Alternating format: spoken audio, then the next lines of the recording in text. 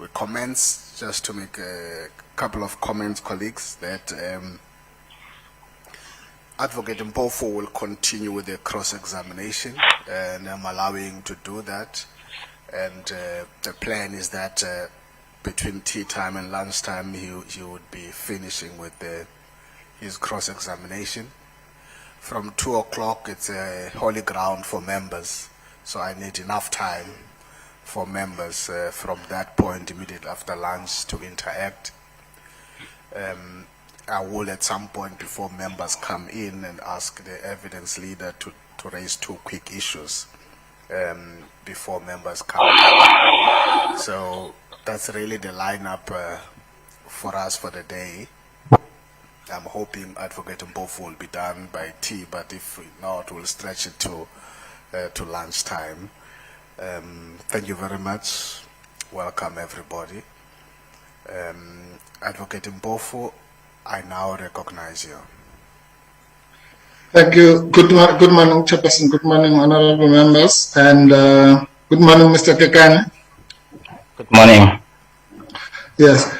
Chair, in case I forget, at 2, I'll also want to address you just on one small issue. But so if I forget, I'm sure one of my team members will remind me. Thank you. Thank you. Go ahead, Advocate Mpofu. I heard you. Thank you, Chairperson. Now, Mr. Mkhwebane, we were still at the place where, or rather we stopped at the place where you were talking about, or rather I was reminding you about the inputs from Mr. Niels van der Merwe, and you had said that he gave you some inputs both before and after the report. You remember that? That's correct. Yes. And in fact, it is correct that Mr. van der Merwe and you, or rather, you had been interacting with him in the process of the investigation. He came with you to APSA, for example. Is that correct? To APSA? Yes. When you went to APSA, was it not part of your, if you can remember, was it not part of the team that came with you? I don't recall. I recall going there with to APSA's attorneys, you mean? Yes. I recall going there with Mr. Rodney Mataboge. I don't recall going there with Advocate van der Merwe. Yes. Okay, but he might have been there maybe because you were visiting the legal team. Sorry? I'm saying he might have been there. You can't recall, I accept that. I'm saying, but he might have been there maybe because you were visiting the legal team, the attorneys of the other side. Yeah, I don't recall whether he was there or not. Okay.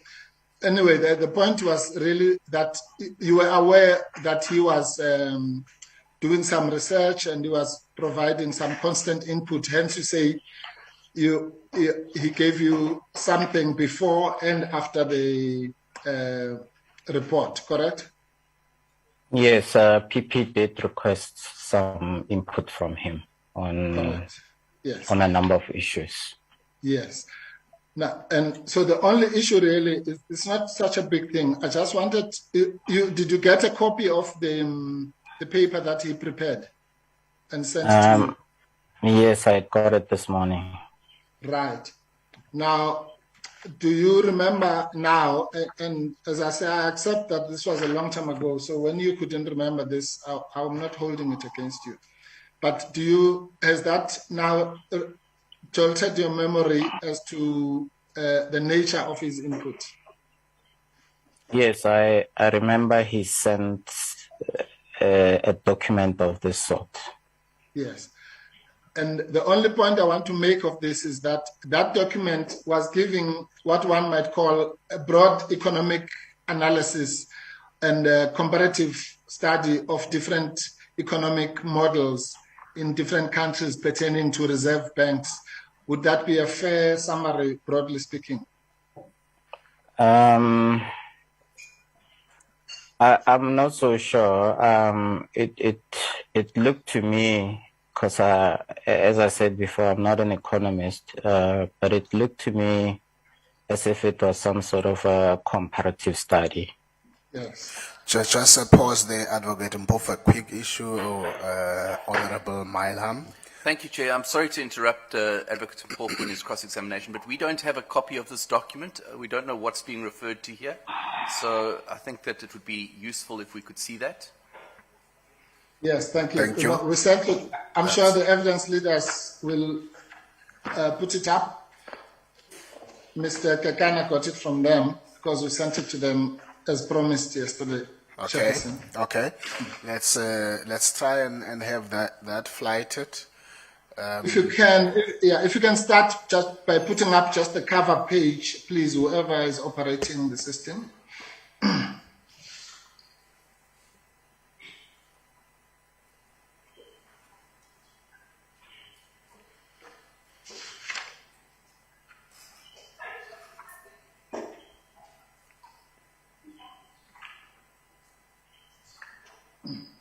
Okay, Honorable Malham, can I just continue in the meantime, just to save time? Yeah, We'll come back when...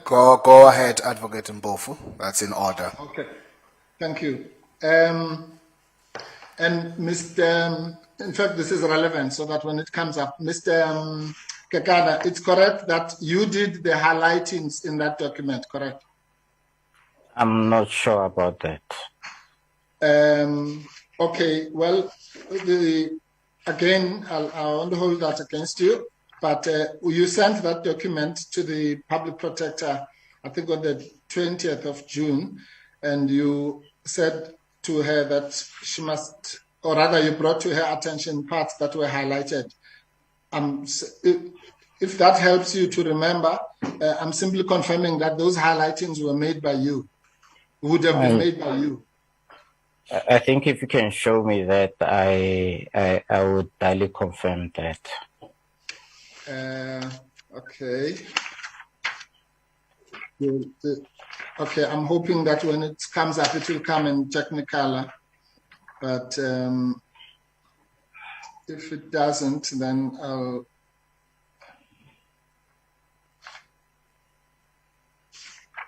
All right, there's an email from you which says, "Hi PP, find attached the draft from Niels. I have highlighted the relevant parts. Regards." You don't dispute that. I'm just saying it's from you. That's not the big issue. The big issue is that you highlighted the relevant parts yourself. Sure, I can't recall that. It's possible that that's what you did. Just a pause, Advocate Bauer. Sorry, Mr. Mpofu, I don't want to interrupt you, but could we please ask that we don't have that email, and we haven't really made a fuss about document production, but it would assist if we were getting documents before you relied on them. Yeah, well, I don't know how the witness is going to answer questions beforehand. So some documents will arise from questions, as always happens in any cross-examination. I've done my best to give you what I can beforehand. So okay, but are you able to share that document that she's? Yes, I have, and I phoned Ms. Bauer and told her that the reason why the document was delayed, we sent it maybe 2 hours after we had promised, was exactly because we were still looking for related documents, but I didn't want, because it was the longest document, I said to her, I'll send it to her anyway. Okay. Advocate Bauer? I'm not making a fuss about the document prepared by Niels van der Merwe, but you're referring to an email, and that, for record purposes, it would be good that whatever you refer to is put into the way we're storing the documents, and that we would have it. So I'm not objecting to the document you sent early this morning and to which you referred to, but you're reading from a document that we actually haven't seen, Mr. Mpofu. Okay. Did you get that, Advocate Mpofu? Yeah, it's fine. I'll send it to her during the tea time or as we proceed. Mr. Kakana, can we? You can, unless if the the purpose of this is to use this document to, maybe it will bring back some of your memory. Look at the cover page. Yes. Can you see that? Yes. Okay, sorry, I can't see the screen share here. But, okay, that's the heading. I won't read it again. I think I read it out yesterday. That's the heading of the document. Do you remember that? Not that clearly, but I do remember this document, but not that clearly. No, that's fine. Then, okay, let's go to page. Okay, the pages are not numbers. Can you go to paragraph 1, operator?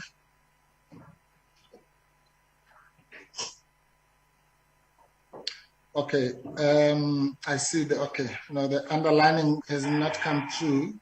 All right, the 1.1, okay, just hold on. I don't know if you can see, Chairperson? Yes, Advocate Mpofu. Yeah, I'm putting on the screen, on my screen, the version of the document that I have, just to show you the underlining. I see what you have underlined there in yellow. Yes, no, it's not me, it's Mr. Kekana. That's, okay, Mr. Kekana, does that assist you? Chair, as I indicated, I don't recall highlighting it.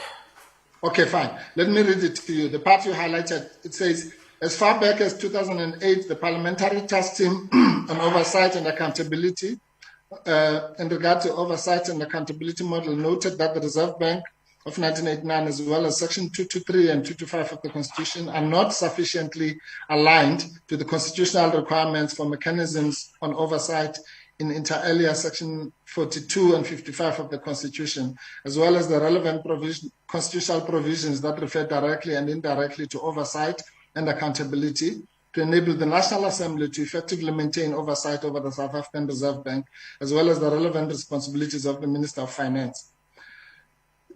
That part you can see. You might not see the highlighting, but that is what is in the document, probably on your screen, that side. Agreed? Yes, I think I followed what you read.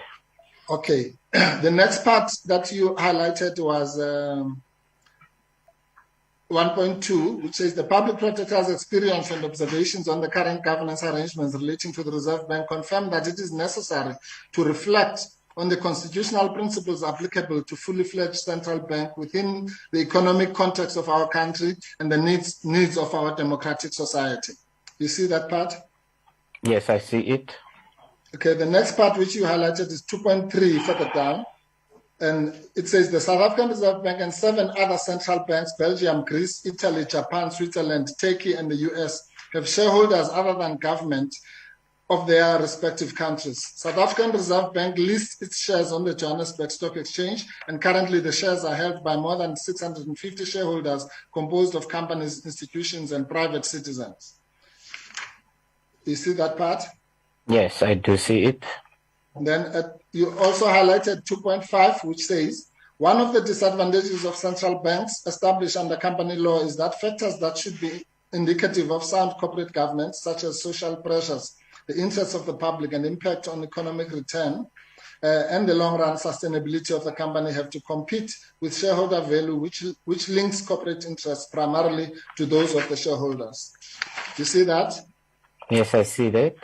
The next part that you highlighted is a 3.2, and it's the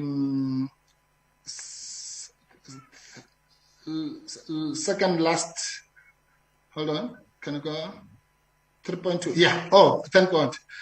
All right, sorry, I see the highlightings are now reflected, because I thought you, can you see that, Mr. Kekana? Yes, I actually opened a separate document, so I am following you as you read the paragraphs. Thank you very much. Okay, no, sorry. I was under the impression that the highlightings are not visible to the honorable members, but now I can see that they are. So that helps me a lot here. So the next highlighting is then, moreover, financial stability policy, unlike monetary policy, is subject to very strong pressure from vested interests, especially the financial industry, which has effective means to advance its interests. The next 3.4 I won't read out because this just also talks about other countries. 3.5, at the same time, it is argued that in democracies, all power is delegated power, and the parliament is free to make any decisions it wishes. The independence of the central bank can never be absolute. And then let's jump to 3.6. Monetary policy in the traditional national sense includes balancing parliament and the government on the one hand and the central bank on the other. German Constitutional Court case, most of the management monetary policy on an autonomous basis in the hands of an independent central bank restricts democratic legitimacy and therefore affects the principle of democracy, according to the Constitutional Court, acceptable as it took account of the particular mention that an independent central bank is a better guarantee of the value of the currency. The other one is too long, it's at 4.3.4. In about 1/5 countries, the law provides for government or parliament to give directives to the central bank and set rules around the procedure to be followed. Examples of such mechanisms are to be found in Australia, Canada, New Zealand, and Norway, and so on and so on. The only point I want to make is that this was quite a serious comparative study in economic models pertaining to reserve banks in other jurisdictions. You would agree with that summary, correct? Yes, as I indicated, it seems as if it was a comparative study. Yes, no, I know it was a comparative study. I'm asking you something different. That it was a thorough analysis of the models and economic models, particularly in relation to the constitutional regimes of reserve banks in other countries as compared to ours, correct? I would agree. Thank you. Now, so this is some of this is not consistent with your theory that all this issue about constitutional amendment simply came from the SSA, is it?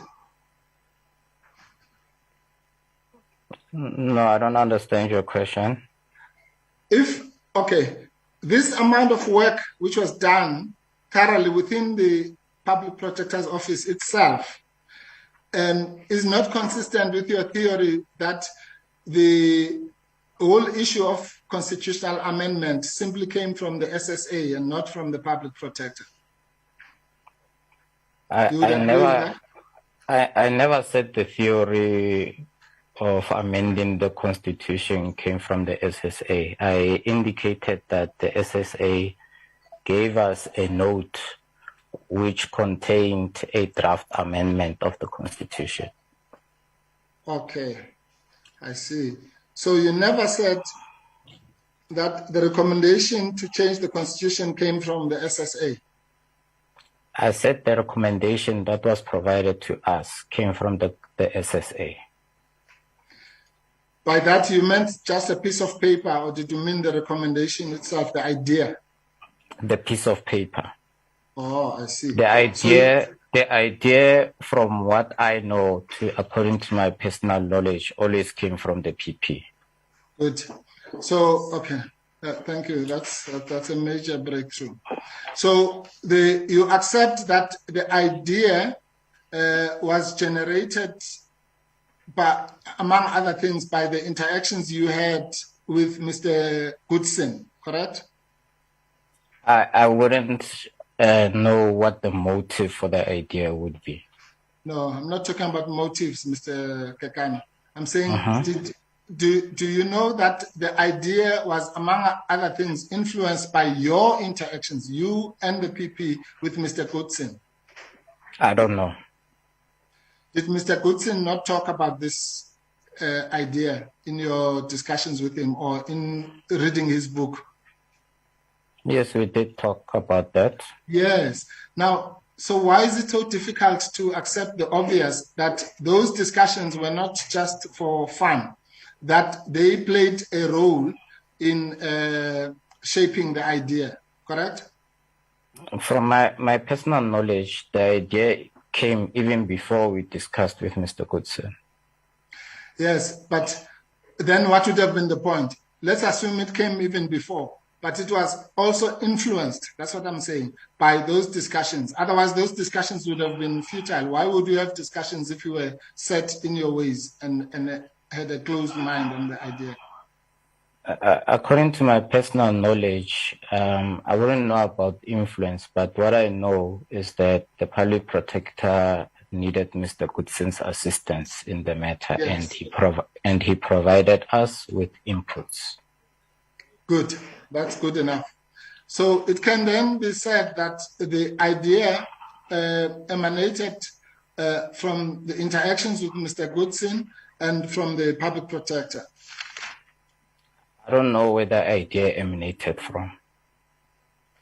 Okay, I thought you just said it came from the PP, but now you don't know. All right, that's fine. Just pause there, Advocate Mpofu. Mr. Kekana, can you repeat that? Because you did say that originally the idea came from the Yes. PP, it came from the public Yes, protector. That's correct. It came from the public protector, Yeah. but I don't know what motivated the idea. That's okay, that's fair. Thank you. Advocate Mpofu? That's fine, Chairperson. I won't belabor the point here. As long as we know that the idea did not come from the SSA. But in fact, even if it did come from the SSA, we have established that the SSA was the lead department in the contract with CX, correct? Yes, the SSA signed the contract with CX. Yes. And if it was any other department, Home Affairs or whatever, then we should sign the agreement. Then you would have been interacting with that department, correct? Yes, to find out what's their version of or their account of the investigation. Yes. So this idea, which is bandied about in the media narrative, that there was something strange, simply because by coincidence, the department that signed the agreement on behalf of the government of South Africa happened to be intelligence department, is unfounded. Would you agree? Chair, can I get a repeat of the question? I don't understand the question. I'm saying the idea that simply because the signatory department was the intelligence department, the idea that there was something sinister is actually unfounded, because you as the public protector had to follow the contract, so to speak. So if it had been signed by the Department of Arts and Culture, you would have been interacting with that department. But this one was signed by the Department of Intelligence. I still don't get it. Is your question, Council? Is your question, Council, saying that the idea, for the mere fact that SSA signed the contract with CX Ltd, it was sinister? Is that what you say? No, I'm saying the opposite, that it was not sinister. And to portray it as sinister is wrong. Chair, I wouldn't have a view about that. I don't have knowledge about that. That's fine. You've seen the contract between CX and the South African government signed by SSA, have you? I did see it during the investigation. Yes, and the essence of that contract was that CX undertook to provide intelligence in the form of evidence to the South African government and advice in relation to various issues, including trying to recover the money that belongs to taxpayers, correct? Yes, more or less, yeah, correct. Yeah. Thank you. Now, again, when this was being discussed with SSA, there would have been nothing wrong with them bringing along somebody that they regarded as an economic expert or from their economic division. Sorry, I don't know how NIA works. But that is also not sinister, that they would have people who might have some knowledge in this area, correct? I'm not so sure in what context you are asking that. I'm asking it in the context of explaining the presence in the meeting. You had the principals, let's call them that. That is the minister and Mr. Aka Fraser, correct, as the senior people in the delegation that came to meet with the public protector. Am I right? Yes, in the initial meeting or the first meeting we had with the SSA, Yes. the minister was there, the DG was there, and Mr. James Ramabulane. Yes, that's what I'm saying. So, in fact, let's start with Mr. Ramabulane. So, I'm saying then, if the leadership in the form of the minister and the DG were to discuss a matter like this, they would bring somebody with more detailed knowledge, if you know what I mean, such as Mr. Ramabulane of the matter, correct? There's nothing sinister with that. Chair, my answer to that would be that people who would come generally to a meeting would have knowledge of the aspects that we are investigating. Correct. Now, I'm putting it to you that Mr. Ramabulane and Mr. Moodley at very different levels or to varying degrees had some input to make on this matter. You would agree with that general statement? I'm not so sure what input would that be, because factually I did not receive any input from Mr. Ramabulane, and from Mr. Moodley we only received the note that I mentioned in the affidavit. Yes, okay. But from common sense, sir, if the minister and the DG bring, let's call it the people who are at the lower levels of the leadership of that department to a meeting about whatever, then you would expect that those people are there to support the minister and the DG in the particular area that is being discussed. That's why they are brought to such a meeting, just from your knowledge of life in general and meetings. Yeah, in general, I would suppose so. Thank you. Right. Now, the evidence from the PP will be that, like you, she might not remember all the details specifically of which meeting or who was wearing what, because it was a long time ago. But that these gentlemen were presented, Mr. Moodley in particular, as some kind of economic expert who had also worked in the South African Reserve Bank space. You can't dispute that, correct? I only know that he was introduced to me as an economist. Yes, I know that. That's where I'm getting at, Mr. Kekana, as to why he might have been introduced to you as an economist. I'm saying, you and I spoke yesterday about what that definition might entail. I'm saying that you cannot dispute, either it was said in your presence, or you cannot dispute, if it was not said in your presence, that Mr. Moodley had worked in the South African Reserve Bank environment. I don't recall that.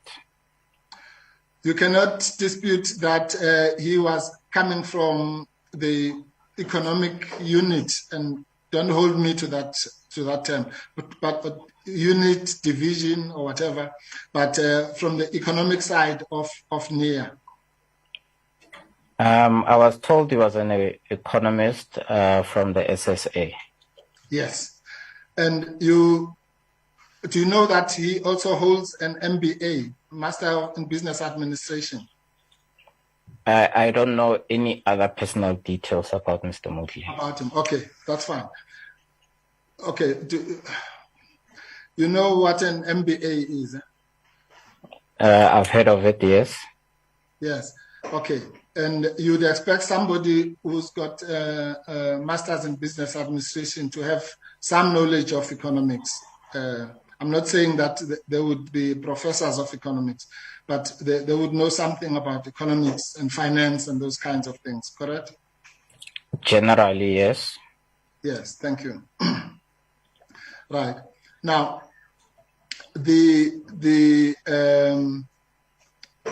fortunately, we now have agreed that the idea was discussed at the instance of the public protector, and her evidence will be that one of the issues, and I think, in fairness to you, you already had said yesterday that you could not comment on this, but I'm just bringing it back for context. One of the issues that she was raising with the leadership of NIA was the possible impact on economic stability of whatever would come out of this particular report. You should know that she had such concerns, at least at a general level. Do you or don't you? No, I don't recall that. Okay, fine. That's fine. Fair enough. So her evidence will be, and again, this might not be necessary anymore to lead you on this because you've already considered that it was the idea came from the public protector, assisted by Mr. Goodson, as well as some other internal work which was being done by the likes of Mr. van der Merwe in the Public Protector's Office. But for what it's worth, the Public Protector then, what she was really seeking from these people was to say, this is my idea. I want to make sure that it is articulated in such a way that it does not create any instability. And it was in that context that they were asked for input. You can't dispute that. I don't have a view on that. Yes, but you are the person who was, shall we call it, raiding. Maybe raiding is a strong word. Who was making the inquiries as to where is the input in your emails, correct? Which input are you referring to? The input that you were seeking from Mr. Ramabulana, for example, in the emails that Ms. Bauer read to you. To where? Do you remember the emails you sent asking about the whereabouts of the input? I didn't hear that properly. Oh, sorry, Mr. Kekan. Do you recall the emails that you sent to SSA inquiring about the whereabouts of the input that they had promised? Yes, I do remember making follow-ups with Mr. Ramabulane. Yes. All I'm saying is that the input that you were asking for had been sought on the basis that I've just summarized on the part of the public protector. You agree? Which input would that be? Are you referring to the note from the SSA? No, input is a general thing, Mr. Kekane. It could be a note, it could be a megaphone, I don't know. I'm just saying the input that you or narrative, yeah, to use your word, yeah. You said, this is your email. Thank you very much, Ms. Bauer, or whoever is operating. On the 19th of May, 2017, you wrote a letter to Mr. Ramabulane, correct? Yes. And you copied the public protector advocate Busisiwe Mkhwebane, correct? That's correct. And it says, kindly note that this is a reminder about the promised narrative from the department. So that's you can't ask me which input. What narrative were you talking about? I was talking about the narrative on their role in the whole investigation. No, the narrative on their role included. That's what I'm saying to you. The narrative on their role, and it also included the request from the public protector that I've just summarized, and I'll repeat it for your convenience. That she wanted an input on making sure that whatever she's going to come up with does not destabilize the country, which you've said you know nothing about. But I'm telling you, I'm putting to you as what she's going to say when she testifies. No, what I can recall is that the input that we sought from Mr. Ramabulani was exactly the narrative as to what was their role in the whole CX debacle.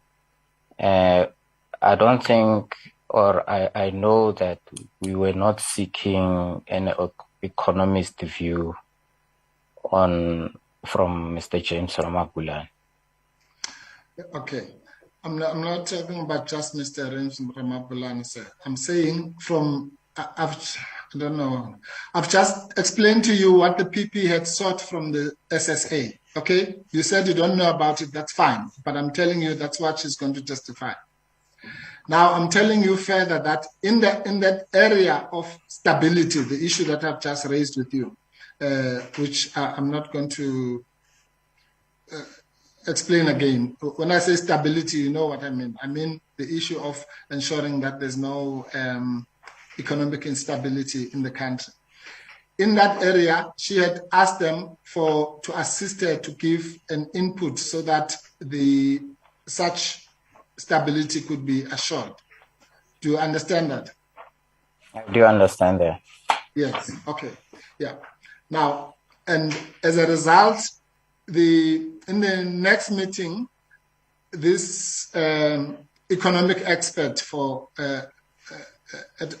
broadly speaking, as I've explained, someone who worked at the Reserve Bank, who had an MBA and so on, was brought into the second meeting, correct? From my understanding, Chair, is that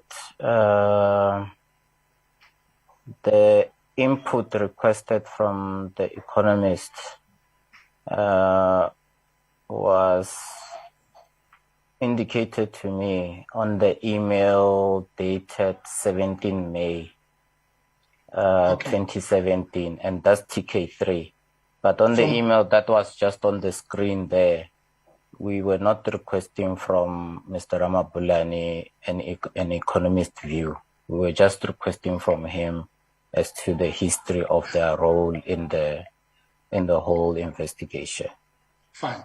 Thank you. That's fine. I accept that different things were being sought from Mr. Ramabulani than those being sought from the economist here. All I'm saying is that the public protector communicated to you that she had requested the economic input, correct? That's correct. That's TK3. In TK3, yes.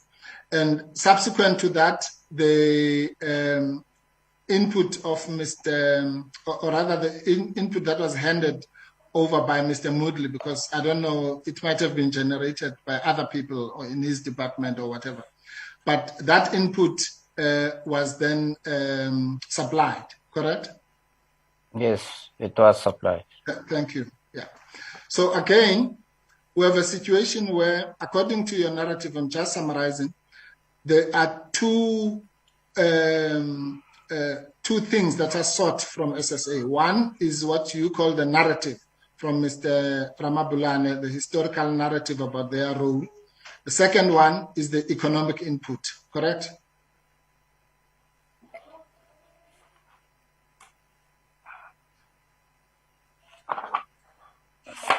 No, that's not correct. So there was no economic input sought from SSA? There was a request from an input from an economist, Yeah. but we didn't get an economic input, we got a draft amendment to the Constitution. Regarding the economic sector, correct? No, we got a draft amendment of the Yeah, Constitution. but okay, thank you, Mr. I'm sorry. I'm saying that draft amendment did not regard the health issues. It regarded the economic sector, the issues about the Reserve Bank, correct? Yes, it regarded the amendment to the change of mandate of the Reserve Bank. Yes, thank you. And that's would you classify that as an economic issue? I would regard it as a constitutional amendment. I wouldn't be pressed to say that it's an economic issue from where I'm sitting. From where you are sitting, are you being serious? So an issue about the mandate of the Reserve Bank, monetary policy, and all these things you underlined in this document, according to you, are not economic issues. The issues about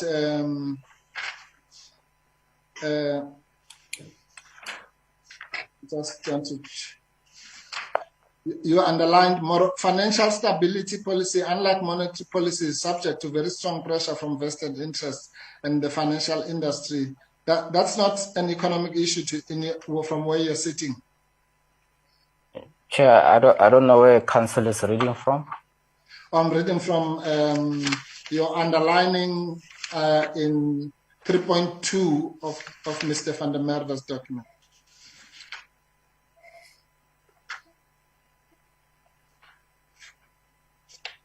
.2. Yeah. You can read anyway, wherever you want, anything in that document. Yes, what's the question about this document? Whether the issues that you've highlighted in that document do not relate to economic policy and economic issues. As I indicated, I don't recall highlighting the document. Okay. And Yeah. I did indicate that I did consider this document as an comparative economic model document or study or research. All right. Okay, Yeah, no, I think that's fine. thank you for that. I think we have established now that point. Thank you. Proceed, Advocate Mpofu. Thank you, Chair. I think that's fine. I won't waste more time on that because I think it's very clear and the document speaks for itself.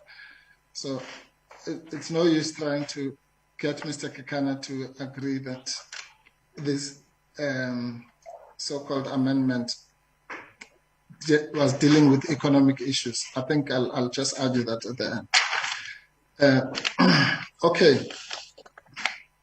So you therefore cannot dispute that Mr. Goodson's input was also coming from the point of view of an economic expert or an expert on central banking, at least, correct? I don't have a view on that, Chair. Even though you spoke to him and read his book? Yes, I spoke to him and read his book, and I still don't understand the intricacies of economic principles. So I don't have a view on that, Chair. No, it's not about you, Mr. Kekan. Do you think that Mr. Goodson understands the intricacies of those issues? That's the more important. He spoke very well. He sounded like he understood what he was talking about. Yes, and in his book, did you understand what he was saying in his book? Oh, I had trouble understanding because even though the book painted some nice ideas about state banks, which I found fascinating because it was the first time I was reading about state banks, but I didn't know how feasible or how practicable they are.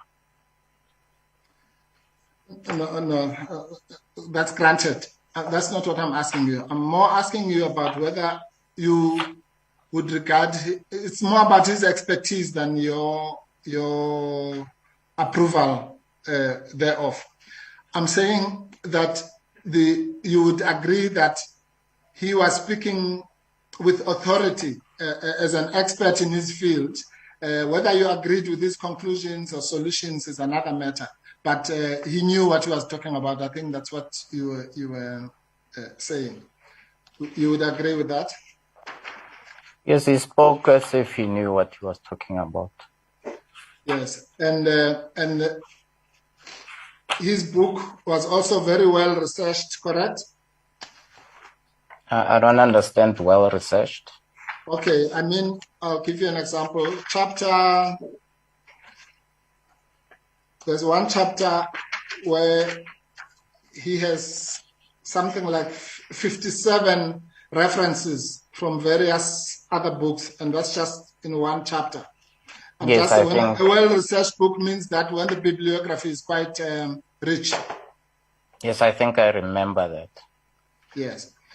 And therefore, I'm simply wanting to say, Mr.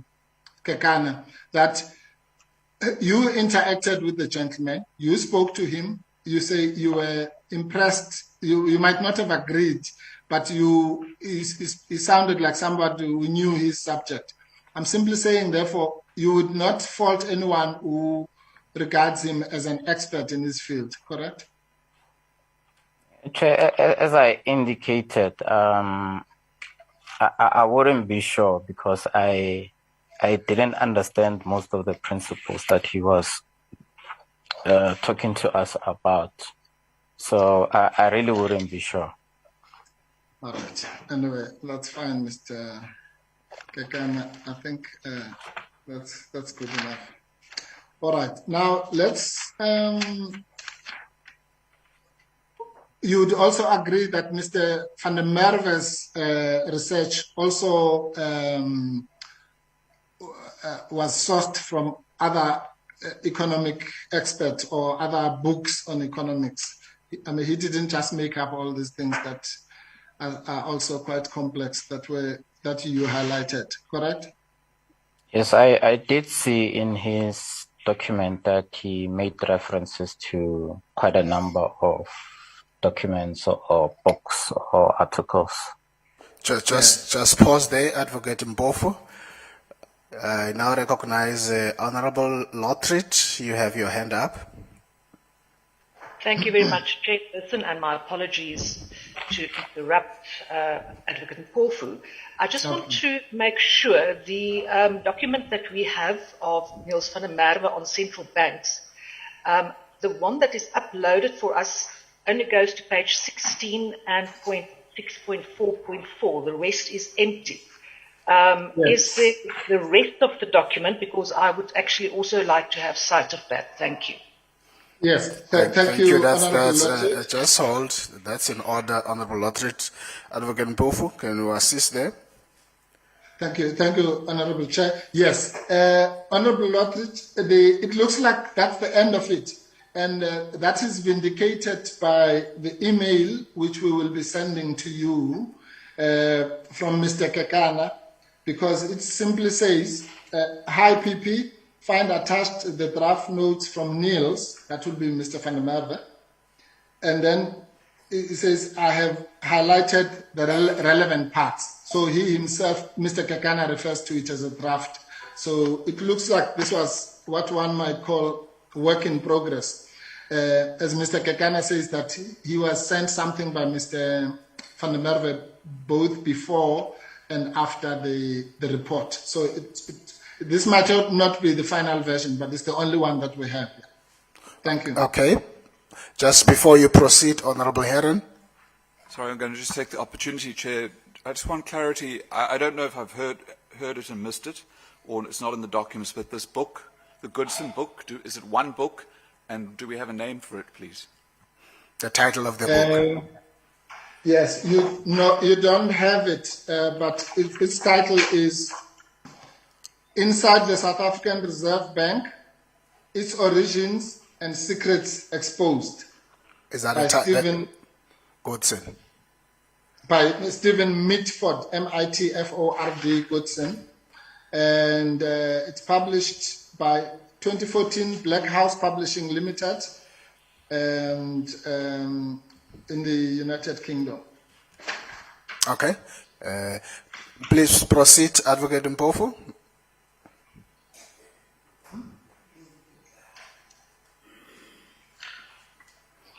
You may proceed. Thank you, Chairperson. Right. Okay. I think we are done with the economic experts, and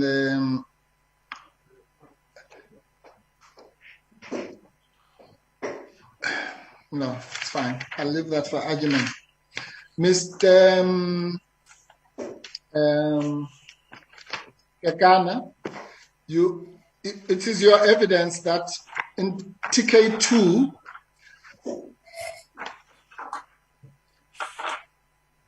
was the document, your draft report, where the public protector made some proposals, correct? Yes. And I'm just hoping that it can be put up.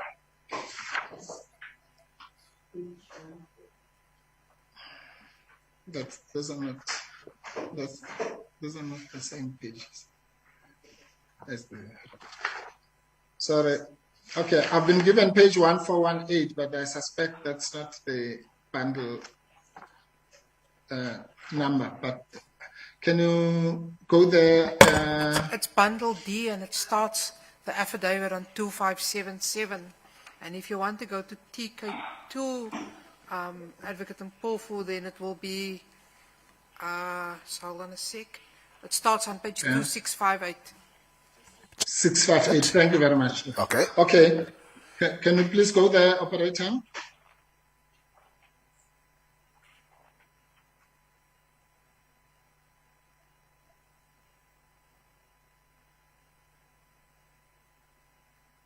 The one coming on the screen might have different numbering because it was originally included as part of bundle A, and we then shifted it to bundle D.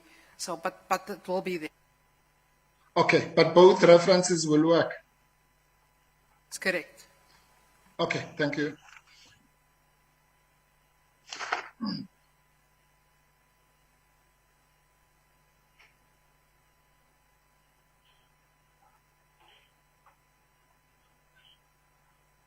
All right. Oh, sorry, I can't see it on my side. Is it up on your side?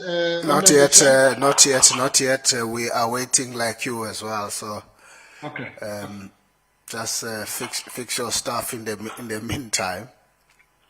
Hopefully, it won't take long. No, it's fine. It's fine. No, I'm on it because I'm using a hard copy. And maybe you can start, and then as it comes up, so that we save your time. Just to save time, yeah. Mr. Mkhwebane, my understanding was that the public protector's inputs were the ones in bold, or rather, not in bold, in capital letters. Correct? Yes, correct, except for the headings. Yeah. Well, I don't understand that. So when let's go. Have you got it in front of you, Mr. Mkhwebane? Yes. Okay, where I think you were taken to the place for some that says goods and books. And paper from Economist. So what did you understand her to be conveying there when she says goods and books? Where are you? It's 2674. I don't have that bundle. Okay, fine. Let's then wait Is until it paragraph 4.3.7.29? Yes, at the bottom of that. Okay.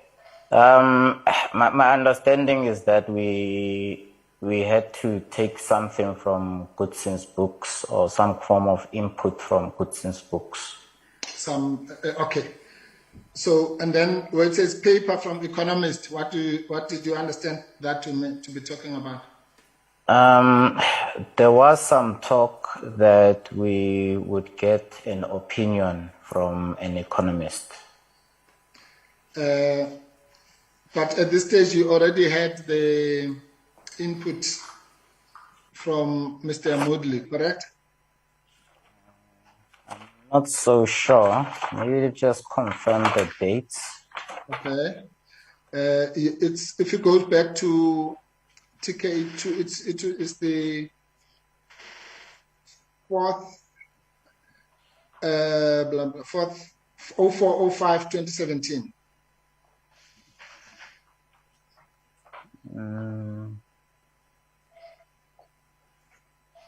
No, we received the note from Mr. Moodley on 6 June 2017. Okay, 2 days later. So the paper from the economist might have been referring. No, not 2 days later. Yes. No. I'm saying it. It's If a it was month referring later. to. It's a month later. Go ahead.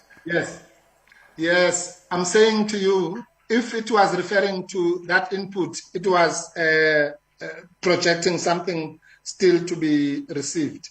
In other words, it had not yet been received. Correct? Yes, at that time we hadn't received the opinion from the economist. Yes. And then it says the SARS response. You also, had you received that by then? I don't recall. I think we might have written to SARS relating to the tax implication of the lifeboat. Yes. Maybe I think, I'm not so sure. I think we did get a response from them. I'm not so sure. No, fair enough, Mr. Kekan. It's a long time ago. I'm just saying that might also have been referring to something you were still expecting if you had not received it, correct? I'm not so sure at the time if I had it or I haven't had it at you the were time. expecting it, yeah. I'm Okay, not fine. so sure. Yeah. And then there's something about submission by BLF, or was that, I mean, BFLF? Do you know if that had already been received or not? At this juncture, I'm also not sure. I'm also not sure. Yeah. All right. All right. And then she at the. Okay, I'm sorry, Chair. 2, 6, 7, 4, 7, 5. If you go to 2, 6, 7, 8, that's just a few pages down the line. Go to 5.2. 5.2.2. Yes. Yes. Then she put there, okay. Okay, well then, meeting with SSA. What was she referring to there? The submission that we're supposed to get from the SSA relating to the narrative. Yes. And had you received it by then? No, we never received it. I see. So again, this was something expected in the future. Yes, we still expected that at this juncture. Yes. All right. And what else? Then again, on the next page, she then puts the APSA response and documents viewed, SARB response, goods and books, economic view. You've already explained what those are, correct? Yes, I have. Then she puts constitutions, SARB Act, Banks Act. Then she put fees must fall, triple challenges, national treasury, SARB, and health, goods economist, constitution, freedom charter, bill of rights. you understood, okay, we'll come to the Freedom Charter and Bill of Rights, but you understood what she was asking you to highlight in the report, correct? Yes, in general, I understood, but some of the issues there, I was confused about them. I didn't understand them. I know, particularly the Freedom Charter. But from this, then it's clear that she wanted you to deal with the meeting with the SSA, correct?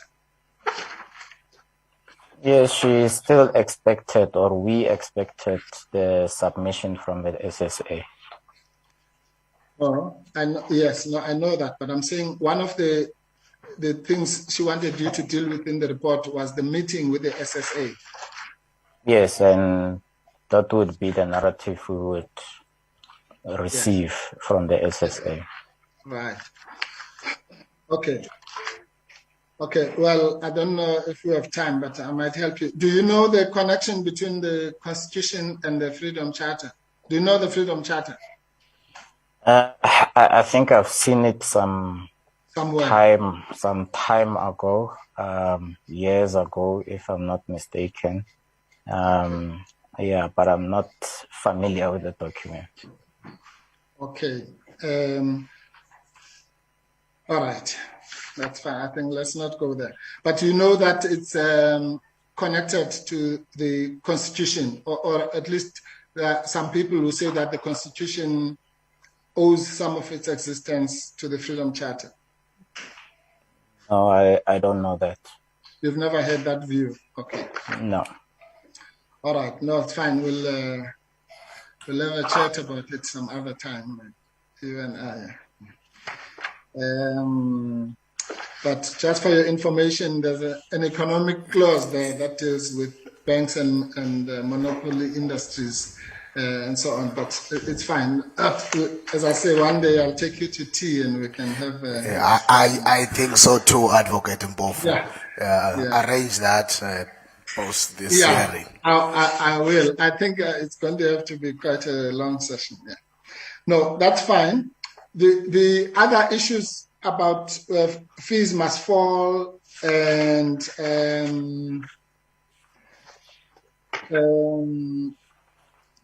health issues and so on. You also, I suspect, you didn't understand what that meant. Correct? Sorry, which issues? Fees must fall, health issues, triple challenges. I think that's probably just Greek. I didn't understand the fees must falls and the triple challenges, how they were relevant to the investigation. But in regards to health, I think it was just a misspelling. I think she meant to say Heath. Heath. Oh, okay. Yes. Okay. Yeah, yes. No, that's probably true.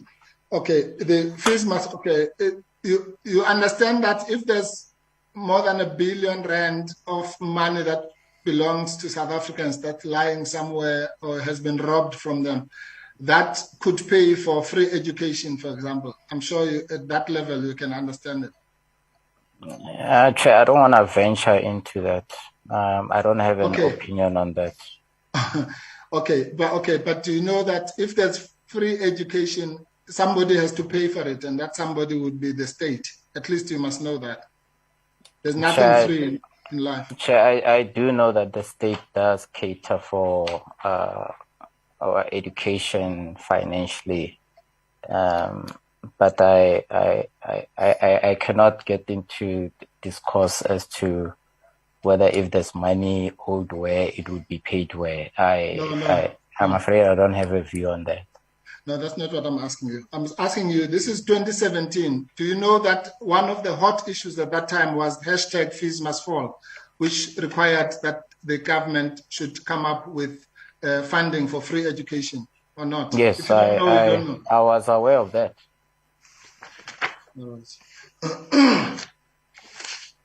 And do you don't have a view on certain things, but do you have a view on whether it would be a good thing to recover 1.25 billion rand that belongs to the citizens of South Africa?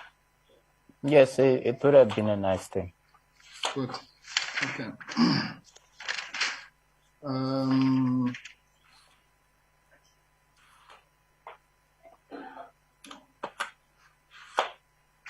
Right. Then let's go to the issue of Rule 53. You were in charge of compiling the Rule 53 record, correct? Yes, initially I was charged with making a copy of the file and providing to Mr. Namasisi, and at the later stage, I was asked by the appointed attorneys to come and assist with identification of documents. Yes. You'd accept I know, well, you are a legal person, as a general statement that the compilation of Rule 53 records is done by, at that level that you are discussing, the attorneys and the legal department of the public protector. It's not done by her personally. That should be obvious, correct? Yes, it was done at the stage by the attorneys involved. Yes, and you said you compiled and you put all the documents to be given to that process of compiling the Rule 53 record, correct? Yes, I provided all that I have. And you did not ask the public protector's permission before you provided those documents to the attorneys? No, before I did that, there was just no discussion on that. I was just told that I must provide a copy of the file to the attorneys, well, through Mr. Namasisi. So that's what we did. Yes, that's what I mean. Those documents were not vetted or approved or disapproved by the public protector, correct? I don't remember that. You don't remember what? I don't remember whether they were vetted or anything. As I indicated, I made a copy and provided it to our legal services. Yeah, Mr. Kekane, please. I'm asking you a simple question. When you did that compilation, I'm asking you, please assist the committee. You had a free hand. Nobody said, don't put this, take this out. You had a free hand. You compiled the documents, you gave them to the attorneys. What's so difficult about that? What's the question there, Counsel? Do you agree with what I've just said, that you had a free hand in compiling the documents and nobody said you must not put this one or don't put that one? Yes, as I indicated, I made the copy of all that I had in the files and provided to the senior manager. Yes, everything that you consider to be relevant to the case, correct? No, everything that I had. Or even more. So you even put things that I also put my notes there. I put everything. I made a copy of everything. Yes, that's good. No, that's very good. And but you said that your email was inexplicably omitted. Who omitted it? It must be you then. For which email? You said it was the email, I think, that we just discussed now. The one that says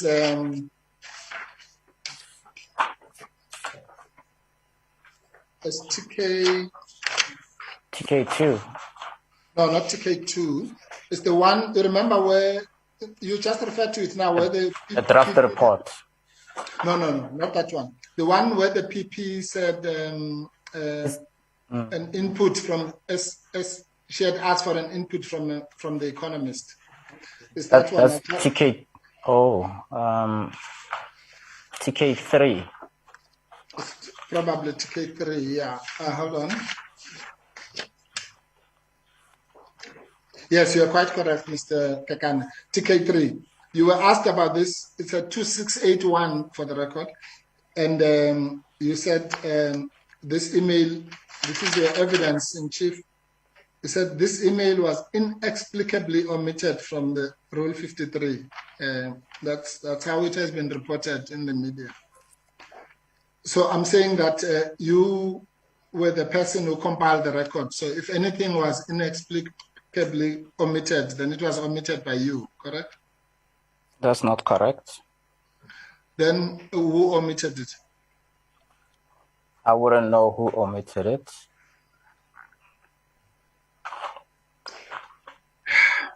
Mr. Kekan, I don't think you're assisting this process. But that's just what I'll argue at the end. But you accept that the responsibility for the compilation of this document lies on your door, correct? Chair, as I indicated, I was instructed to make a copy of the file, and I made a copy of all that I had and provided it to the senior manager. Yes, I accept that. I'm not saying you did it deliberately. I'm saying in doing so, you might have added things that maybe did not belong to this file by mistake. Or I'm granting you that, or omitted something.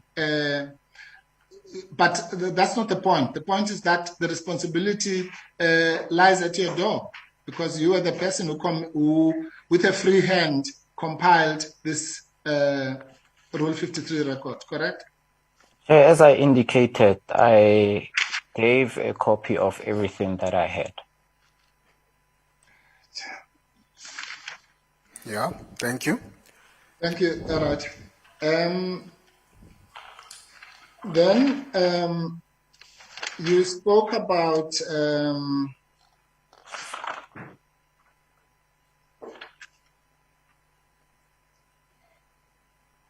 okay, let me put it this way. You say you don't know who omitted that document, but it must have been between you or the attorneys or Mr. Nemasisi. Those were the three persons. There might have been article clerks or whatever. I'm not going that far. But those were the three persons who were responsible for this exercise, correct? Chair, I wouldn't know who might have omitted that. Yes, but Chair, I'm sorry, Mr. Kekana, yes. Yes, Chair, as I've pointed out during my testimony earlier, I did indicate that the PP did instruct me that we were not to disclose our drafts reports. This was one of the draft reports that we did. So I'm not so sure where that discussion ended with the attorneys. So I'm really not so sure as to who might have omitted it. No, that much you've made clear, but in your evidence, you were insinuating that it was the public protector, and I think you are trying to do that again now. So let's go into that. You cannot ascribe the omission of TK3 to the public protector, right? Chair, as I indicated, I don't know who omitted that document. Yes. Yeah, I know that you've answered that. I'm asking you a direct question, Mr. Kekana. Please learn to answer the question. You cannot ascribe the omission of that TK3 to the public protector, correct? Chair, it could have been her, it could have been the attorneys, I don't know, Chair. Yeah, it could have been me, it could have been John Smith, it could have been my junior. You yourself cannot ascribe, it could be anybody or any of the 60 million South Africans, correct? Chair, I've answered that question. No, he did, Advocate Mpofu. Please. He did not, Chairperson, he did not. He is indicating that it could have been the public protector, it could have been the attorney, could have been anybody in that office. I think the point is canvassed. Thank you. Anyway, that's fine. Mr. Kekana, you have been found guilty of dishonesty, correct? That's incorrect. All right. You have not been dismissed because of dishonesty? No. Did you distribute documents that were sent to you by mistake? Chair, as I indicated before, I will not have a view on the issues which are pending at the Labour Court. No, Mr. Kekana. You have a view about issues that are pending before the criminal court in respect of the public protector. So you think you are the only person who has rights in South Africa? Chair, I've indicated my view. Well, Chair, can you please direct the witness to answer the question, because I told you about the double jeopardy and you said we must go ahead. It can't apply only to certain people. Please, Chairperson. Just repeat your question, and I would like him to repeat his response in the manner he deems he wants to do it. All right. Okay, I'll repeat the question. Let me just put it.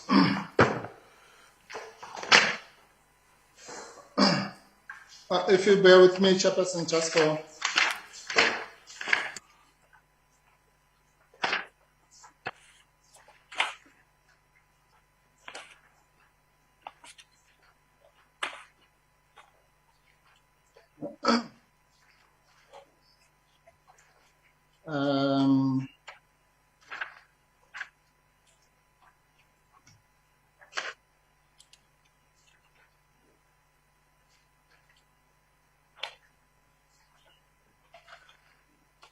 Yes.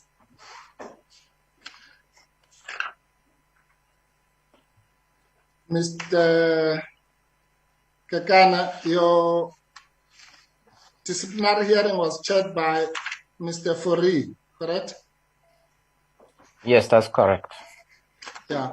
Okay. Now, the part I'm just going to read some of what he says. It says, in my view, the employee disregarded and breached the relationship of trust between him and the employer by disclosing confidential information that was sent to him in error, well knowing that it was not meant for him. His relationship as a shop steward with the Public Service Association and the advantage that it could gain from confidential information it came to his attention by mistake was at the time of more importance to him than his duties and responsibilities as an employee. And then at 14, he says, however, this was denied, the employee showed no remorse for disclosing confidential information during the proceedings. He initially suggested to Ms. Mafa that she deliberately disclose information to him relating to travel arrangements of the former chief executive officer after she had discussed it with him. However, this was denied in his evidence. Instead, he agreed that Ms. Mafa provided the information to him by mistake. In my view, this indicates dishonesty on his part and a late attempt to shift the blame. You remember that part? Not that clear. You did receive the outcome of your disciplinary hearing, correct? Yes, I did. And that's what I was reading from. Have you forgotten now, or is that a convenient way of forgetting it? Maybe when you started, I disagreed with you, and I still disagree with you that I was charged with dishonesty. I think maybe the way you started confused me because I was charged with unauthorized disclosure of confidential information. I was never charged with dishonesty. No, that's it's probably the way I phrased the question. I'm sorry, Mr. Kekana. The question should have been: were you found guilty of dishonesty? Were you found to be a dishonest person? Counsel, I think you're going there again. You're saying I was found guilty of being dishonest. I just said I was charged with an authorized disclosure. Okay. No, thank you. No, fair enough. Was a finding of dishonesty made against you by Mr. Fourie? He did mention that, but I was not charged with that. No, I didn't say. Mr. Kekana, please don't waste our time now. I've changed the question for your convenience. was a finding of dishonesty made against you by the chairperson of the disciplinary hearing?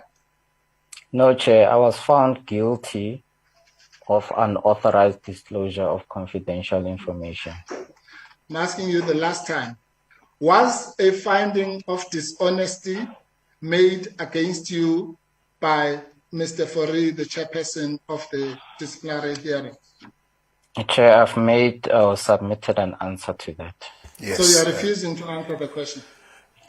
He has answered that question in the way he has No, answered. Chairperson. I forgot.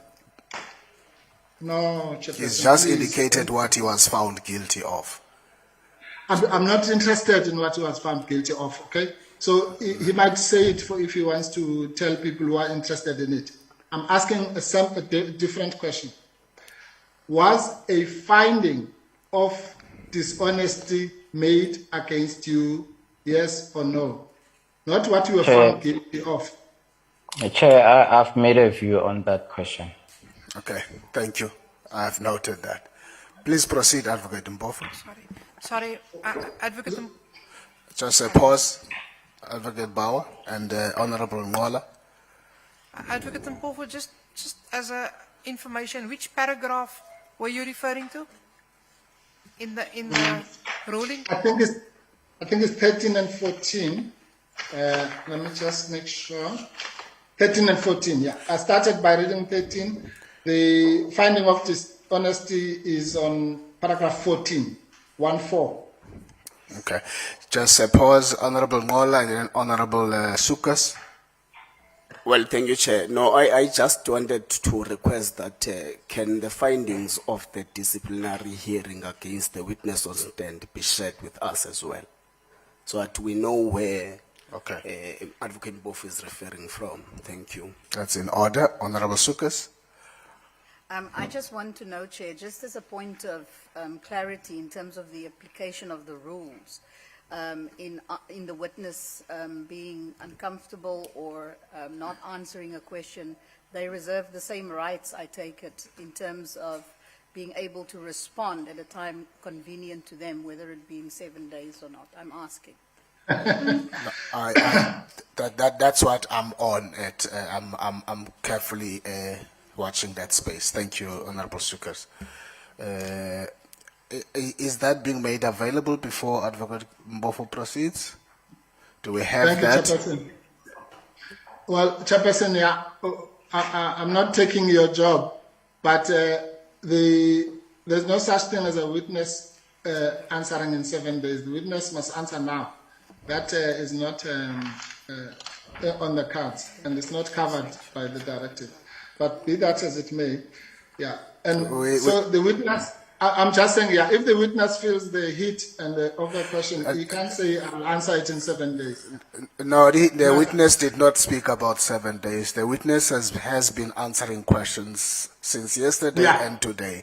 We might not like the answers he's giving. He is giving answers. Okay, no, then maybe, Chair, you missed what Honorable Sukas was saying. She was talking about 7 days that's fine. That's in any event, I was just assisting that the 7 days rule doesn't apply to witnesses. That's fine. Let's proceed. Okay. Advocate Bauer, just switch off your mic. Thank you. Go ahead, Advocate Mpofu. Yeah. Yes. Please answer the question, sir. Was a finding of dishonesty made against you by Mr. Fourie? Chair, I've already given an answer to that. So I take it you are refusing to answer the question. Chair, I've given my view to that, Chair. Yeah, I think let's proceed, Advocate Mpofu. No, Chair, I'm sorry. He had given an answer more than once on your question. Yeah, but Chair, so you can stand up and recite the letters of the alphabet and you say he has given an answer. He's not answered my question. You can't just say he's given an answer if he stands up and saying Advocate Mpofu, hallelujah. As I indicated, you might not like the response and the answer. He his response and an answer to the question you asked several times. Yes, Chairperson, I'm explaining to you with the greatest respect that I'm expecting him to answer my question. You can't just say because he has moved his lips and something came out of his mouth that he has answered my question. He has not answered my question. No, Advocate Mpofu, I don't think we were going to labor the point here. The question has been answered, and he has indicated where he stands on that question. Honorable Melder, Honorable Melder, Chairperson, just pause, Advocate Mpofu. Honorable Melder. with all due respect, if that is the approach of Advocate Mpofu, he could also perhaps apply the witnesses with the answers that he expects. I didn't get that. It seems that Advocate Mpofu is being cut out. Honorable Heron. No, Chair, I'm sorry, with respect, I don't think the response from Honourable Mulder is correct. I mean, the witness has been asked to confirm that in a disciplinary finding, there is a paragraph that says that the witness was found dishonest. I don't understand why why it's not correct to put to him, and why he can't answer yes or no that's in the finding. That's fine. Advocate Mpofu, you seem to have cut out. Are you there? You're muted. Yes, no, I was removed.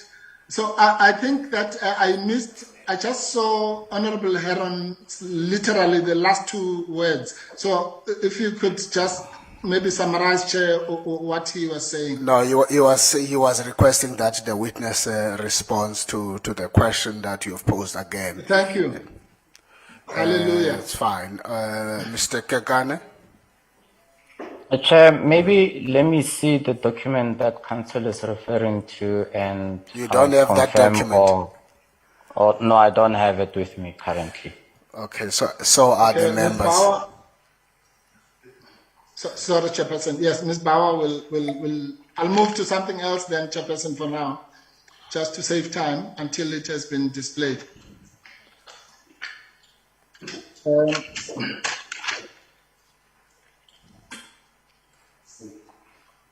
Oh, there you are.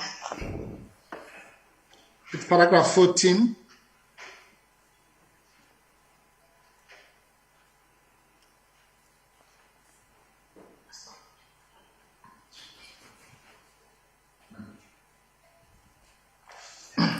Is that the last sentence?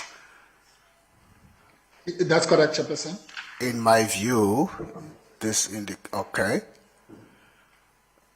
You want to respond to that, Mr. Kekane? Yes, Chair, I would respond that that's what Mr. or Advocate Stoffel Fourie indicated in his findings or in his report. Thank you. Okay. Thank you. Thank you, Chairperson, and thank you, Honorable Heron. At that point, Advocate Mpofu will pause there for tea break for 15 minutes. Thank you, Chairperson. We'll be back at quarter to, Mr. Kekane, 11:45. Noted, Chair. Recording stopped. Thank you.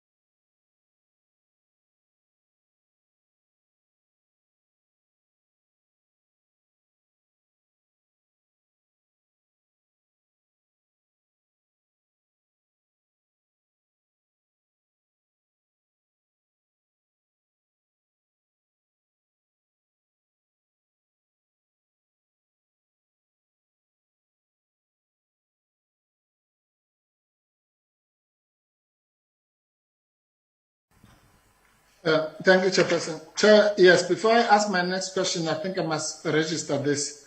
Unfortunately, thank you, Honorable Zungula. I didn't even know what Honorable Zungula was talking about, because it must have been the time when I was switched off.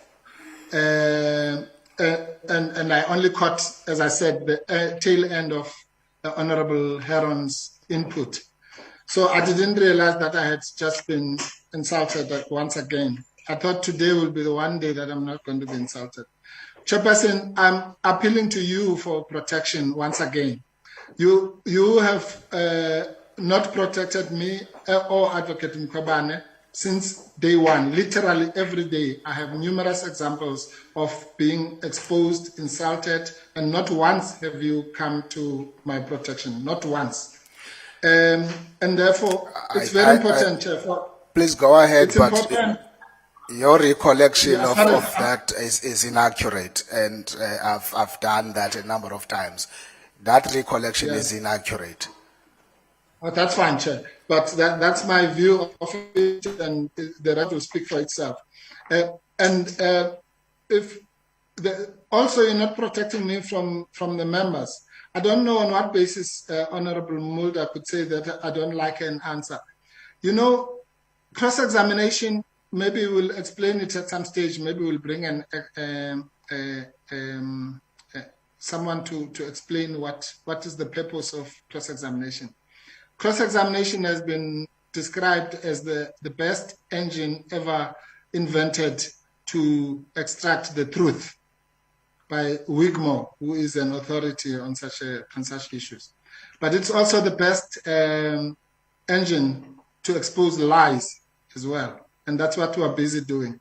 And one of the ways in which people don't give evidence properly under oath is to evade questions, or to not to answer simple questions, or to give all sorts of roundabout answers. If Honorable Mulder does not know that, then I will, or anybody else, I will bring an expert to explain how these the implications of these things or on any process such as this one.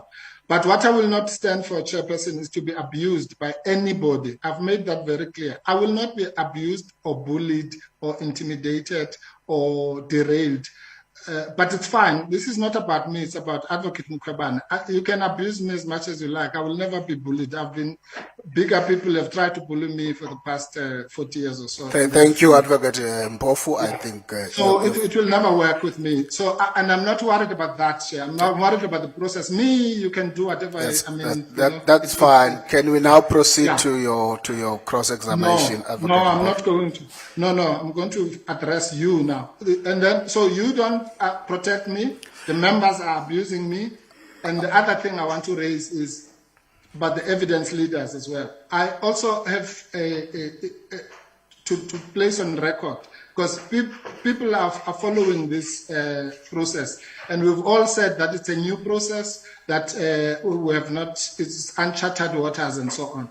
The evidence leaders are not prosecutors, so their duty is to expose whatever, whether it's in favor of Advocate Mkhwebane or against her. Their role is now becoming look like prosecutors. Even prosecutors, for that matter, have a duty to expose evidence that is against them. So to sit here with a witness who has been found guilty of dishonesty, and it's not in the so-called summary and the build-up, we're told about this case and that case and that case. At that point, we should have also been told that this witness has been found guilty of dishonesty. What if we didn't have it? Because the idea is to assist the members. We might not have had this document, and the evidence leaders have got it, and it's not brought to the attention of the nation, because this doesn't even belong to parliamentarians. Advocate Mpofu. Advocate Mpofu. Thank you, Advocate Mpofu. Because I'd want you to proceed to your cross-examination, but before I allow you to do that, I've made a point here, and I want you to refrain from that. Your recollection of you not being protected in a public protector from the chair is inaccurate, and I want to make that point, and I hope it's not going to be repeated. But secondly, when issues are brought to the attention of the chair, at no point that matters are not being attended to. So I'd want you to proceed to, and at some point, whether later today, I will address you on this point of double jeopardy as a chair, and Indy, because you've just raised something similar to that about issues of prosecution and so on. I will attend to that and address the hearing on that. I now recognize, before you proceed, the hand of Honorable Nodad and Honorable Luzip. No, thank you so much, Chair. Chair, you know, I think we've been sitting on these hearing for past couple of days now, and I think it's very important, Chair, to understand that there's a very clear distinction on what our role and responsibility is as a committee, and what we need to consider as a committee from all that is representing here in this committee. But secondly, Chair, also as members of this committee, we cannot be sitting here and be referred to as dealt with bigger people and so on, and whatever the case may be. We need to respect each other here. There's a process that we need to run, and it's important for everybody to be protected in this process. And there's been jabs and comments that have been made, whether to witnesses, whether to the committee, whether to you as a chairperson, and that is unacceptable. Neither are we going to sit here and be insulted or bullied, whatever the references may be, because we've got a responsibility to do justice to this process. And this process needs to be fair on all that participate in it, including Advocate Bof and Advocate Mkhwebane and her team. So I think, Chair, let's just hold the decorum of the House and not degenerate and throw comments and insults, because then we lose the whole purpose of this. I really plead with you, Chair, to chair this meeting and facilitate it in all ends. There's nobody who's special more than somebody else here. We all have a responsibility to play, and let's do that. Thank you so much, Chair. Thank you, Honorable Nodada. That's in order. Honorable Luzipo. Oh, thank you, Chair. I won't take your time. Can we agree that there is a process we agreed to? That let's go through that process. Where there is a concern about proceedings, can we go to the back room as agreed? Or if you were a judge, I would say to your chambers and deal with the issue. For now, let's continue with what we are doing. All those issues must be dealt with outside this meeting. Thank you very much. Thank you, Honorable Luzipo. It's just that some of these issues don't need a back room. They've got to be attended to on the spot in the meeting, because they are part of what the directives are asking us to do. So your point is taken, but it's because it's not just a confusion between the evidence leader and the legal team of the public protector. Some of the issues go straight to this constitutional process that we're driving as the National Assembly. Thank you for that, Advocate Mpofu. I see a hand of Advocate Bauer before you proceed. I do feel that I need to respond to the allegations made against the evidence leaders. Yeah. Having the allegation made that we have failed to disclose a guilty finding on the question of dishonesty in respect of this witness. I do not find in the guilty findings on the charges which Mr. Kekana faced to have included in charge 1, 2, and 3 a finding that says, I accordingly find him guilty of dishonesty. I, during direct examination, expressly stated that he faced disciplinary proceedings, he was found guilty, he was dismissed, the matter went to the CCMA, it was dismissed, and his proceedings are pending before the Labour Court. It has not reached finality. Thank you, Advocate Bauer, for placing that on record. Advocate Mpofu, can we resume? Yes, Mr. Kekana. Yes, I'm here. Yeah. As an attorney of South Africa, do you think it's important that a finding of dishonesty has been made against you in any context? I don't understand the question. Can you repeat the question? As an attorney and knowing the rules and ethics, do you think it's important that such a finding of dishonesty has been made in the context of your disciplinary hearing? In other words, if you wanted to be, let's say, admitted as an advocate, would you have to disclose this dishonesty issue? I don't understand, because I wasn't charged with dishonesty. I was charged with unauthorized disclosure of confidential information. So I was not found in any way guilty of being dishonest. No, I'm not saying, no, that's Advocate Bauer's words. It's not mine. You remember I changed the question about guilty as in the charges. I accept that you are not charged for dishonesty. I accept that you were not, therefore, because it was not one of the charges, it was not one of the verdicts. I'm saying that in the finding of what you did, of your conduct, an element of dishonesty was found. Do you think that is important for somebody who's an officer of the court?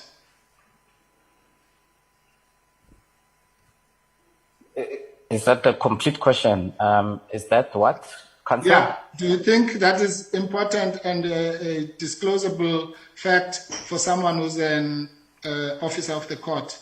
Question mark. Yeah, that's the end. I'm not so sure, Counsel. I do know that one has to report certain conduct, but I wouldn't be sure about this, the one that you're asking, Counsel.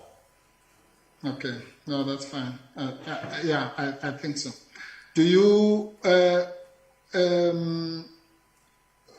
have you lied under oath before? No. All right. Did you, under oath, supply confirmatory affidavits for the public protector in the CX matter? Yes. And you were confirming, are you still standing by the fact that you were supporting what she was saying as your version of events? The confirmatory that I remember signing was the one dealing with my handwritten note and the Rule 53. Unless if maybe you can point me to some other document, but that's the one I remember off the cuff. Did you ever, you know that when you lie by commission or by omission. Did you ever, until you were charged and for distributing information which did not belong to you, did you ever express this, your so-called discomfort to any authority? Discomfort in regards to what? All the things you found odd and which you did not agree with, allegedly. Well, in my affidavit, I do point out that I did report this to an attorney and an advocate. You reported what? That's not, what you reported to the attorney and advocate was another lie, which was that the constitutional amendment came from the SSA. We've now established that that was not correct.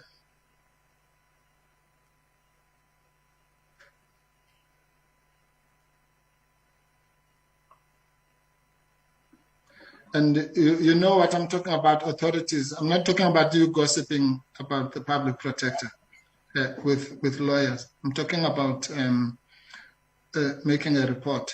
Did you ever make such a report? Chair, I did not gossip with any attorney. I informed them of what happened during the investigation.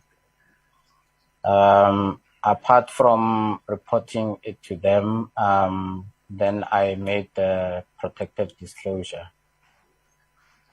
Yes, but you say, this is what you say you told them. No, the protected disclosure, forget about that. That was 2 years after the event. You are not a whistleblower. We established that yesterday. You are the exact opposite of a whistleblower. A whistleblower is somebody who must be protected from the company retaliating to them for making a report. Do you accept that? Chair, I cannot agree with that, and I cannot disagree with that. I don't have a view on that proposition. All right. Well, let me tell you for free. A person who is in respect of whom something is done, and then they retaliate to the company, is the exact opposite. It's when the company retaliates against you that you become a whistleblower.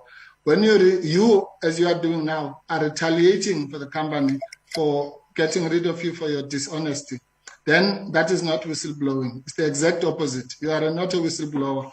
You are a whistle inhaler, whatever the opposite of whistleblower is. Okay, so I don't think you need to go to that level, Advocate Mpofu. No, that's fine. Thank you, Chairperson. That's fine. All right. No, I was saying, Mr. Kekana, this is what you said in your evidence in chief. I told them that when you are talking to the lawyers, I told them that the recommendation to change the constitution came from the SSA. That's what you told the lawyers. That's what you are talking about now. Correct? Yes, meaning the note that was handed over to us. No, but that's a lie, Mr. Kekana. A recommendation, the impression you are giving is that the recommendation to change the constitution came from the SSA, but you knew that the recommendation came from the public protector and Mr. Goodson in your presence, apart from the issue of the piece of paper. Chair, I would like to repeat my answer that the note that we received, TK4, it does indicate at the top recommendations. And it was a note that we received in regards to the amendment of the Constitution. Okay, fine. I don't want to go back into that. We've established that that was something that the public protector told you. She had asked for input from an economist, but now you are obfuscating it again. That's fine. Anyway,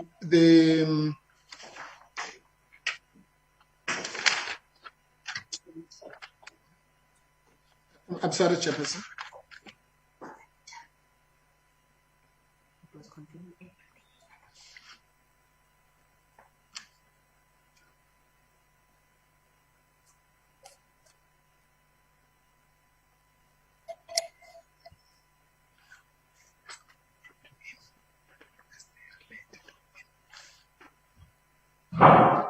Right.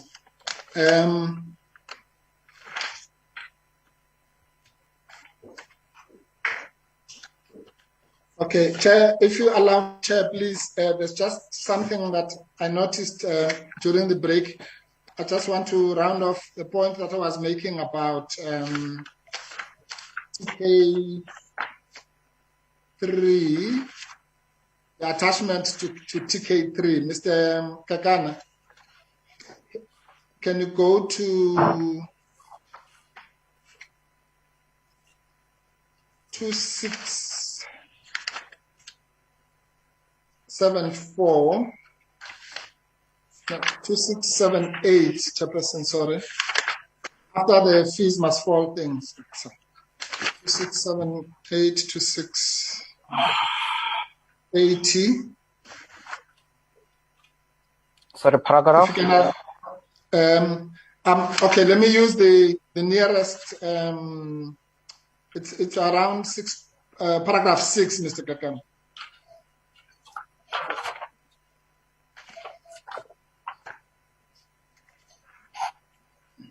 Yes, I'm at paragraph 6. Right. I just wanted to highlight once again some of the issues that were inserted by the public protector.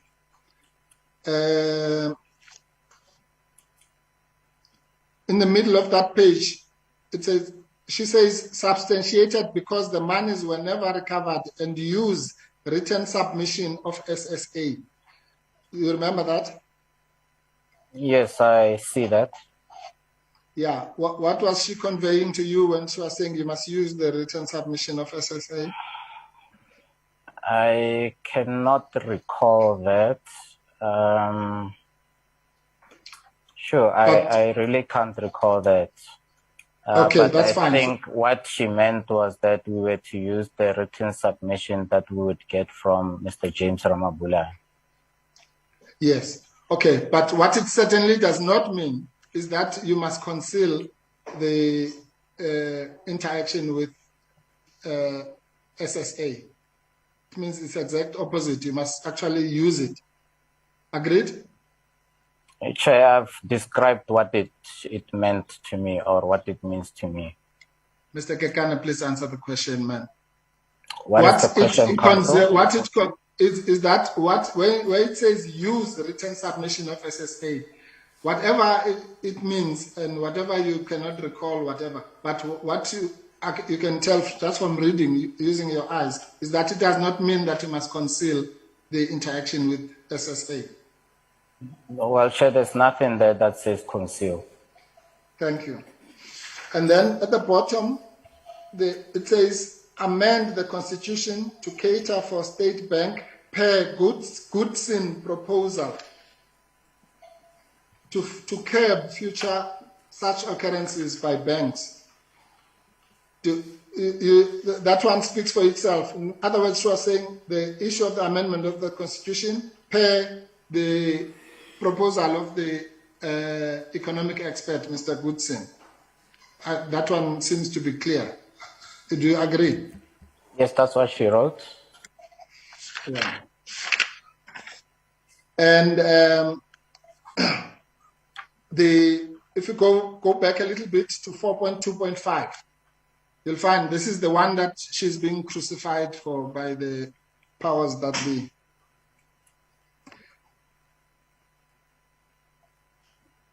Yes, I'm there. Well, she wrote there, amending constitution for South African Reserve Bank to benefit the people. Is there anything wrong with that, with making a constitutional amendment to benefit the people of South Africa, as opposed to sectional interests and those who have money and control of the media? Well, I'm not so sure whether you're asking my view or an opinion, or you're asking whether it was factually right or wrong for her to put that. Can you clarify, please? No. I'm saying, is there anything wrong in your estimation, Mr. Kekana, as a citizen of South Africa, in amending the constitution to benefit the people? Well, as a general statement, it wouldn't be wrong, but in regards to the investigation that we're having, for me, it was not a relevant issue. Yeah, for you. All right. But okay, let me put it this way. As a South African, you are aware, are you aware broadly of that there's something called the Zondo Commission? I remember the Zondo Commission, not that clearly though, but I do remember the Zondo Commission. Sorry. Okay, sorry, Mr. Okay, yeah. Yes, yeah, okay. Well, no, that's fine. We will, when you and I are having lunch, I'll tell you what is the Zondo Commission. But in case for the part that you remember, do you remember that, for example, Judge Zondo suggested an amendment of the Constitution for to provide for direct election of a president? Sure. I don't remember that, unless if you show me that. No, that's fine. Don't worry about it. But anyway, you agree that an investigation that has specific terms of reference, there is nothing wrong in principle for it suggesting an amendment of the Constitution if you ignore the noise from those with vested interests. Sorry, can you repeat In that? other words, okay, let me put it this way, Mr. Kekan. To amend a constitution is not a crime. Do you agree? Yes, it's not a crime. It has its own processes that has to be followed. Correct. In fact, the constitution itself provides for its own amendment. So there's nothing really alarming about a proposal. People make proposals about bringing back the death sentence and all sorts of things all the time, and they don't get jailed or crucified or impeached. Correct?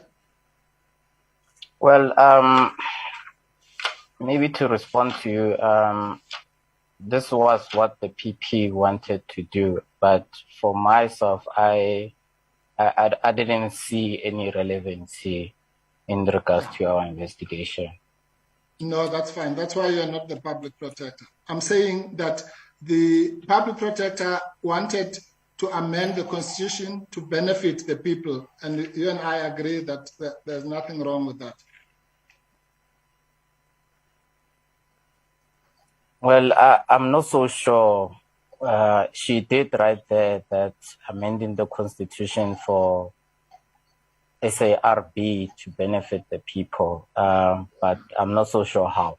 But it was there. That's what she wrote. No, that's fine. Thank you.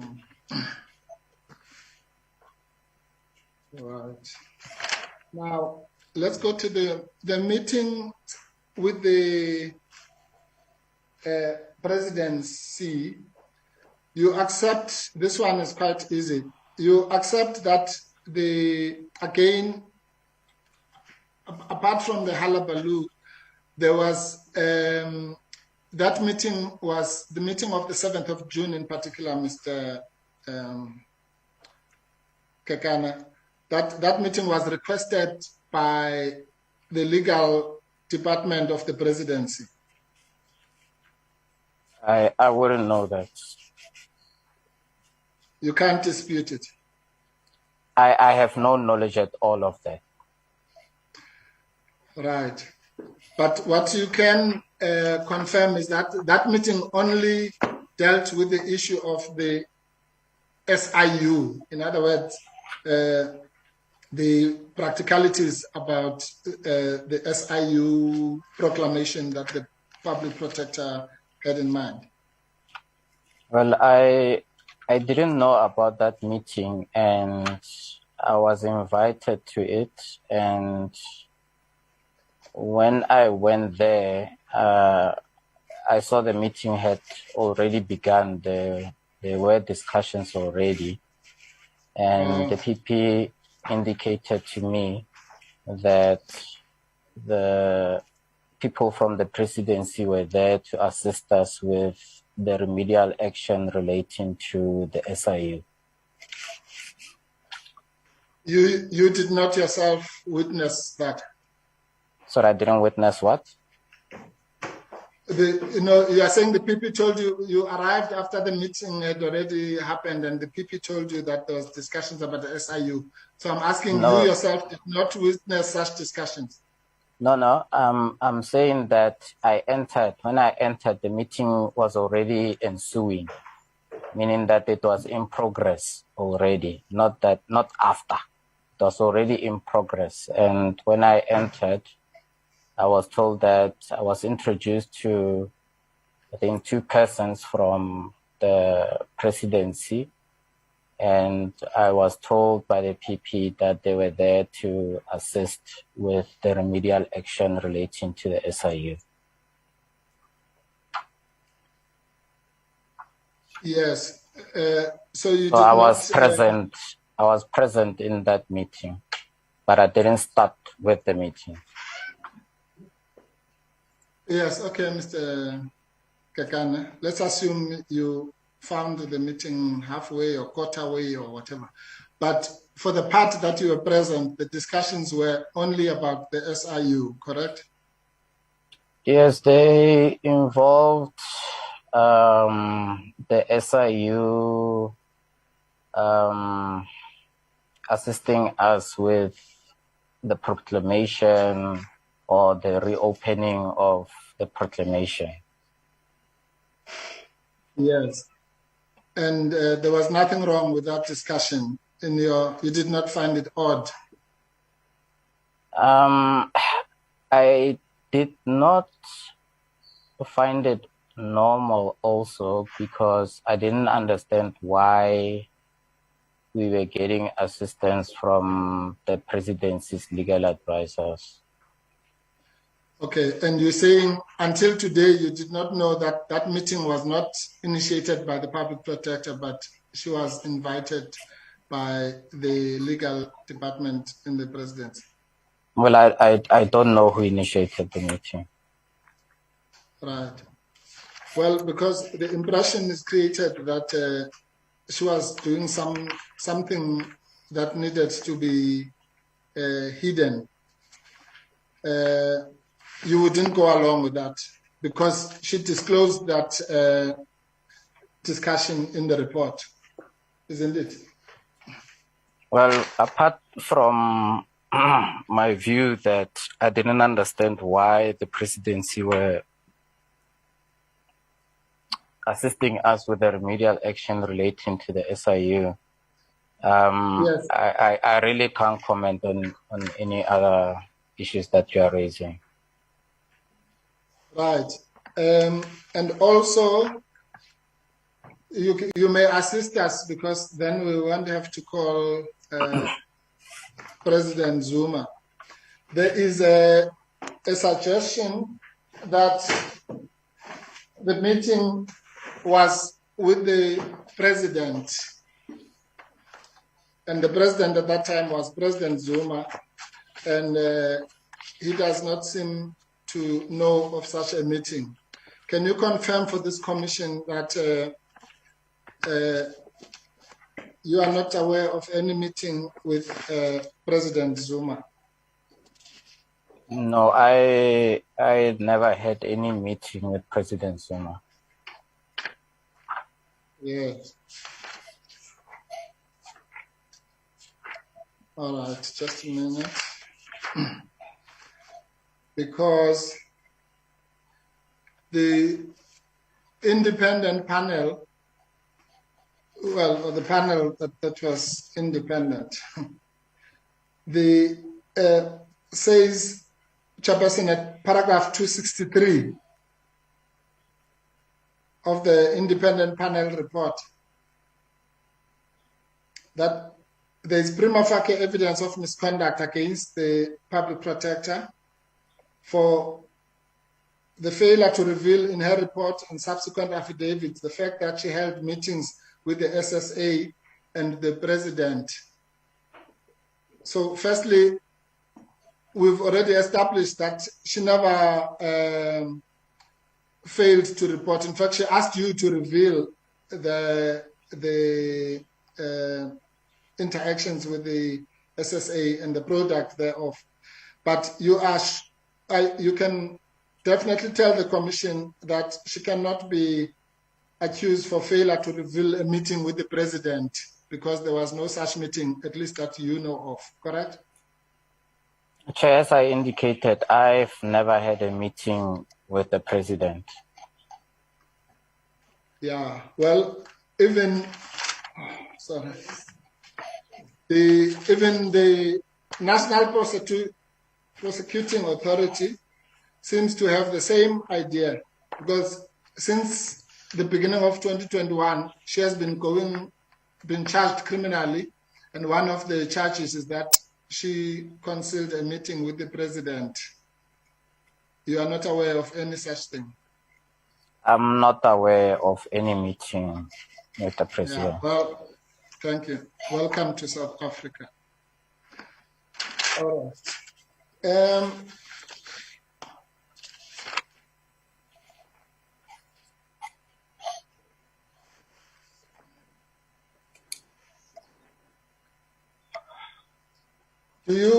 Do you, just at a general level, do you understand that the work of the public protector will always be the subject of unnecessary attention from powerful forces in society. In other words, you always have to be vigilant as the public protector as an institution. Would you accept that as a general statement? Chair, I don't understand the question. Maybe can Council elaborate on these forces that we're talking about? Yes. Have you ever read the judgment of economic freedom fighters versus the Speaker, otherwise known as the EFF Nkandla judgment? Yes, I read that some time ago. Okay. When the court there refers to the public protector as the biblical David against the Goliath, and talks about those who are in the raw chambers of power who will want to sabotage her. Is this the first time you hear of such a thing? I remember that as well. Yeah, okay. In the judgment. Yes, that's what I'm talking about. And therefore, do you think that in the midst of that, it is correct or it's proper for the public protector within its ranks to have people who are peddlers of gossip and stolen information?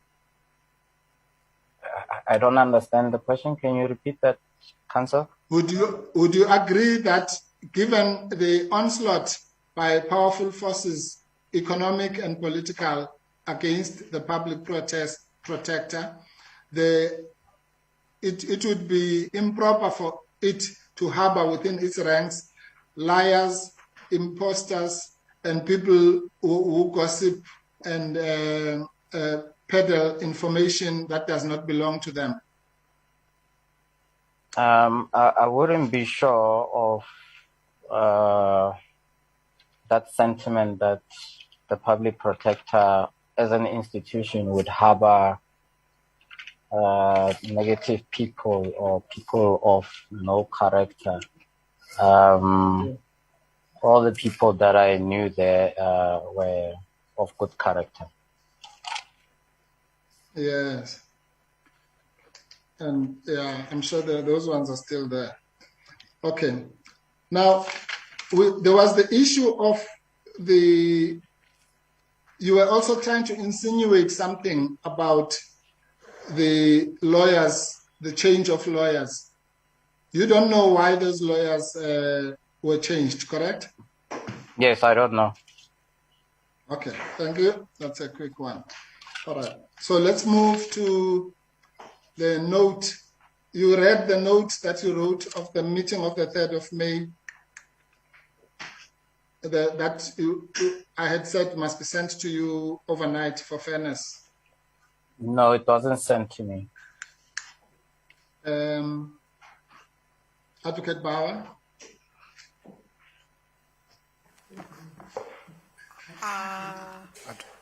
I thought it was. Okay, sorry, Mr. Kekana. It's quite a short one. If you want a few minutes to have a look. Sorry, it was an oversight, Mr. Kekana. Can you just, it's literally half a page. Can you run it up? Look at it, Mr. Kekana. I'm sure you remember it now.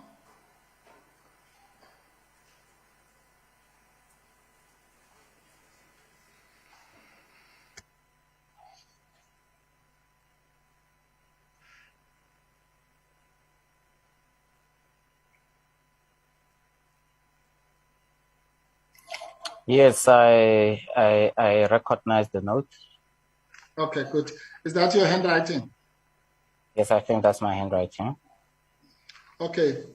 Okay, through this note, I'm going to demonstrate that nothing that comes from your mouth should be taken as evidence that should be taken into account by this august committee. For two main reasons. One is what you called impaired memory, where you just don't know what happened. The second one is just your dishonesty, which I think you've displayed more of. But let me tell you why I'm saying this. I asked you yesterday about what happened in that meeting, and everything that is in your own note, you either disputed or said you don't know that it happened. You remember I asked you that when you were saying they were talking about apartheid times, I said they were even talking about current times, and they were talking about the Heath Commission. You remember that? Yes, I remember those questions. Yes. Now, can you see in your note that contrary to what you're saying, actually there was a discussion about Heath, which is current affairs, not apartheid time issues. Chair, as I indicated, there was no discussion on Heath. My recollection, and upon seeing the note, that there was reference made to Heath, but there was no discussion about Heath. Okay. So, but when I asked you yesterday, you did not say there was any reference to Heath. In fact, I was raising that in the context, Mr. Kekana, of demonstrating to you that the issues that were raised, or rather disagreeing with you that the issues that were raised only dealt with apartheid times, or actually even dealt with apartheid times. You remember the context in which I raised the Heath issue? Maybe you can refresh my memory, but Chair, what I indicated was that most of the discussions were around the apartheid era. I do see in my note that I mentioned Heath, but there were no discussions on Heath. If I remember correctly, there was only just a referral on Heath and Davis, and yeah. But there were no real discussions on Heath and Davis. Okay, well, whatever you call it, Mr. Kekana, whether it was a referral or a mention, that's exactly what I was saying to you, that those are indications that the issues that were raised were current issues. Davis and Heath are not pre-democratic era institutions. Those are post-apartheid institutions, if apartheid is gone. Well, if you put it in that context, I would agree with you. Yes, you agree with me today because your note is here. And I want to also tell you that you also, on the South African Reserve Bank, in fact, that's where this question came from. Because you were denying that there was a discussion about the vulnerability of the Reserve Bank currently. You were saying, no, the discussion was about vulnerability before. Yes. That's how okay, that's not true either. Can you look at your note under SARB. Sorry, can you move it down a bit? Furthermore, yes. So the Reserve Bank was mentioned and discussed, correct? Yes, it was discussed, but as per the context that I had indicated yesterday. Yes, but look at the second note there. It says, how are they vulnerable? The South African Reserve Bank. Yes, that is, the word are is present tense, isn't it? Yes, it's a present tense connotation. Yes. So how are they vulnerable cannot be a reference to the apartheid times, or at least the times before the political freedom, before the elections. Correct? Is how are they vulnerable now? Chair, upon reading the statement, it may seem that it was a current sort of proposition, but from what I remember, Chair, we talked about the South African Reserve Bank in regards to the apartheid era. And you wrote about, you're lying now, Mr. Kekan, you wrote about it in the present tense, although you were talking about it in historical terms. So it's like you say, how is Jan van Riebeeck arriving today? What is that? No, Chair. As I indicated, Chair, if my memory serves correct, all the discussions that we had on SIRB were in regards to the pre-democratic era. Okay, so must we rely on... That's my recollection of the events. Remember, Chair, I was present, and I would recollect more than anyone else, especially it would be me and the PP who would have maybe different versions, but that's my recollection of events. Yes, but Mr. Kekana, I represent the public protector. Do you understand that as a lawyer? I do understand that. Okay. Now I'm telling you that the recollection of the public protector is the same as that reflected in your own note, that there was a discussion about how are they vulnerable now. Yes. That's the public protector, no, not me, who records that. And that her version is confirmed by your own note. Your version is against your own note. Can anybody rely on anything that comes out of your mouth after this display of the past 2 days by you, Mr. Kekan? Chair, as I indicated, my recollection of SRB and especially the discussions were around the pre-democratic era. How are they vulnerable might also have been a question that I was asking as to why or how they were vulnerable. But what I remember the discussions is that the discussions emanated in the pre-democratic era. I see. Well, okay, two things about that. So firstly, so it's either the public protector and your note are wrong, but your evidence before the committee is correct. Chair, I'm indicating what I can recollect. All right. Well, that's fine. I think that speaks for itself. But I think the most important thing you've just said is that the words, how are they vulnerable, might have been a question you were asking yourself. Is that correct? It could have been possible that that was the question that I was asking myself, or a statement. Yes. Thank you. Thank you, Mr. Kekana. You see, the problem with this, Mr. Kekana, is the following. The High Court, to your knowledge, and the full court, and the Constitutional Court, and now this committee have condemned the public protector.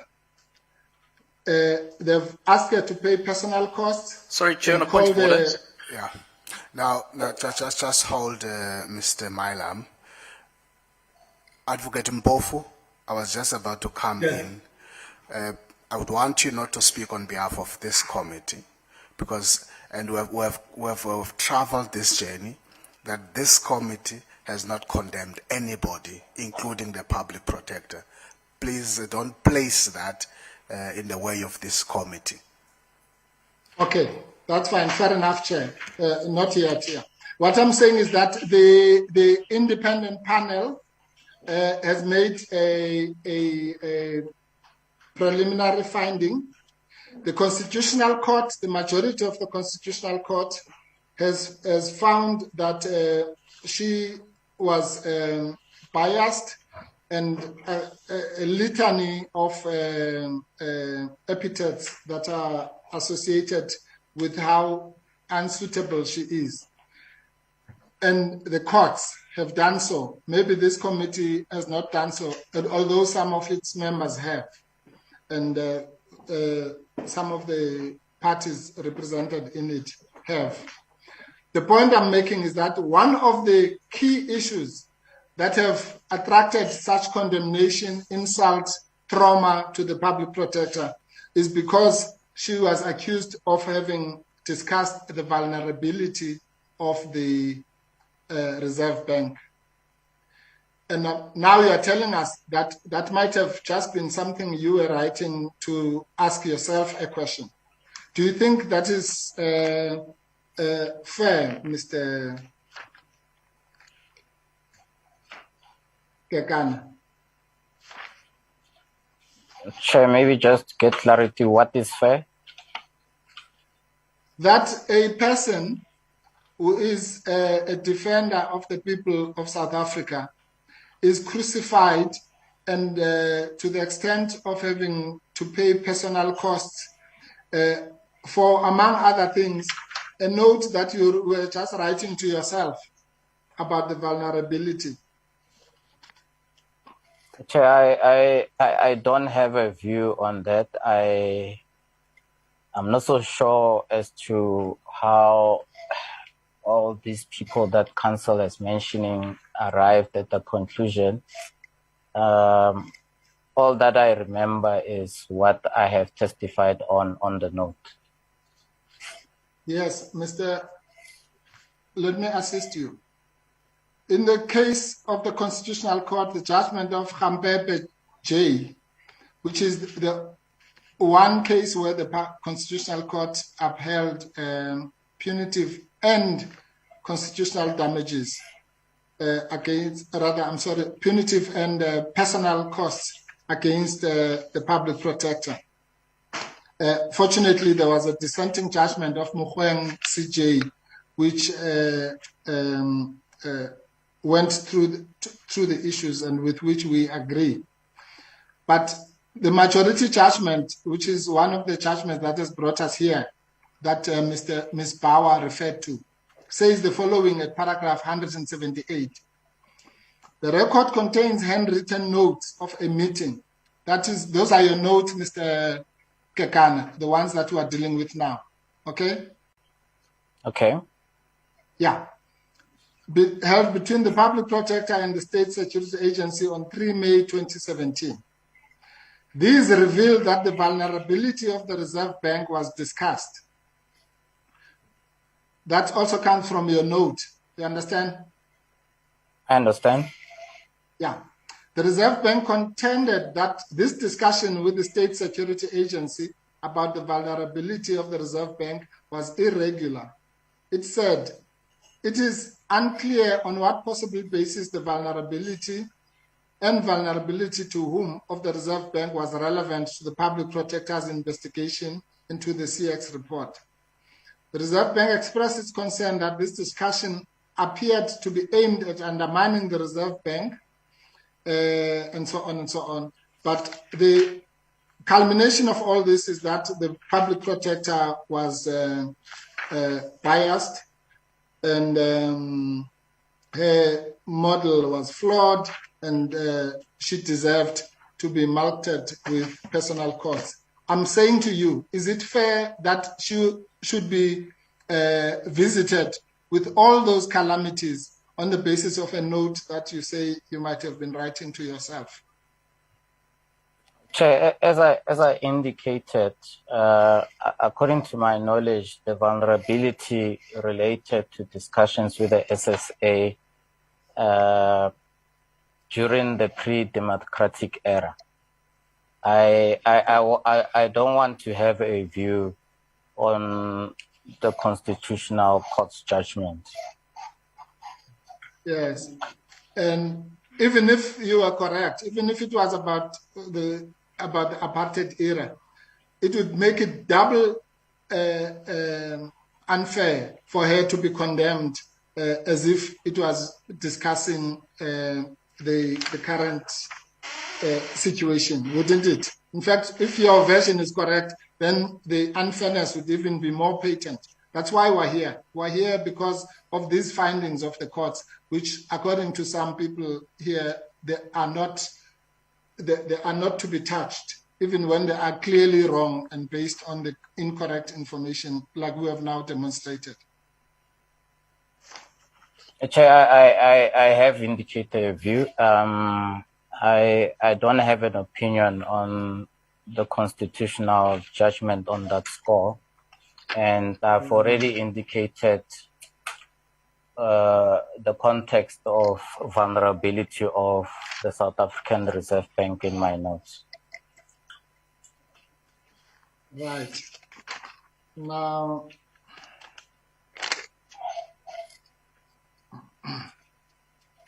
you were trying to paint the Public Protector as being responsible for what you perceive as the lack of quality assurance on the report. Is that correct? The CX report, you mean? Yes, sir. Yes, sir. Whose responsibility was to quality assure the report? Mr. Isaac Matlawe at that time was in charge of that. And if he did not quality assure the report, whose fault was that?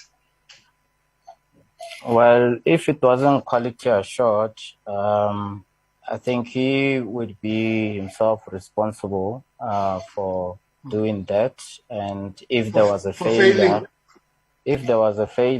then the PP would ultimately deal with him. Yes, but the PP asked you and him and all the others to quality assure the document, didn't she? No, I did the first level of quality assurance because I was the one who was writing the report. But as one knows, you can't really quality assure your own work. So it had to go to quality assurance to Mr. Matlawe to do that.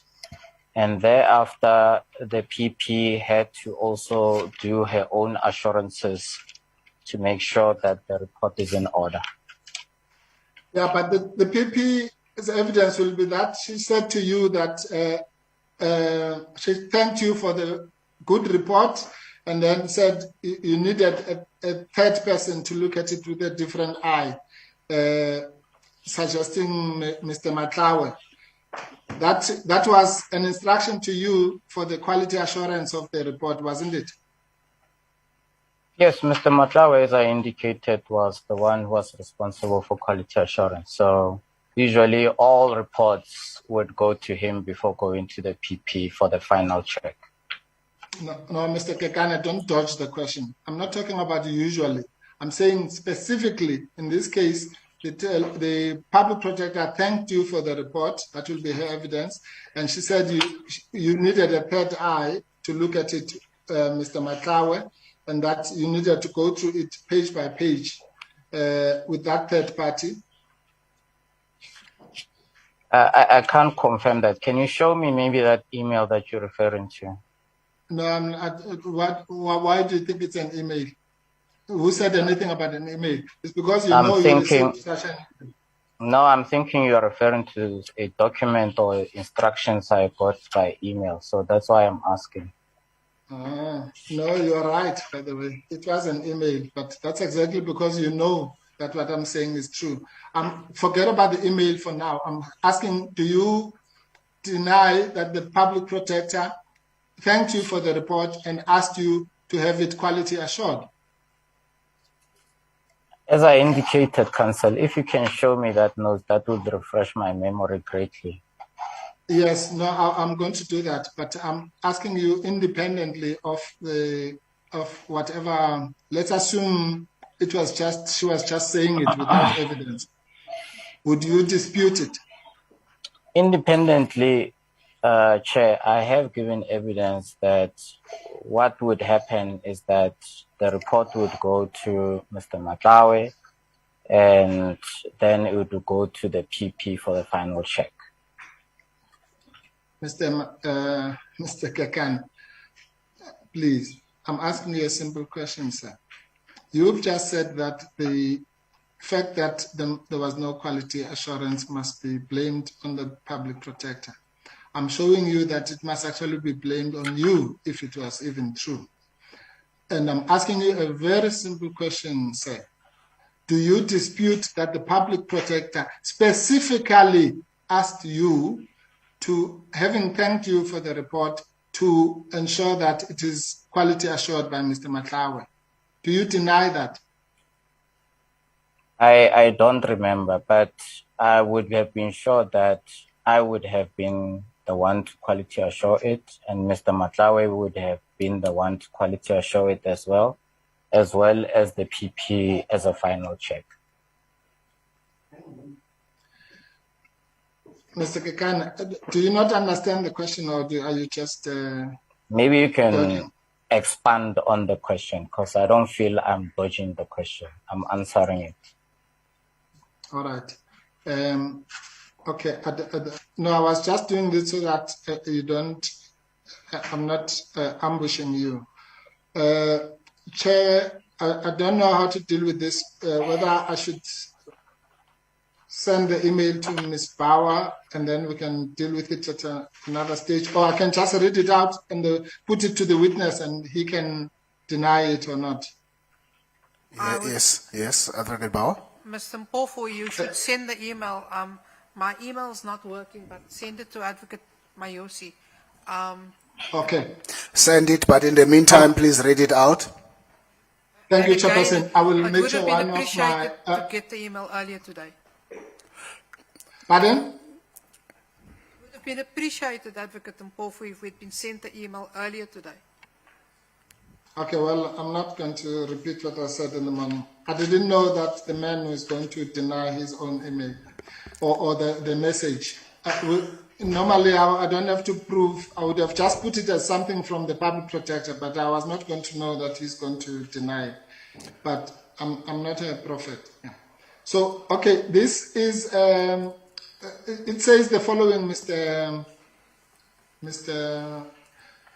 Subject, draft report. Thanks, Tebogo. Thanks, Tebogo. Very good report, but we need a third person to look at it with a different eye. Bracket, Matlawe maybe, close bracket. And it is a response to your message which you sent, Mr. Mukekana, to the public protector at 5:06 p.m. on the 17th of May 2017, where you said, "Hi PP, kindly find attached a draft working report. I'm not done with it yet, especially," and then number 1, research on case law relating to accountability and state money, and something else. And then her response is what I've read to you. Does that refresh your memory? Can I see that, Council? I really need to see the documents that you're referring to. Yes. Especially, yeah, to jog my memory very well, so. Yeah, no. Fair enough, Mr. Kakan. But from just without seeing it yet, does that ring a bell to you? As I indicated, I had to do the QA on the report. Matlawe also had to do the QA, and also the PP had to do her own QA.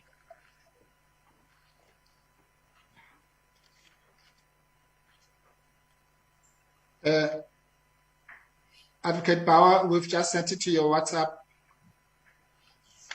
I don't know if that will assist.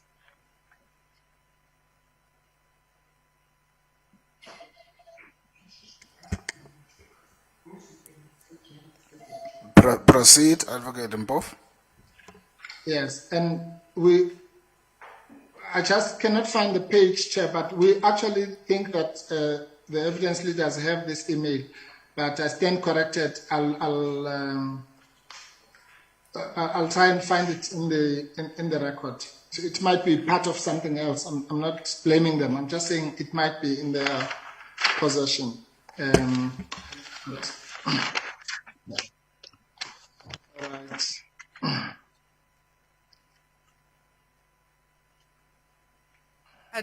Advocate Mpofu, would you mind if I send it on to the witness as a WhatsApp? No, I wouldn't. Oh, that might be an efficient way of doing it, yes. But will you also be able to screen share it for the members?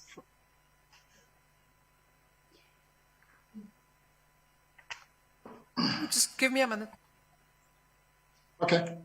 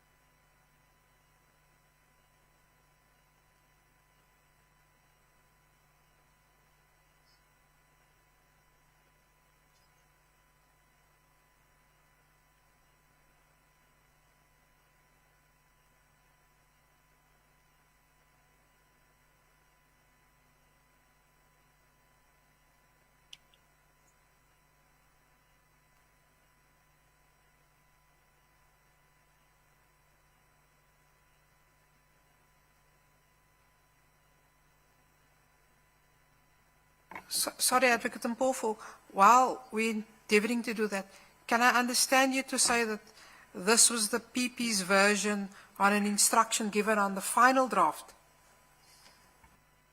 No, why would I say that? I said draft report. I've read the word draft report twice. I'm saying the subject was a draft. Kindly find attached a draft working report. That's what I just read out.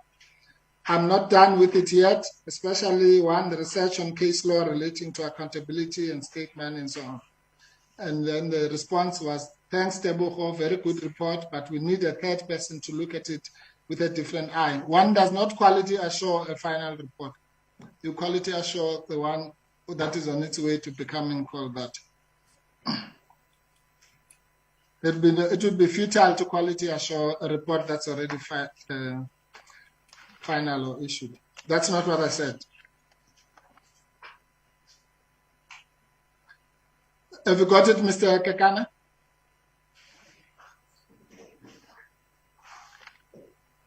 I do see something, yes. Oh, good. Okay, your version is even better than mine. Yeah, just expand it on the screen, if you can. Not possible? Okay.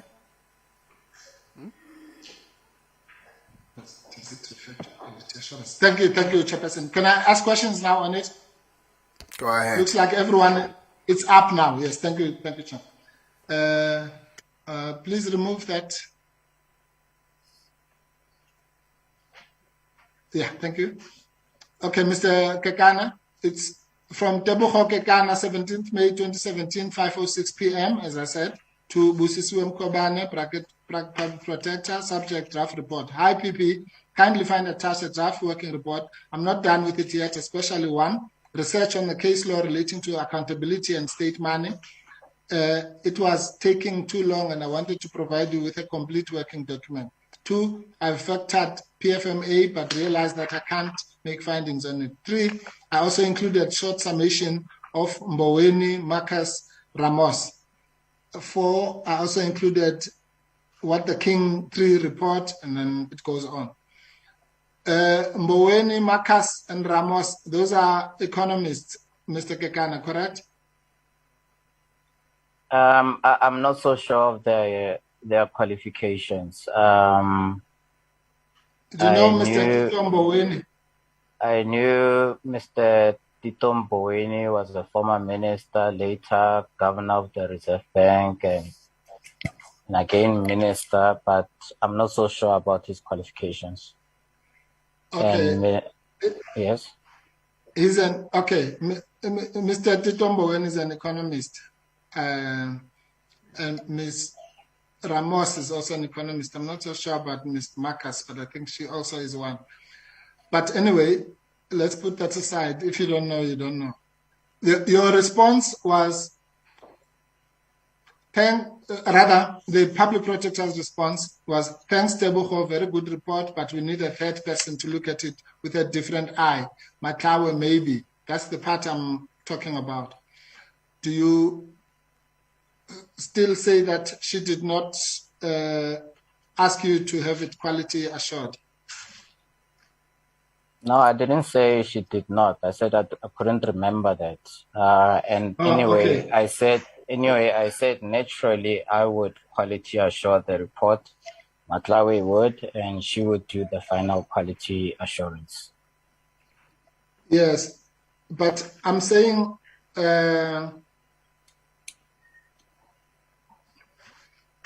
that you accept that from this evidence, your assertion that she must be blamed for the lack of quality assurance, if there was such a lack of quality assurance, is baseless, correct? No, my indication is that the report was not quality assured before she released the final report. Okay, it was quality assured at this point when you were asked to ensure. Did you follow the instruction to have it quality assured? Yes, I quality assured it. I don't think Mr. Matlawi quality assured it, and I did warn the PP that, and especially before we released it, that the report was not quality assured by Mr. Matlawi. Mr. Kekan, I think you are now talking in circles. Was the report quality assured at any stage? I just indicated that I did quality assure it. Yes, so anybody who says that the report was not quality assured as a general statement would be lying, correct? Well, I wouldn't want to put it in that way. My answer to that would be that if something has been quality assured in a formal sense, it would have gone to the quality assurance unit, which was by then responsible of Mr. Matlawi. So if a report had been quality assured, it would have gone through QA. There would be preliminary quality assurance by investigators, line managers, but the general practice was that a report had to go to the quality assurance unit before it can be publicized or before the PP signs and does her final checks. All right. Okay. Well, anyway, let me tell you that the evidence of the public protector will be that the report on her instructions was quality assured at all the stages. And in any event, it would be ridiculous for her to say it must be quality assured at this stage and then later not want it to be quality assured. But that will be her evidence. If you care to comment, you may, but that's she's going to disagree with you. I disagree that it was quality assured at all stages. Yeah, that's fine. Now,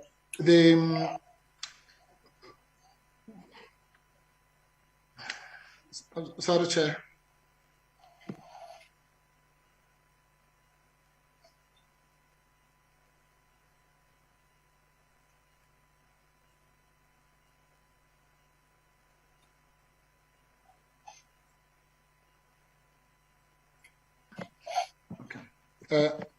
Thank you, Chair.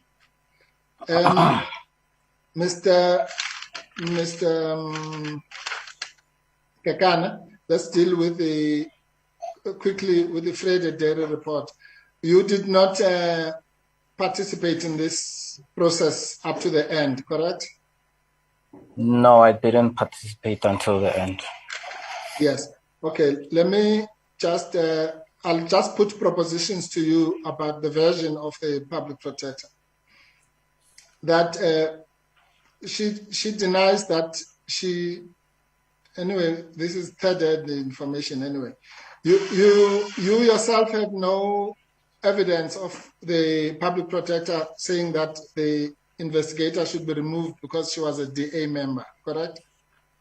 Yes, as I indicated, I was informed by Mr. Ndo.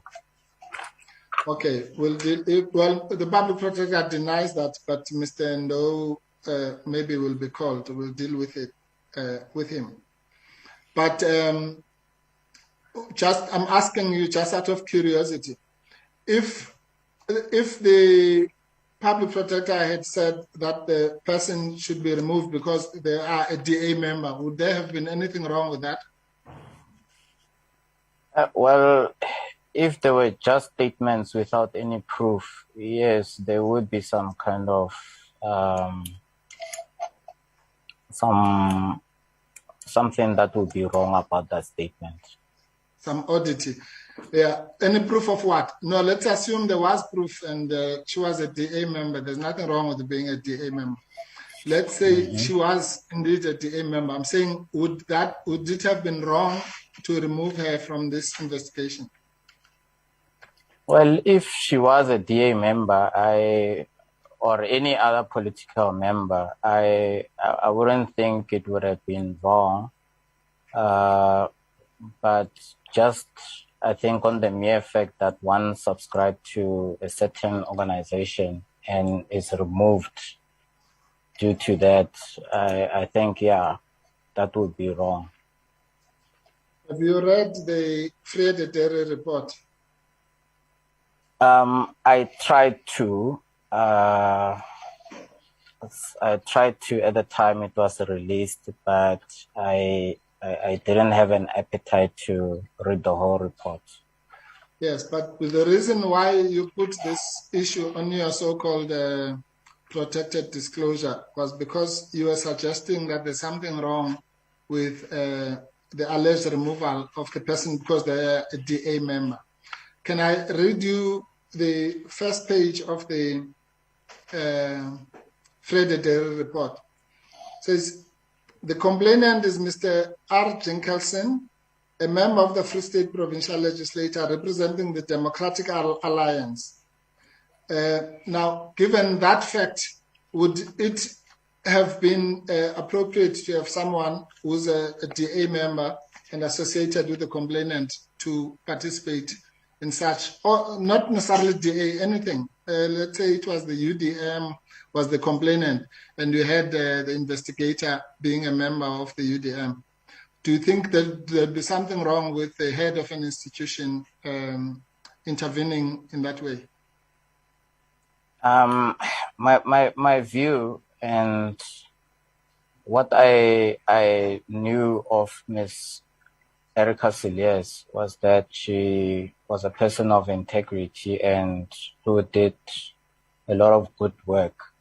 So whether she was a Democratic Alliance member or not a party political member of any party, I still believe that she did the good work in the Freda report, and I wouldn't think that she would do anything lesser, even if she was a Democratic Alliance member. Okay, well, that's your view, Mr. Kakan. But do you think that the broader public of South Africa would be comfortable with somebody who was investigating their own case, so to speak? Do you know anything about recusal, about the law of recusal? That it doesn't, you don't necessarily have to have an integrity.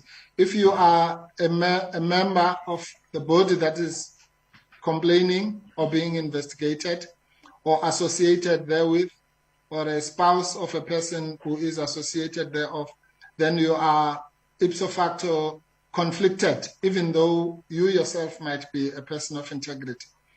Is that incorrect, what I've just said? Did you study administrative law? Well, if there was a conflict of interest and there was evidence of that and it was proven, I wouldn't see anything wrong with the PP removing Ms. Erica Cilliers because of that conflict of interest. Thank you. And you understand that conflict of interest is not just actual conflict of interest, it's also what is reasonably perceived. In other words, at an objective level. So subjectively, the person might be the Pope or whatever. But if there's, objectively speaking, an investigation into the Catholic Church, then the Pope should not be the person who does it at an objective level. You understand? The point I'm making is that it has nothing to do with the integrity of the person subjectively. Do you know that? I'll accept your view, but I don't have knowledge of that off the cuff. Didn't you learn it at law school? I learned it. Okay. Is it different from what I've just summarized to you? I would have to revisit what I have studied. Yeah. Off the cuff, it becomes very difficult to just regurgitate all that one has learned. Thank you, Mr. Kekana. Thank you, Advocate Mbofu. What did I do, sir? Just listen to the chair, please. Okay. We are now going to, it's 10 minutes past 1. We're now going to adjourn for lunch and come back at 2. And I will return the 15 minutes we might have interfered with of yours before. When we came back from tea time, I'll give that to you to come back and wrap up your cross-examination. As I indicated in the morning, we'll do up until lunchtime, but we'll come back and ask you to do a wrap-up session in that regard. So I want us now to pause and go for lunch and be back at 2. Advocate Mbofu, Mr. Kekane will return at 2. Thank you, members. Thank you, Chair.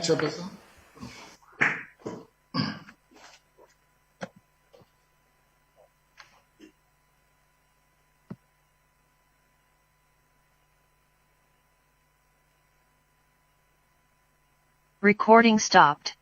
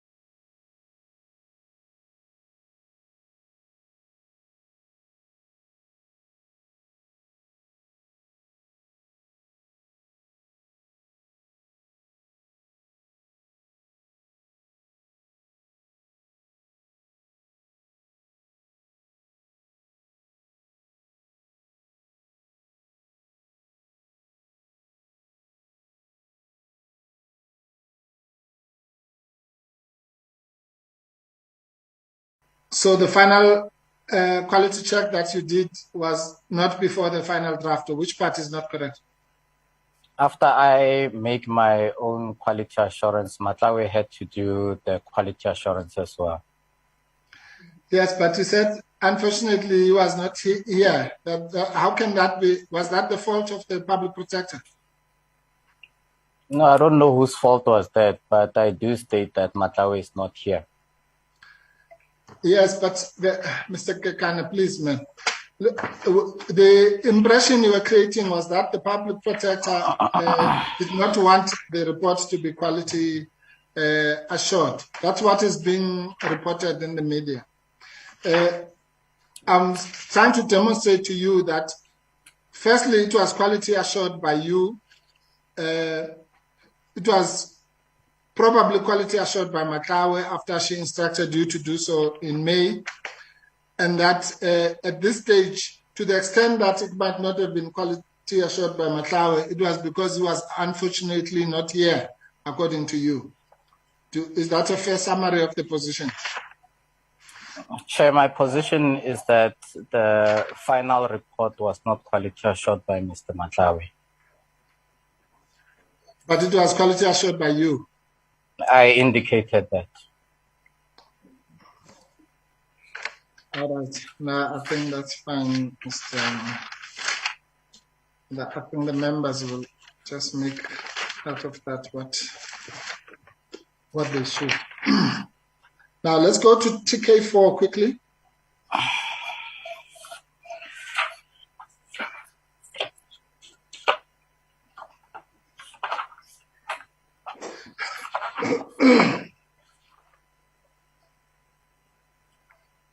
Yes, I'm there.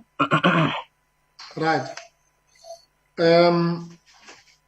This is the document that you said was handed over by the economist from SSA, correct? That's right. Right. Now, it says it is recommended that the following sections in the Constitution relating to the South African Reserve Bank be amended as follows, and that all corresponding legislation be duly amended. Okay, you and I established before lunch that there's nothing wrong with recommending a constitutional amendment. South Africans do it all the time, and even our favorite commission, the Commission on State Capture, made recommendations like that. You remember that evidence? I remember we spoke about that, Council. Yes. Okay. Then it then says 224.1, that is now the clause of the Constitution. And the recommended changes are following. The primary object of the South African Reserve Bank is to promote balanced and sustainable economic growth in the Republic while ensuring that the socio-economic well-being of the citizens are protected. You see that part? Yes. Now, how can that be harmful to anybody, ensuring that socio-economic well-being of citizens are protected? Do you find it harmful? Chair, as I indicated before, I didn't understand what was the purpose for us in going for an amendment of the Constitution, as I did not find it relevant to the investigation. Okay, that's fine. That's congratulations. But do you, apart from all that, think that the socio-economic well-being of the citizens is something that is to be commended or promoted? The protection of the socio-economic well-being of citizens. Yes, in general, I believe that we should protect the socio-economic well-being of citizens. Thank you, Mr. Kekan.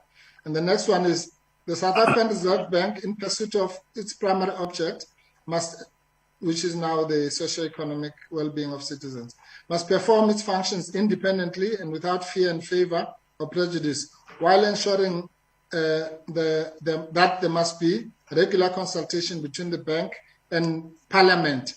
Remember, the original document said the Cabinet, and then it was changed later to Parliament by the Public Protector, to achieve meaningful socio-economic transformation. Is there something wrong with that? In general, in the same vein as the previous question? Well, in general, yes. I wouldn't believe there wouldn't be anything wrong with protecting and transforming socio-economic of the country. Yes, thank you. And, right. And is it fair that someone whose only sin is therefore to promote the socio-economic well-being of citizens be projected by the real owners of South Africa as an incompetent and a mad woman? I don't know what are you referring to there, Chair. Maybe can I be assisted on that? No, I'm saying, you live in South Africa, do you regard it as fair that someone whose only sin is to suggest that there must be all these things you and I spoke about, socio-economic well-being of citizens are protected, should be projected by apartheid apologists and clever blacks as a mad woman and an incompetent mad woman? Chair, I've indicated my general view that indeed it wouldn't be a bad thing to promote or protect the socio-economic well-being of our citizens. No, thank you. No, fair enough. Let him conclude. You did. I'm sorry, Honorable Chair. Yeah, I just wanted him to conclude his response. Okay. Are you done, Mr. Kekane? Yes, I was done, Chair. I was just saying that my view was that in general, it's not a bad thing to promote or transform socio-economic well-being of the citizens of the country. Okay. Thank you. Right. Excuse me. Now, before we get to the last topic, I'm just going to ask you something about the Gupta leaks. Firstly, let me preface it by saying that the Public Protector will deny that she said you must not rely on the Gupta leaks. The only thing she did was to caution about the authenticity of some of that information. Because at that stage, remember, you have to think back, this is 2017. At that stage, there were some questions that were being raised. But she never gave you a blanket ban not to use that information. Would you agree with that? Chair, as I indicated, I was only informed by Mr. Ndo that the PP did not want us to follow the Gupta leaks. Okay, that's fine. Now, let me ask you, yeah, Mr. Ndo will then come and talk about that, hopefully. Excuse me. So sorry, Mr. Kekane, I won't burden you with what you got from somebody else. But I'm now asking you a general question along the lines that I asked you before. Whether it is fair to do this to a human being. When she says that we need to be sure about the authenticity of the Gupta leaks, then she's condemned. When she says the IGI report has now been authenticated, I can use it, then she's condemned.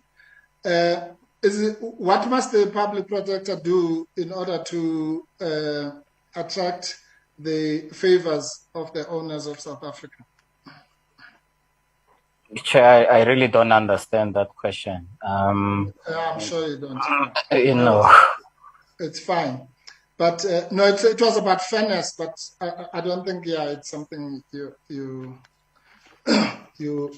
want to comment on. Yeah. But the other issue is has then to do with your own personal situation.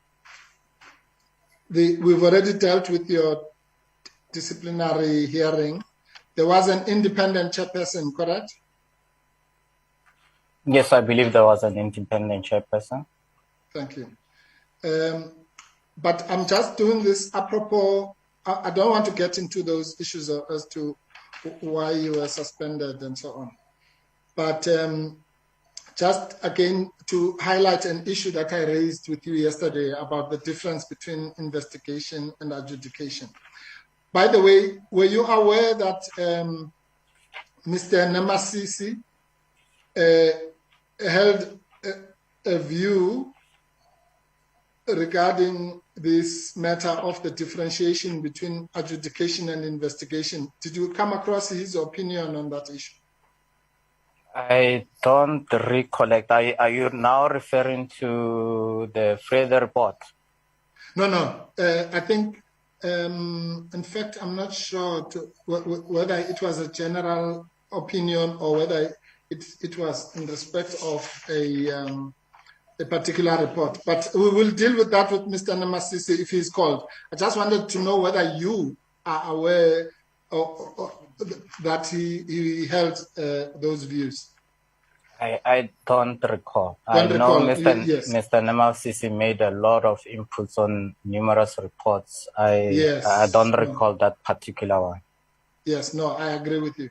And Mr. Namasisi also wrote about something that I think is going to be relevant for this committee, namely the right to a hearing. Remember, one of the big things about this process we're under are the instances where it is said that the public protector did not give so-and-so a right to a hearing before remedial action. Are you aware that Mr. Namasisi, one of his well-written opinions, I must say, was to the effect that there is no need for a person to be given Audi twice. And by that I mean, if you get your hearing before the preliminary report and the findings are made against you, then it comes back to the public protector.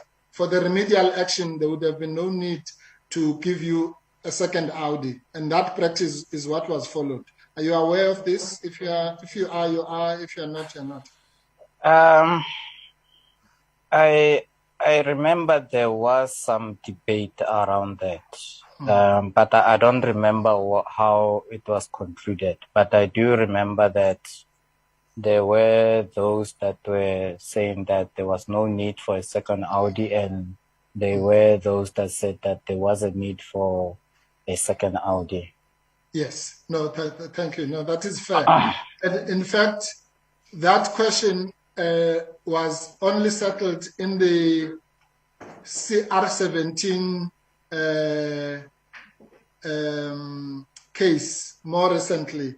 But during your time, you are quite right, there were different views about it, correct? Yes, there were different views, if I remember well. Yes. The other one, and you're saying you are not aware of which of those that Mr. Namasisi strongly supported. You mean the view about Audis? Yes, no. I'm saying, I was putting to you as a proposition that Mr. Namasisi was a strong proponent of the view that there was no need for second Audi. I'm asking whether you are aware of that or not. I did indicate that I remember there was a debate about that, and I also think Mr. Namasisi also made his contributions towards that. Sorry, I've been asked to...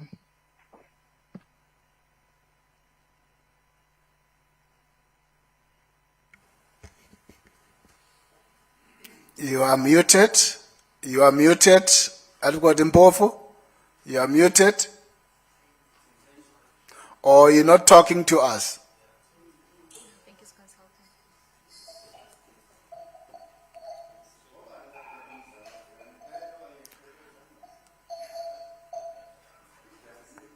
Advocate Mpofu.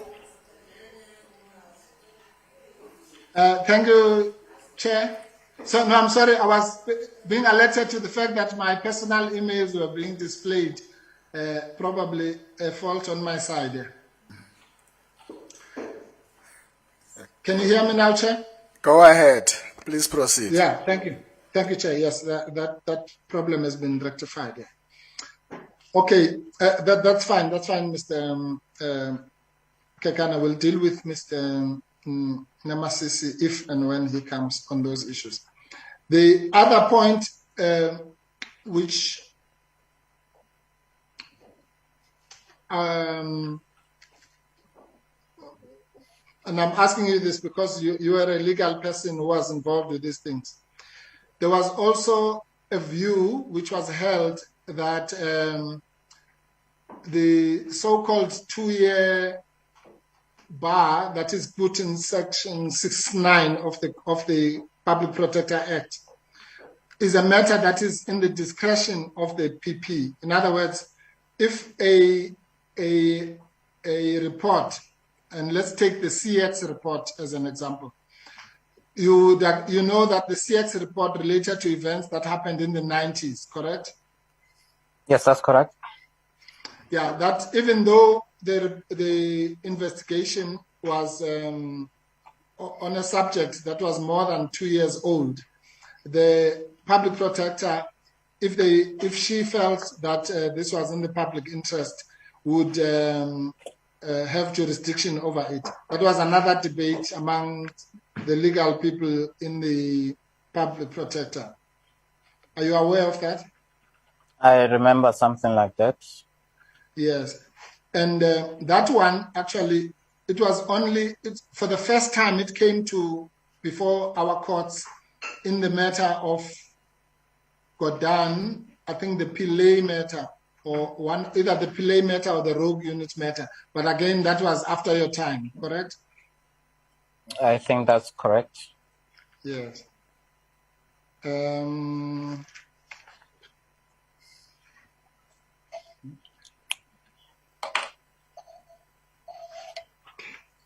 Right. In the same vein as I spoke to you about the issue of the DA or any political party, when we went to lunch, you and I were debating about the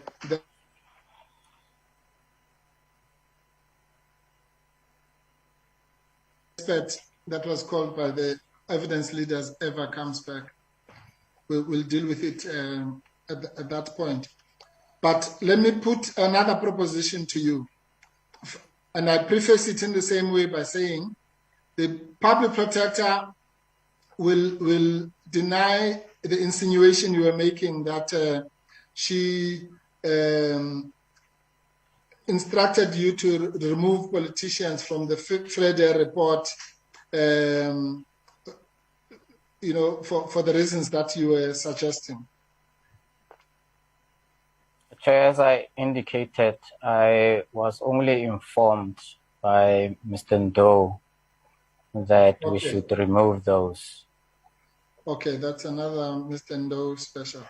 Okay, so Mr. Ndo didn't tell you, insofar as any politician were to be removed, as to why that would be so. I don't remember any reasons being advanced. Yes. I remember it being, as he indicated, as an instruction. Yes, but what I'm saying is that the reasons for an instruction or advice or whatever it is, you did not know. There might have been a good reason or a bad reason or an indifferent reason. You don't know. No, I didn't know. Yeah. Okay. Now let me ask you the question I asked you, which is a more theoretical one. If, in terms of the investigation, it it was clear that the responsibility for certain actions should be leveled at the level of the executive management of government and not at the level of politicians. I'm saying if that was what the evidence was showing, would there be anything wrong with the head of the public protector or the NPA or any institution saying that those persons who are not implicated must be removed? Is it necessary? Is it compulsory to have politicians implicated, even if the evidence might not point that way? I'm not so sure, Council, which question I should. I think that you have two questions in your proposition. Okay, answer the last one. Is it compulsory for politicians to be implicated, even if there's no evidence? Well, if there's no evidence, then they shouldn't be implicated. Yes, and if they are wrongly implicated, well, not just politicians, well, even you and I, if they mention you in a report and it is clear that you were not directly involved, shouldn't your name be removed? That's correct. If we find that it was an error on our side to include you, then we would remove it. Thank you. So the point I'm making, Mr. Kekana, is a simpler one, that, you know, the hullabaloo about the mere act of removal or even insertion, for that matter, is meaningless unless if we know whether there was a good reason for that name to be included or excluded. I'm sure you would agree, just as an investigator, to that general proposition, correct? Yes, as I indicated, Chair, if there were no findings of any wrongdoing of any individual, then it would be fair only to remove that from the report. Right. And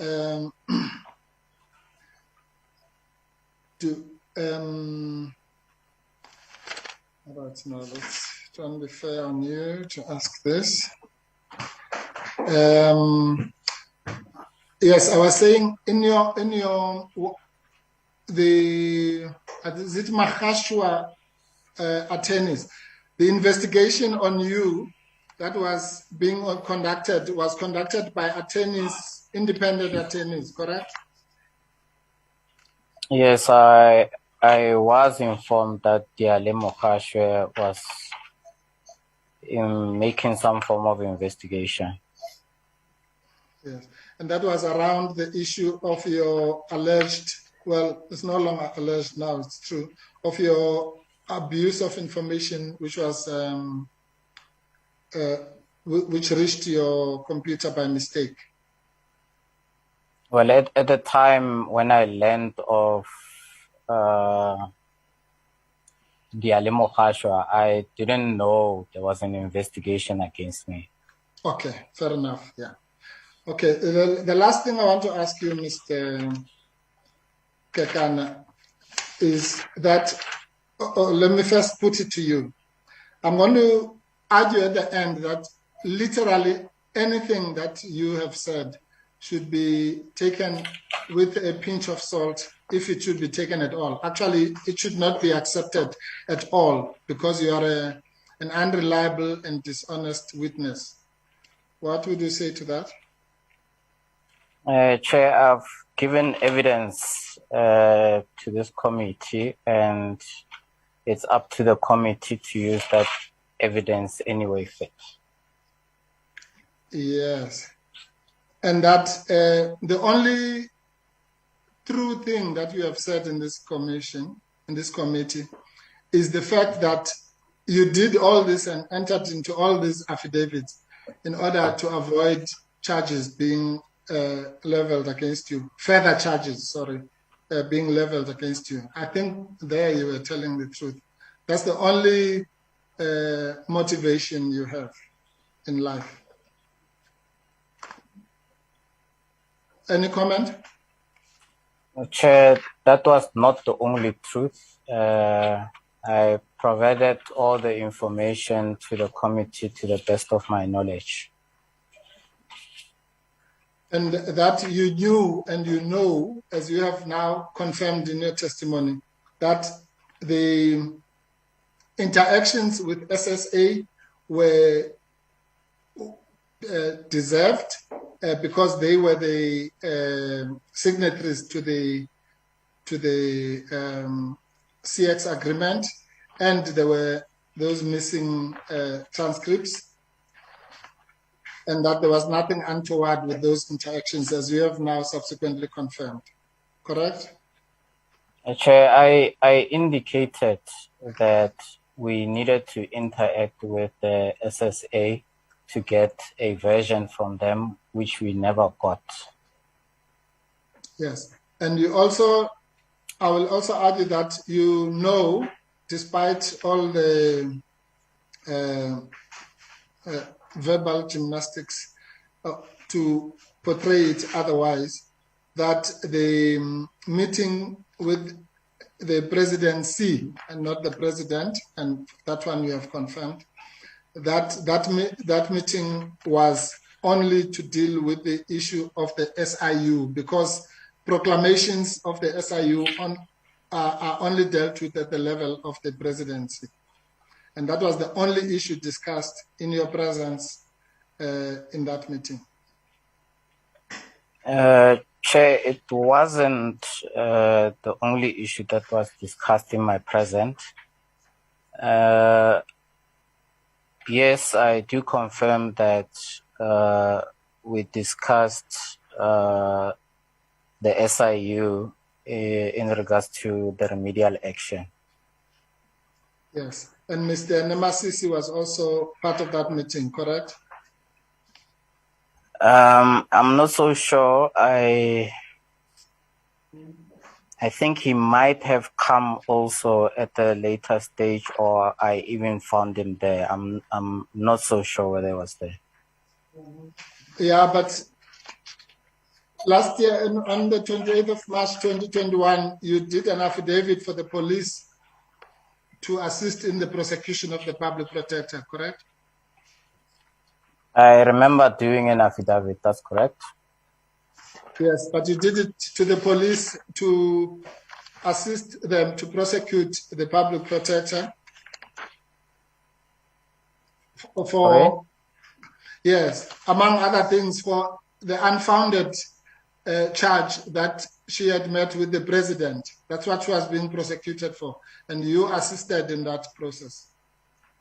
Yes, I was requested to provide an affidavit to the law enforcement agencies. Yes. Anyway, the point I'm making is that you said in that affidavit that Mr. Nemasisi was in the boardroom. Does that assist your memory now?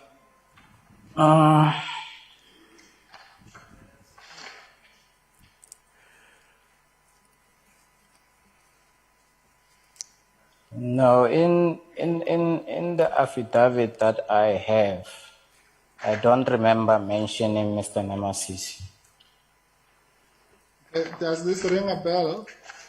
On 7 June 2017, I was invited to a meeting held at the private office boardroom. When I arrived in the boardroom, I found Advocate Mkhwebane and two other ladies.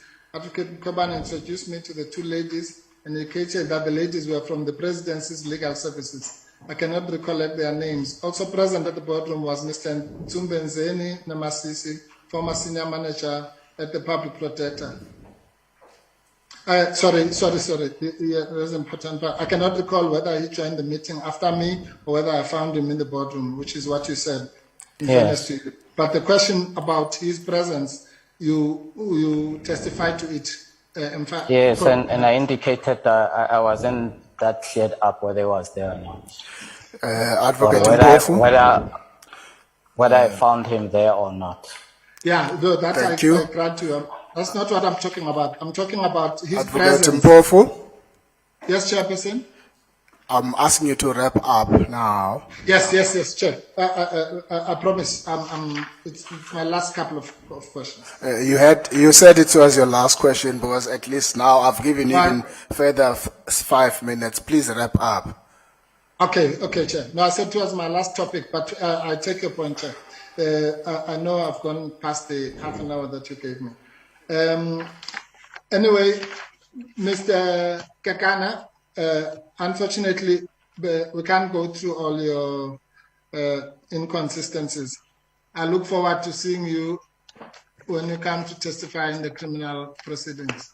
Thank you. Thank you very much, Advocate Mpofu. Thank you.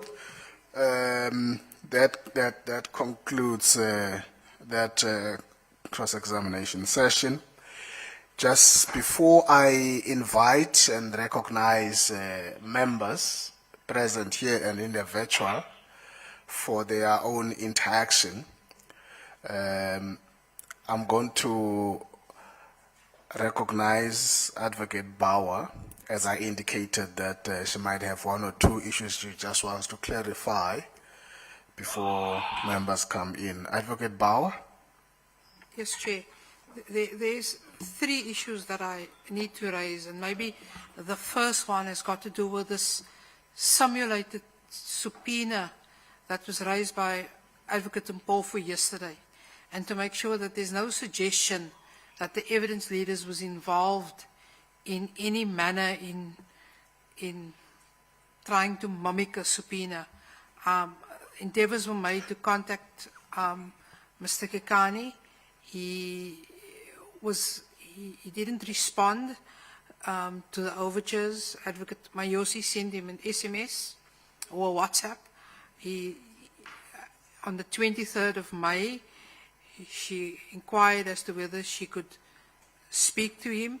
He confirmed a time in the late afternoon.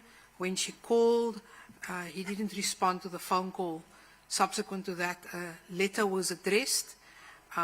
He indicated he wasn't minded to give evidence before this committee, and I then indicated in which case, given that there was an affidavit in the public domain, we would liaise with the chair for purposes of issuing a subpoena. Subsequent to the issuing of a subpoena, I indicated that we should make contact with him again and see if he was prepared to talk to us. We had a Zoom meeting with him for the first time, which was our first point of contact, Thursday night after our proceedings on the 14th. My opening question was, Mr. Kekana, can you please take us through your evidence? His response to me was, if you want anything from me, ask me questions. We had a short meeting with him then.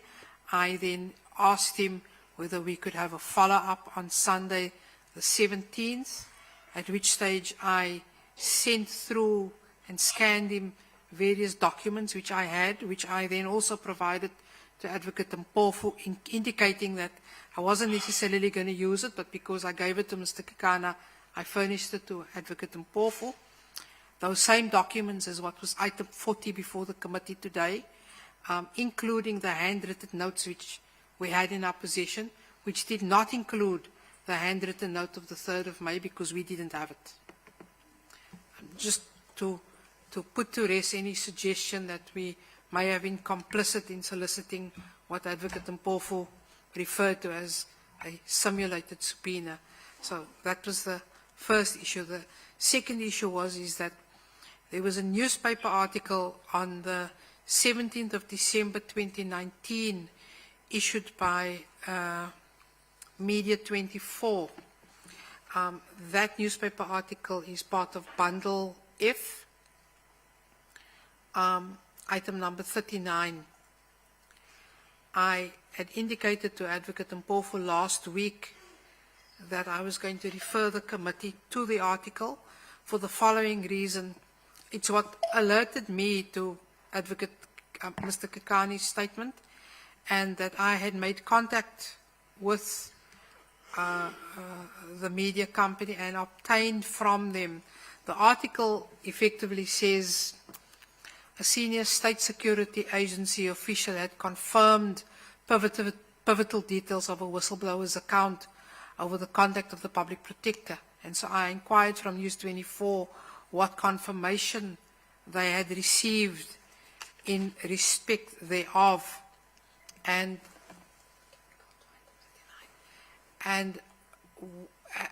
to see whether that confirmation was reflected in the newspaper article.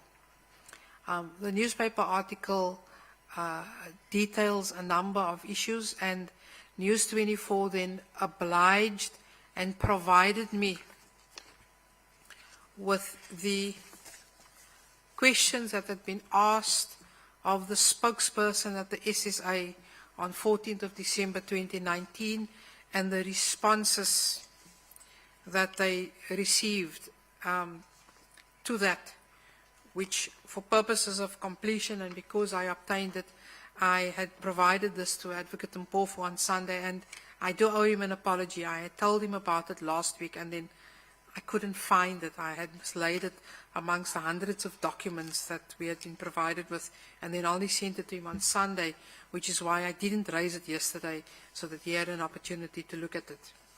And effectively, one has to look at the questions that was put for James Ramabulana and the answers that was provided by them in that regard. And I'm not, the committee will get a copy of this, but there was, and I don't think this is an issue, that the meetings occurred, and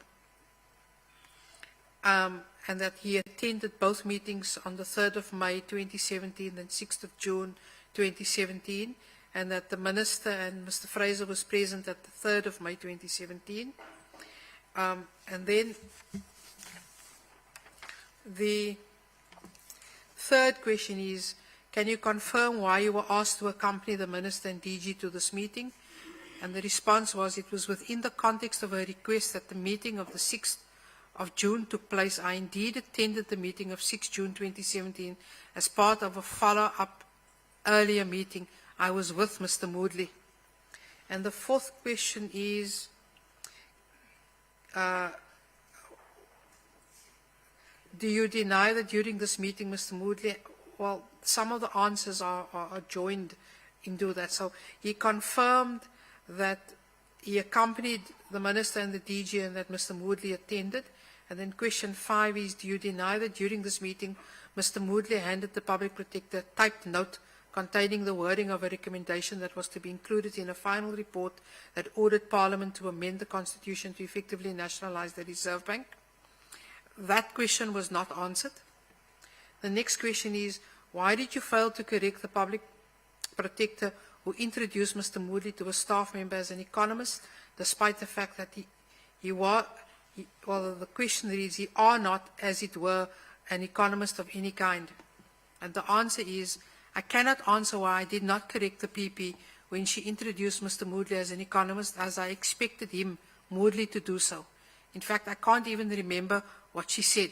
At the time, he was the advisor to the DG on technical matters and had, for that matter, worked in the economic sector before. For information, he had worked in the banking sector, the Reserve Bank to be specific. But that does not mean that on the day in question, he in my presence wrote the report. I understood his role as that providing the requested technical support case management system. And then the next question was, can you confirm that you were involved in drafting the recommendation, and if not, who assisted you and Mr. Moodley? And that's not answered. And then, was the nationalization of the Reserve Bank a stated project of the State Security Agency or of yourself and a small grouping of senior SSA officials? If not, then why was the SSA involved in drafting a recommendation that had the ultimate effect of amending the Constitution under your leadership? The answer is, as for the SSA, as far as I'm aware, we never had a project on the nationalization of the South African Reserve Bank as insinuated by the media.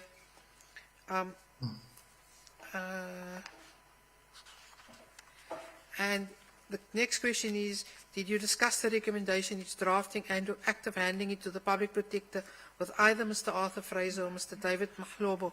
And the answer is no, I was not part of drafting the report in question. My only part was answering questions on the CX report. In fact, I was not familiar with its contents until the media wrote about it. And the last question is, why have you remained silent about your role in handling the recommendation to the Public Protector during the years of litigation surrounding the report? And the answer is, it is anyhow the mandate and or legislated role of the SSA to advise any government department, state-owned enterprise and public institution, the PP included, on any matter pertaining to national security. It must be noted that national security encompasses / includes political, economic, social, environmental, scientific and technological issues. It must also be noted that the SSA can only advise and recommend to its clients decisions or the sole function of its clients, national, provincial, local government, department and SOEs, including public institutions. And then, okay. So this comes up in the context of the evidence that Mr. Kekana gave as to the events that occurred on the 3rd of May and the 6th of June. And I'm raising it because we do not have the member of the SSA as a witness on our list. We have endeavored to make contact, but there are certain protocols in place for SSA members which we haven't overcome, and we may not necessarily need to in light of this. But given that I did obtain the information, it was only fair that I provided to Advocate Mpofu and put it before the committee. There is one other issue which I neglected to raise earlier on, and Mr. Kekana was asked about having provided a confirmatory affidavit. And so that there is no confusion over the context of the confirmatory affidavit, it is provided.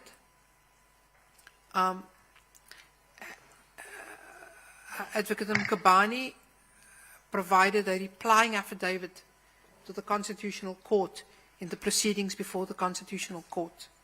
That replying affidavit is at 11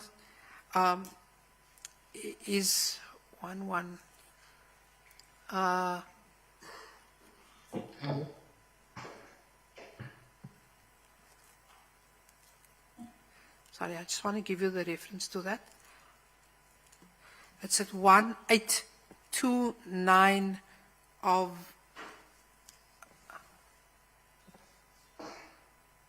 the bundle A of the, sorry, no, it isn't. The page, it's 1152, is the reference to Mr. Kekana in that affidavit, where it reads, what was discussed at the meeting of 7 June 2017, and that's the meeting with the presidency, is clear from the handwritten notes taken during the meeting by Mr. Tebogo Kekana, senior investigator who assisted me during the investigation. The handwritten note was disclosed as part of the Rule 53 record and is annexed here to at RA1, which form part of the record. Confirmatory affidavits of Mr. Kekana and Mr. Nemasisi are filed herewith. And then the confirmatory affidavit is to be found at 1178. And Mr. Kekana confirms the reply deposed to by Advocate Mkhwebane and the contents thereof insofar as it relates to him. And I should have drawn that to the committee's attention during his direct examination. Thank you, Chair. Thank you, Advocate Bauer. Honorable members, I want now to note both from the virtual and physical your readiness to interact. I note Honorable Sukas, followed by Honorable Mailam,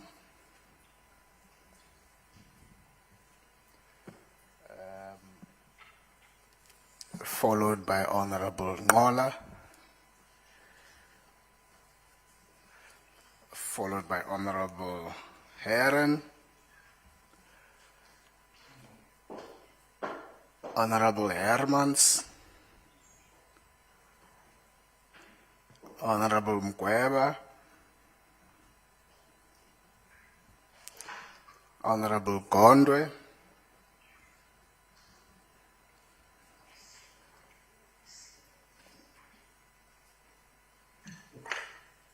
Honorable Lothrit, Honorable Olomisa, Honorable Mulder, you in. Honorable Tseke, Honorable Zungula,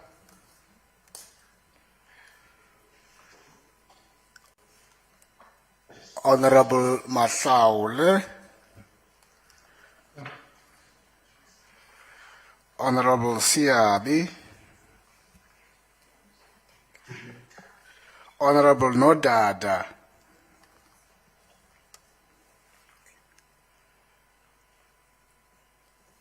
Honorable Siwela,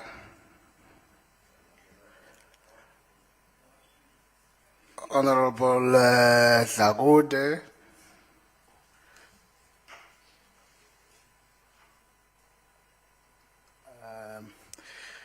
is that all? Honorable Tlape,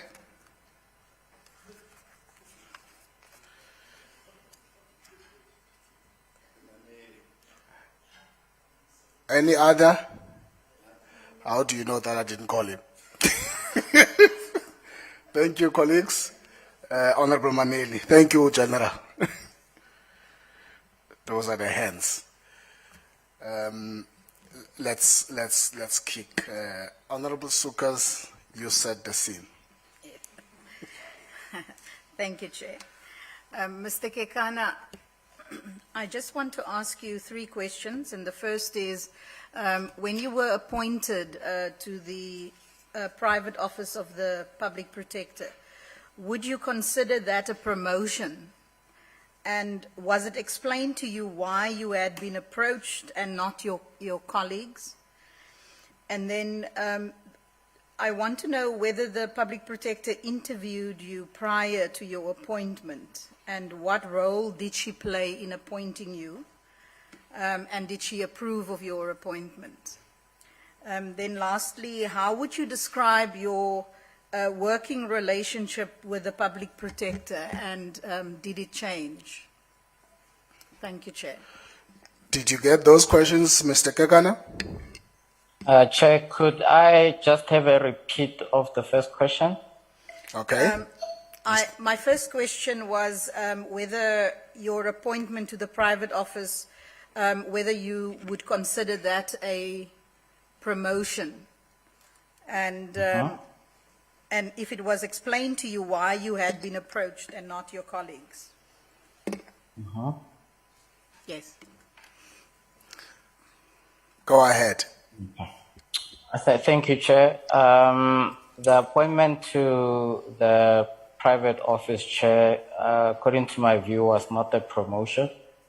I was still a senior investigator. No one explained to me, Chair, as to why I was being approached. I was just approached by HR, and they informed me whether I was keen to work with the PP in the private office, and I indicated my keenness. Chair, I was not interviewed for the position. From my understanding, it was a transfer from quality assurance to the private office. On the issue of the working relations with the PP, I would say it started out fine. We had very cordial relations. But I think after the CX report and when it got challenged and the ensuing consultations that we had with attorneys, the relationship between her and I became distant, if I may put that, Chair.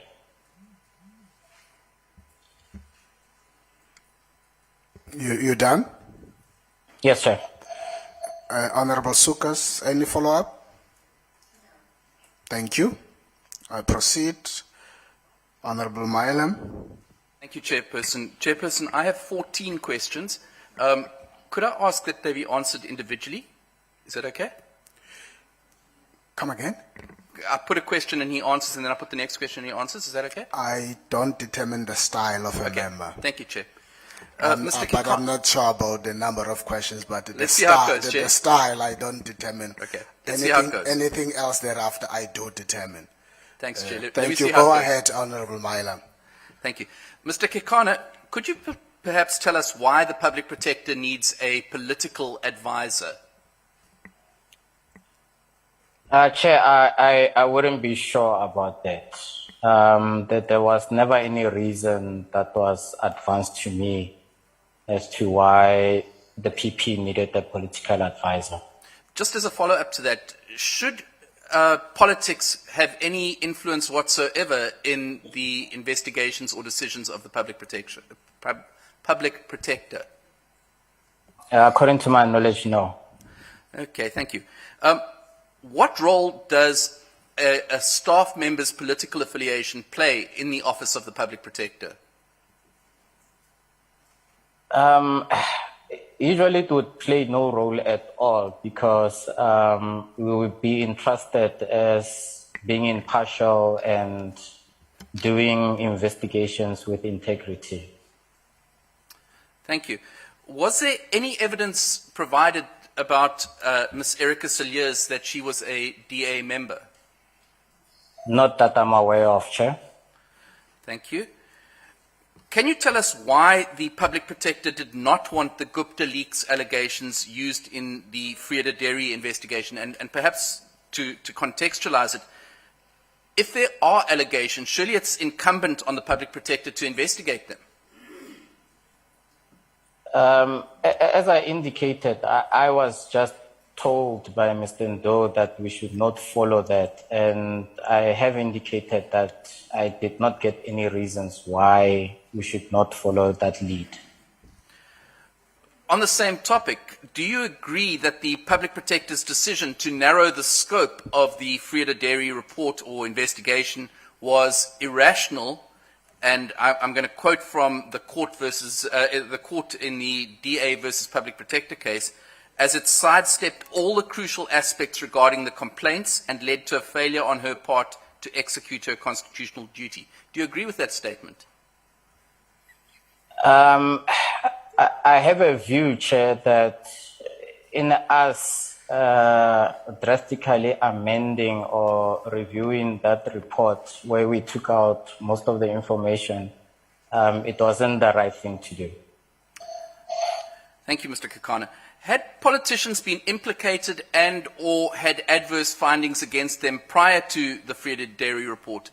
And if so, were their names removed from those other reports? Chair, my memory, I remember seeing draft reports or a draft report with some form of finding against political office bearers. Okay. Were their names removed? Chair, from our report, we did remove the. I don't think our report had such findings, but I remember previous reports had such findings, and in our report, we did remove anything that was negative towards the political office bearers. Okay. You spoke about the meeting, and there's been a lot of discussion around the meeting that was held at the State Security Agency. Is it normal for the minister in any department to be present when the Public Protector does an investigation at their department? Yes, sometimes we do have ministers attending such investigative meetings. And maybe just to correct that, Chair, we didn't have a meeting at the SSA. We had a meeting at the Public Protector's office. Thank you for that correction. Mr. Kekana, with regard to the email from yourself to Mr. Goodson, the full sentence in that email reads, "The Public Protector wishes to meet with you." Now, my question to you is it your opinion reflected on that email, or was it the view of the Public Protector that Mr. Goodson had extensive knowledge of the South African Reserve Bank and central banks in general? The Public Protector had always wanted, or was the one that wanted to meet with Mr. Goodson. And I believe she had a view that he would be, he would be useful in our investigation. Thank you. In Report 8 of 2017, in clause 7.2.1, it says, that particular paragraph refers to the remedial action proposing amending the Constitution. Was that the clause that the Public Protector requested or instructed you to insert? Through you, Chair, let me just have a look at the paragraph, Chair. Can I be repeated? 7.2.1? 7.2.1.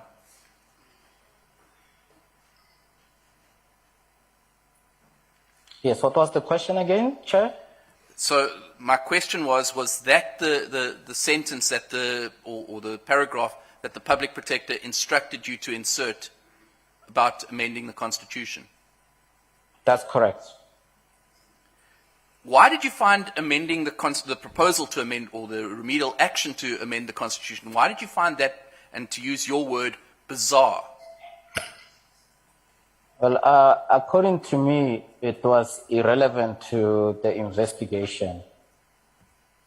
That's why I found it bizarre. My last question is this. Is it normal for other departments who are involved in an investigation to provide the wording for a remedial action, or for members of such a department to do so? According to my experience at the Office of the Public Protector, it was the first time experiencing that, and for me, it was not normal. Thank you very much. Thank you. You've just met my limit, just about there. Thank you, Chair. Thank you, Honorable Mailam. Honorable Ngola. Thank you very much, Chair. I hope Mr. Kekane did get lunch. It looks like he will need energy. Chair, I've just few questions which are emanating in majority from the affidavit deposed by Mr. Kekana. Mr. Kekana, Chair, alleges that in the CX report, a provisional report was leaked. Having been leaked, it was indeed, as the series of statements he's making in the affidavit, it was perhaps in the hands of himself, Ms. Mahlawe, and is it Mr. Mahlawe? Mr. Mahlawe and the Public Protector. But that information got leaked. It had material errors. It was not subjected to quality assurance as the provisional report. Has there been an investigation summoned by the Office of the Public Protector or the Public Protector to investigate how did that provisional report get leaked, so that the office is able to prevent further leaks? Chair, if I remember well, I was told of the leak by the Public Protector. And if I remember well, I think the Public Protector did make a report to the law enforcement agencies in regards to that. Chair, I'm not aware whether there was an internal investigation at the Office of the Public Protector relating to the leak. As an investigator and a report writer of the office, in the private office of the Public Protector, should you have been made aware if there has ever been any investigation summoned by the office to the leak, or any investigation done by law enforcement agencies, as the person who was responsible for the leaked provisional report? Was it not expected that you should be made aware if there is any of investigation, whether internal or external? Chair, as I indicated, I was made aware of the leak, and if I remember correctly, I think the PP did report this matter to law enforcement agencies. So I was made aware of the leak of the preliminary report or provisional report. Okay. Fine, let's leave that. In the affidavit you deposed, there was a meeting with the Black First Land First movement, which discussed the provisional report, whom you say in the affidavit it was said that they can't be a complainant in the matter. But you continue and say, however, Advocate Mkhwebane invited the BLF to make submissions on the investigation, that the BLF was in no way involved in the matters pertaining to the investigation or any other relevant matter. If the PP allowed the Black First Land First movement to be part or submit any issue as pertaining to this report, who is this person who said they can't be complainants in this matter? Chair, the PP did indicate to the BLF that they couldn't be complainants in the matter. But they were later allowed to... Yes, yes, Chair, I do confirm that they were allowed to give inputs. Okay. Then let's go to what you term as a private meeting, or a meeting before the meeting you are supposed to have set with SAA and SSA and the Public Protector South Africa. You mentioned that before that meeting resumed, you were shocked by a meeting before the actual meeting between the Minister of SSA, Honorable David Mahlobo, and the Public Protector. In the time when you served in the private office of the Public Protector, has it ever happened before, or it was the first and the last meeting that set before the actual meeting? That was the only incident that I observed. Okay. You say there is a meeting where the Public Protector actually instructed you not to record or take minutes, or else you are prohibited from taking minutes or recording that meeting. Were there any reasons provided to you as a person who usually records and take minutes of meetings between departments and the Public Protector? No, Chair, I wasn't given reasons as to why I could not record. Thank you. Apart from, let's go to the South African Reserve Bank constitutional amendment matter.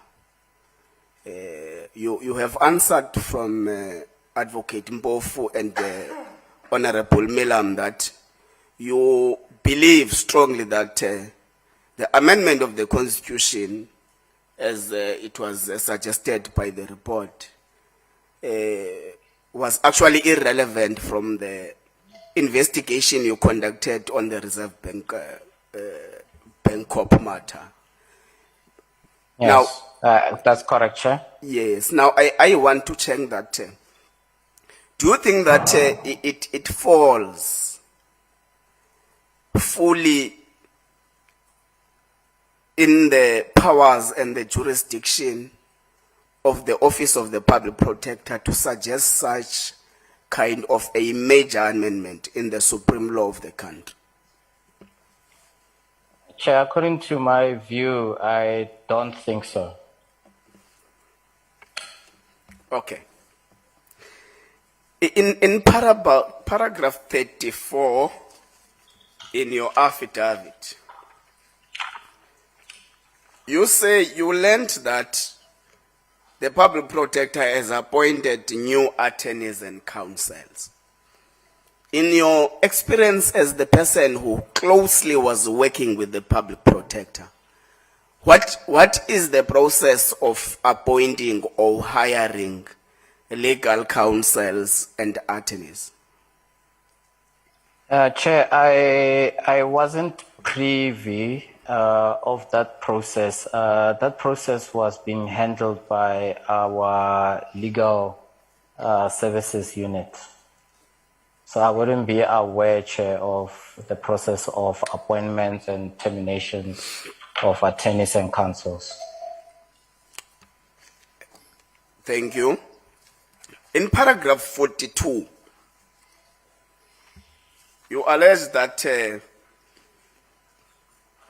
Advocate Mkhwebane did not care if the reports were taken on review or not. Do you mind if you can elaborate a little bit on that? Chair, what I remember is that while we were going through the report, taking out information, Mr. Namasisi did warn the public protector that removing such information could lead to a review. And I remember the statement that she made that she didn't care whether the report would be reviewed or not. Thank you. The last question, Chair. It's the last, I promise. Did the South African Reserve Bank ask the Office of the Public Protector that it be furnished with the report before it being published? If the answer is in the affirmative, has that request been adhered to? And the last would be, what is the general procedure in terms of your reports? Should there be not consultation of the affected persons before the issuing of the final report?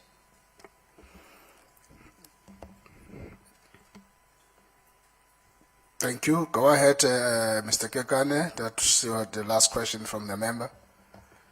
Thank you, Chair. I'm just jotting it down.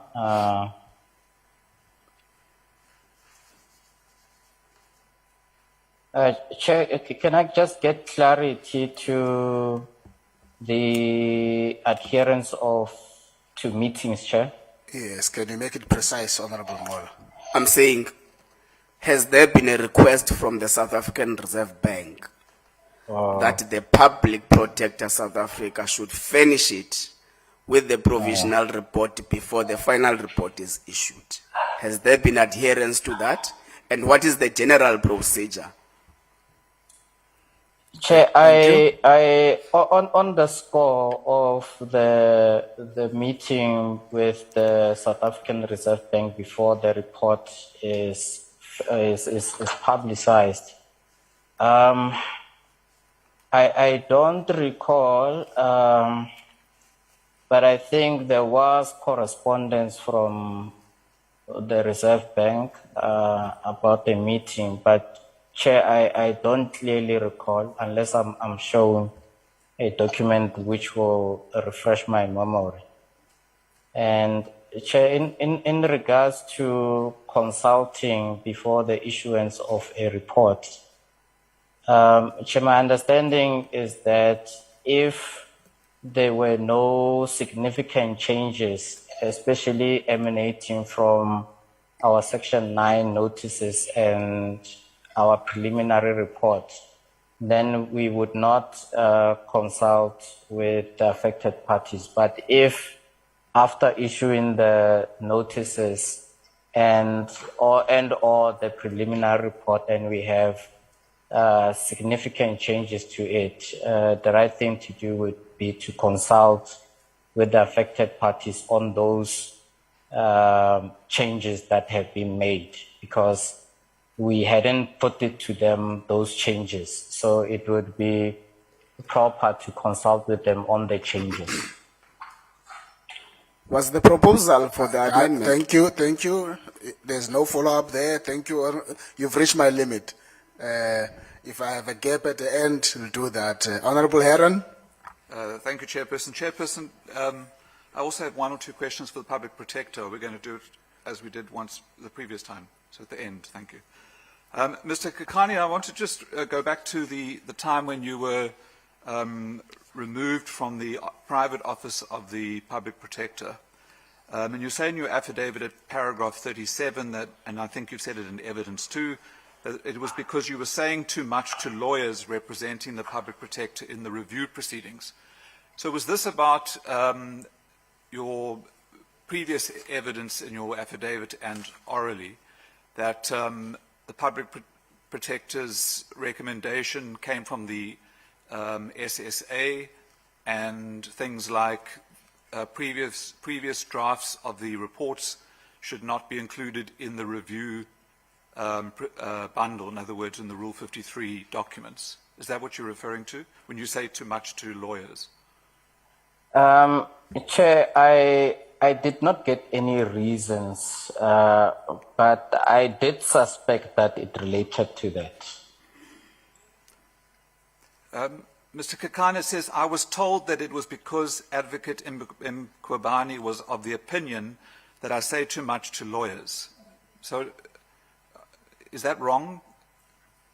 I'm saying that that's correct. I was told that the PP said I was talking too much to attorneys, but I'm not so sure on which subject matters I was talking too much to the attorneys.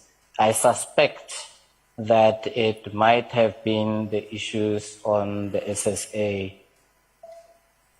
Thank you.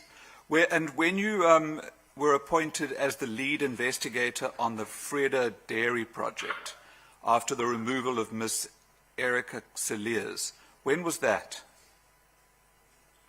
Sure. I was also trying to, resuscitate my memory on when we were allocated that matter, but I just couldn't find the time period or when specifically we were allocated that matter. But were you still in the office of the private office of the Public Protector, or had you then been moved to the provincial integration unit? Yes, and Chair, that's my problem as well. I don't remember because in December of 2017, that's when I was transferred to provincial investigation and integration. I really don't remember when this matter was allocated to us.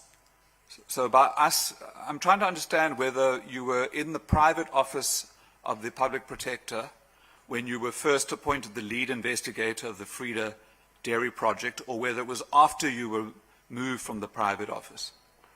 Yes, Chair, that's where I'm struggling with my memory, Chair. If I would find a date, then I could confirm whether I was in the private office or whether I was in provincial investigations and integration. But my memory is failing me on that. But in any event, Mr. Kekana, you continued to work on the Freda Dairy project after being removed from the private office of the Public Protector.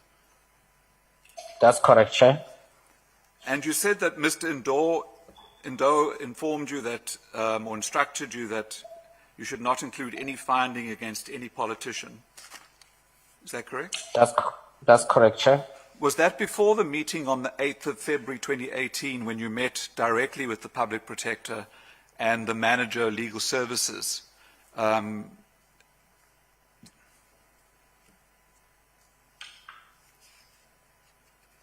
is the question done or? Yes, sorry, it's done. If I remember well, it was before the meeting on the 8th. So at the meeting of the 8th of February, you say in your affidavit at paragraph 42, the advocate Mkhwebane instructed you to remove material information relating to the investigation, including information relating to the inflation of goods and information relating to beneficiaries. But she wasn't referring to any political politicians in that meeting? I think in that meeting there was no reference to that, because in that meeting, maybe let me take you a step back. At paragraph 41, I do state that Mr. Ndo, from PP's instruction, told us that we should remove any adverse findings against the politicians.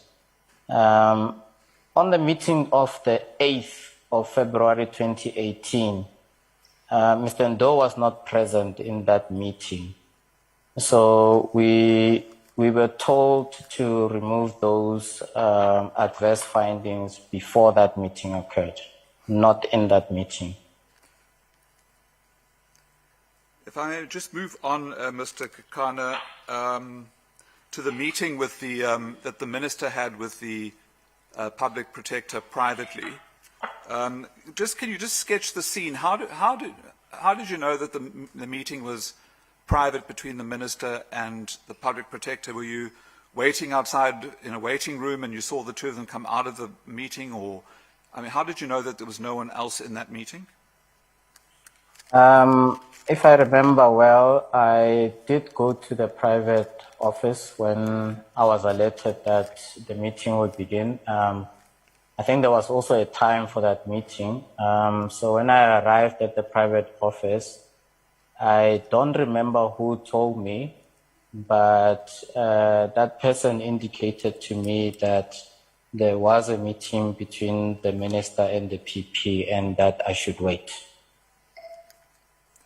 So did someone tell you that there was no one else present, or you saw that there was no one else present? I think when they came out, that's when I noticed, because, when they came out, that's when I noticed that it was just the two of them. Okay. Can we move on to the part when you do attend the meeting and you're instructed not to record the meeting and also not to take notes? And as we've seen today, you did actually take some notes. What happened to those notes after you took them?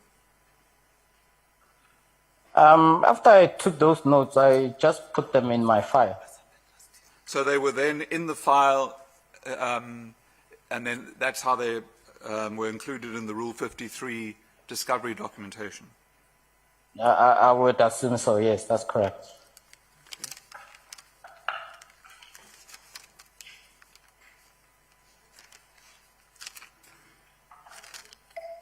Can we just refer to TK3, which is the email that the Public Protector sent you, in which she says, I'll go through it and we will meet to finalize, ask the SSA to provide input and economist, which you say was inexplicably excluded from the Rule 53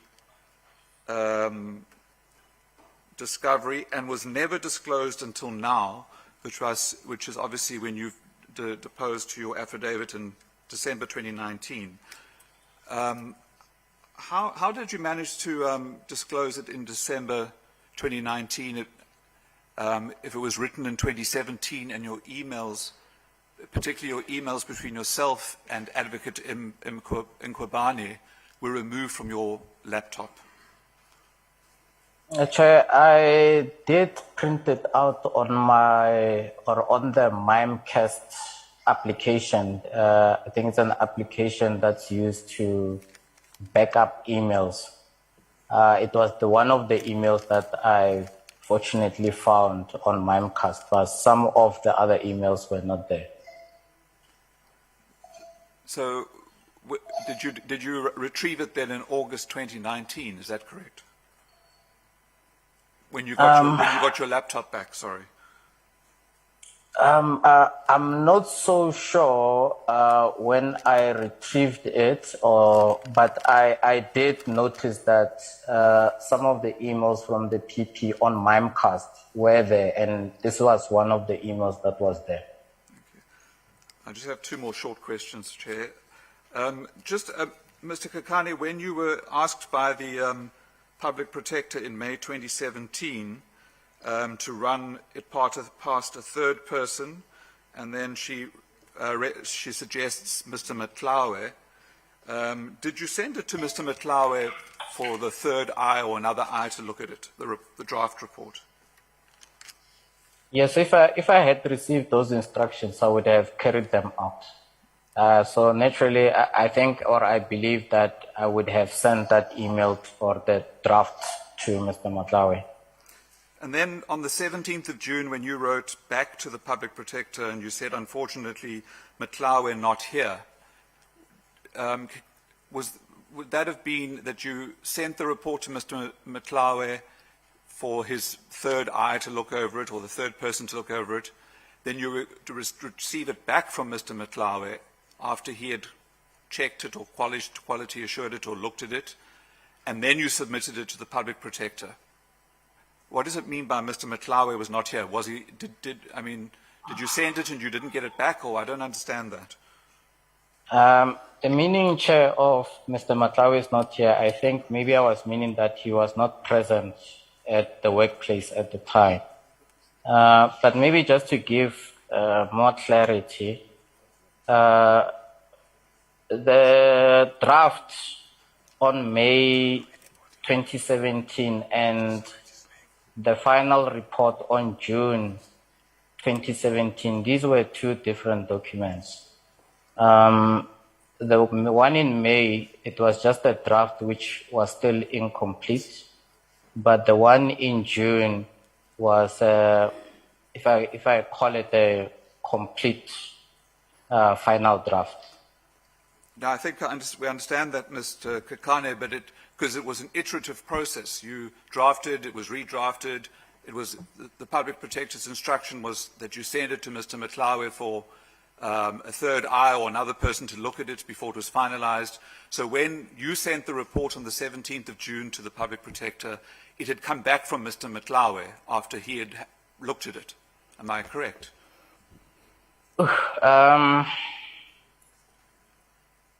I think in May, when I was instructed to do so, I did give it to Mr. Mkhwebane.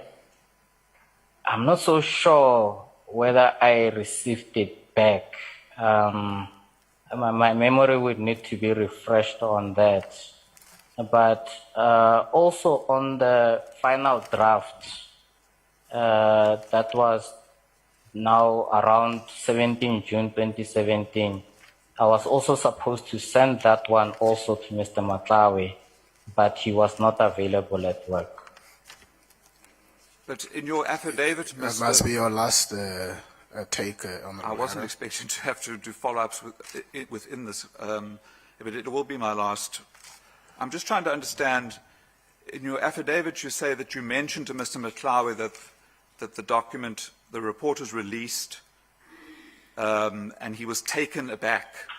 So I'm really struggling to understand. You sent it to Mr. Mkhwebane, you say you followed that instruction, you received the report back, you assume, then the report was released and he's taken aback that he never got to see it. Yes, so usually the final report, that would be the draft, the final draft around June 2017. That draft or the final draft was supposed to be sent to Mr. Matlawe and he could not be found on that day. So I did indicate to him that the report was never QA'd, and he was taken aback by that suggestion. Can I just wrap up, Chair? Can I, Mr. Kakani, the report that you sent on the 17th of June to the Public Protector as the final draft, was it the same report that was published on the 19th of June, 2 days later? Thank you. I think more or less it was the same report. Because what I remember is that because Matlawe was not there, and I did indicate to the PP that Matlawe was not there, she then did her own quality assurance of the final report, and then she signed it on the 19th, I think. So, Mr. Kakani, the report that was released on the 19th of June was, as you say, more or less the report that you wrote? That's right. Thank you. Thank you. Thank you, Honorable Heron, and thank you, Mr. Kekana. It's just 15:32 now. We'll take a 15-minute break. When we come back, I will invite Honorable Hermans to take the stand. A tea break. Back in 15 minutes. Colleagues, thank you. Thank you, Chair.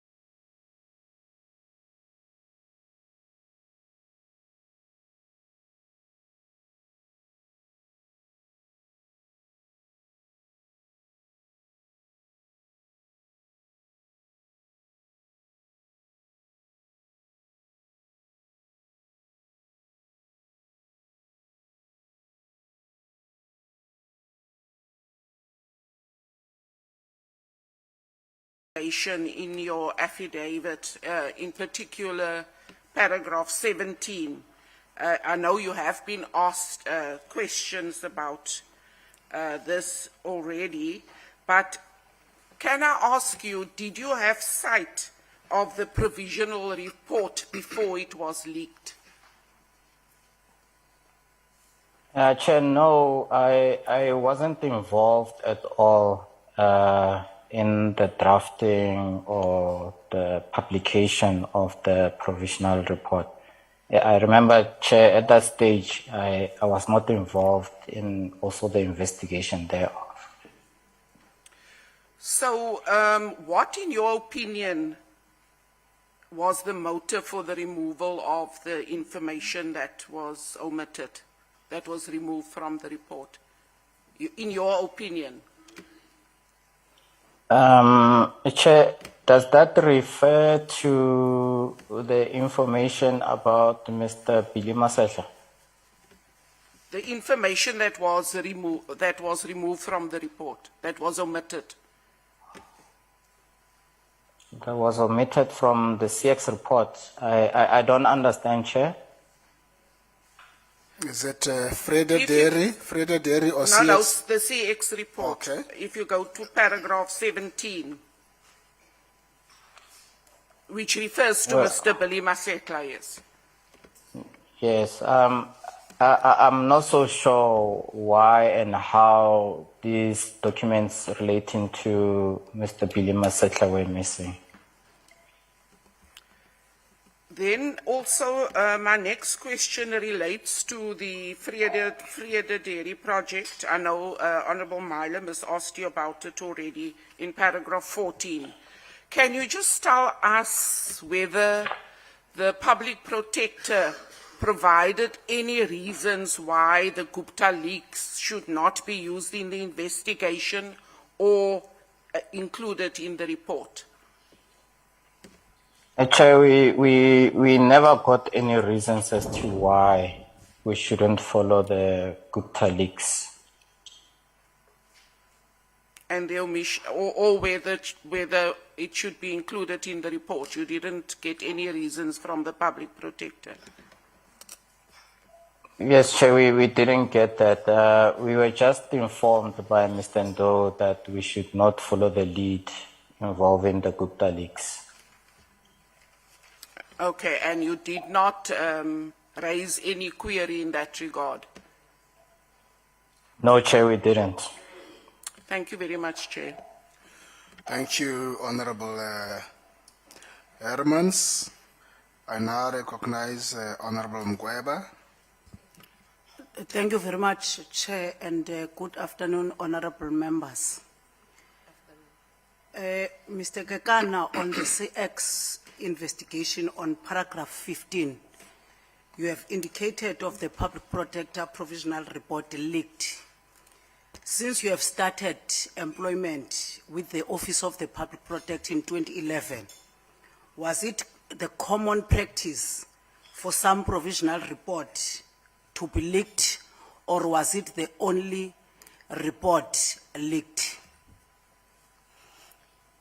If I remember, I think this was I think for me it was the first time that I hear that the provisional report was leaked. I'm not so sure whether there was any other report that was leaked. My memory is not serving me right on that one, Chair.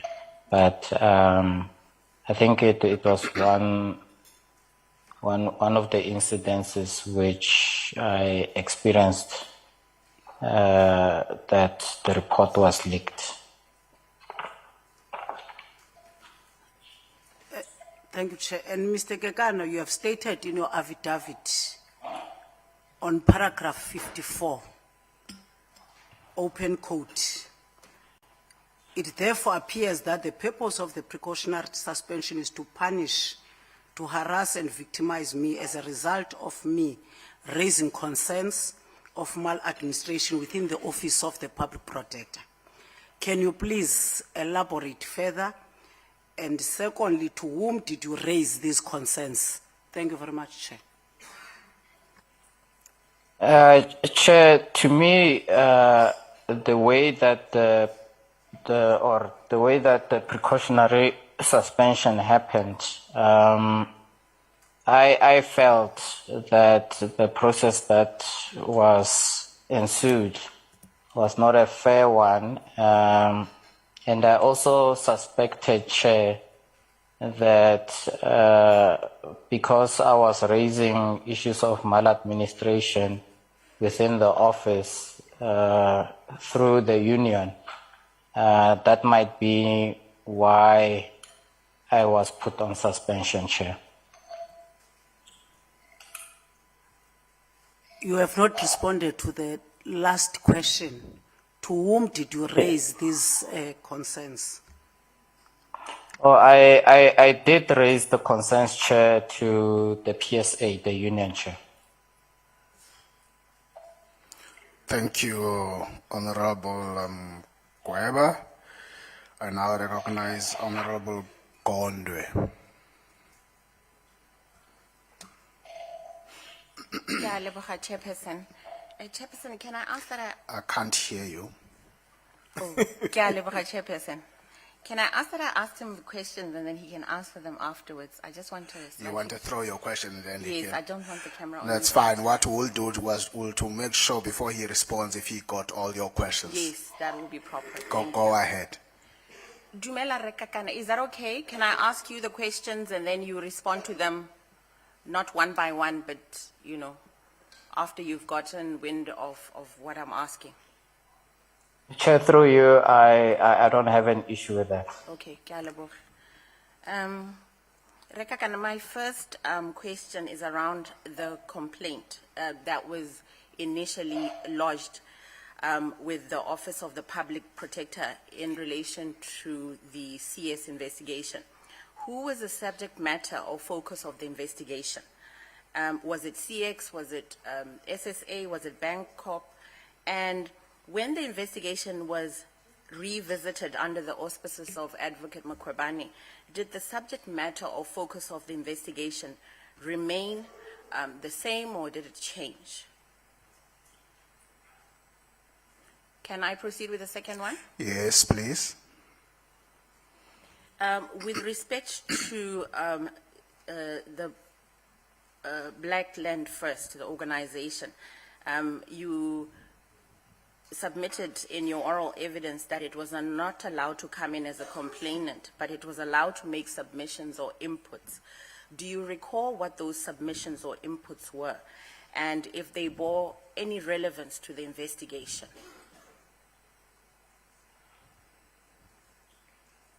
Thank you. Got that. Proceed. My third question is that you stated in your oral evidence before the committee that during the meeting with the SSA, you do not recall there being a discussion on the vulnerability of the Rand and the Reserve Bank, but there were discussions rather on the Reserve Bank and the fact that it was prone to looting and its vulnerability during the apartheid era. Can you confirm what these discussions were based on? Were they based on the book by Mr. Goodson or on the comparative research articles that you made reference to in the course of your oral evidence? The next question also relates to the meeting with the SSA. You stated in your oral evidence before the committee that in your view, the meeting was an investigative meeting, and you had prepared, and as such you had prepared questions that the public protector could ask in relation to the investigation, in lieu of the meeting with the SSA. Do you recall how many questions you prepared in this regard? Did you email these questions to her? Do you recall what some of those questions were that you prepared? And if you have recollection of any of this, can you share it with the committee, please?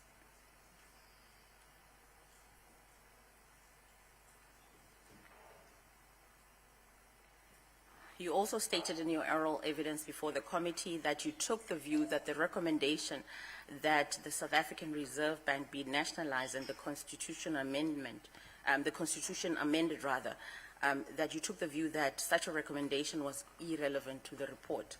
Can you explain to us why you took this view, that such a recommendation was irrelevant to the report?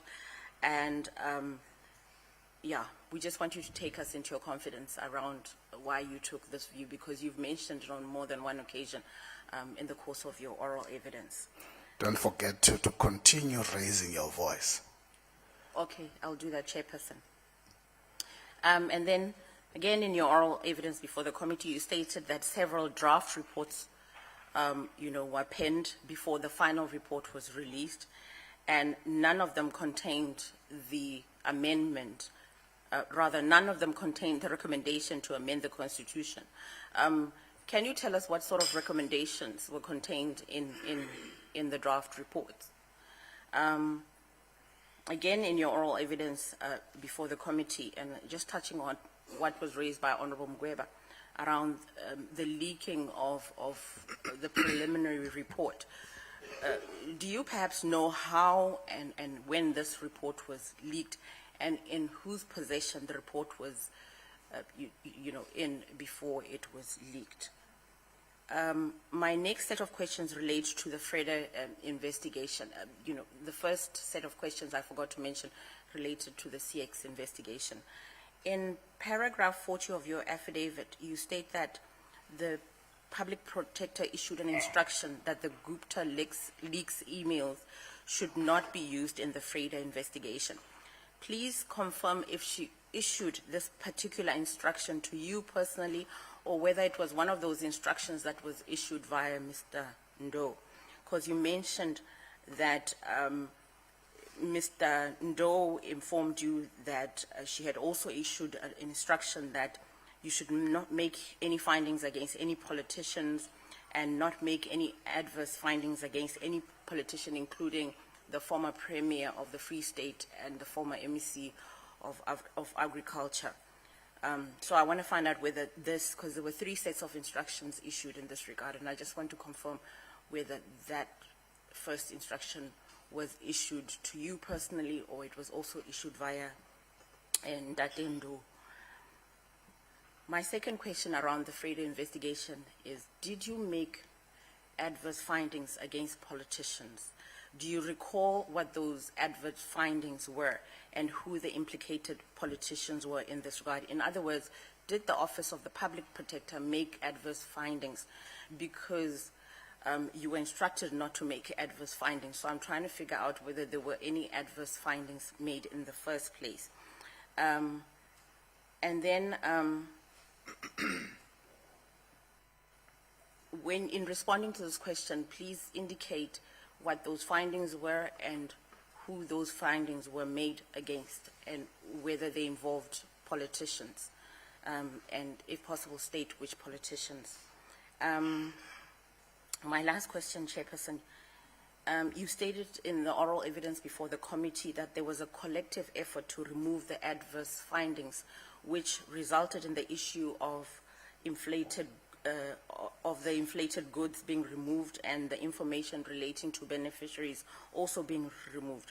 Please explain what you mean by there was a collective effort, and who was involved in that, in making that collective effort in removing the findings. Ke a leboga, Chairperson. Thank you, Honorable Gondwe. Mr. Kekana, please respond one by one to all of those questions. Your platform is yours. Thank you, Chair. Through you, Chair, I hope I've captured all the questions right. Chair, in regards to the first question, Chair, the focus of the investigation was on the South African Reserve Bank, the South African government, the SSA, and ABSA, and whether the focus changed. In regards to the parties, the focus did not change, but there were issues of nationalization and amendment of the Constitution, which were new matters which I could ascribe as a change. Chair, in regards to the BLF, Chair, I don't recall what the BLF inputs were specifically, but Chair, I think I remember that I never used any of the inputs in the report, if memory serves me right, because I didn't think they were relevant to the investigation, Chair.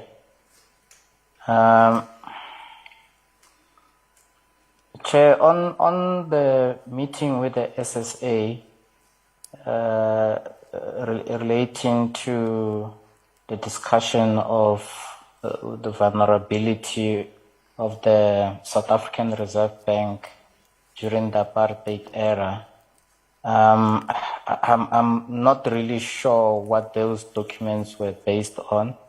They were certainly not based on Mr. Stephen Goodson's book, but I just don't know what those discussions emanated from. Chair, again, in regards to the meeting with the SSA, I did prepare a pack of questions for the public protector. I don't specifically remember how many questions were there, Chair, but I had a number of pages with questions. And I'm afraid I'm not in possession of that, Chair.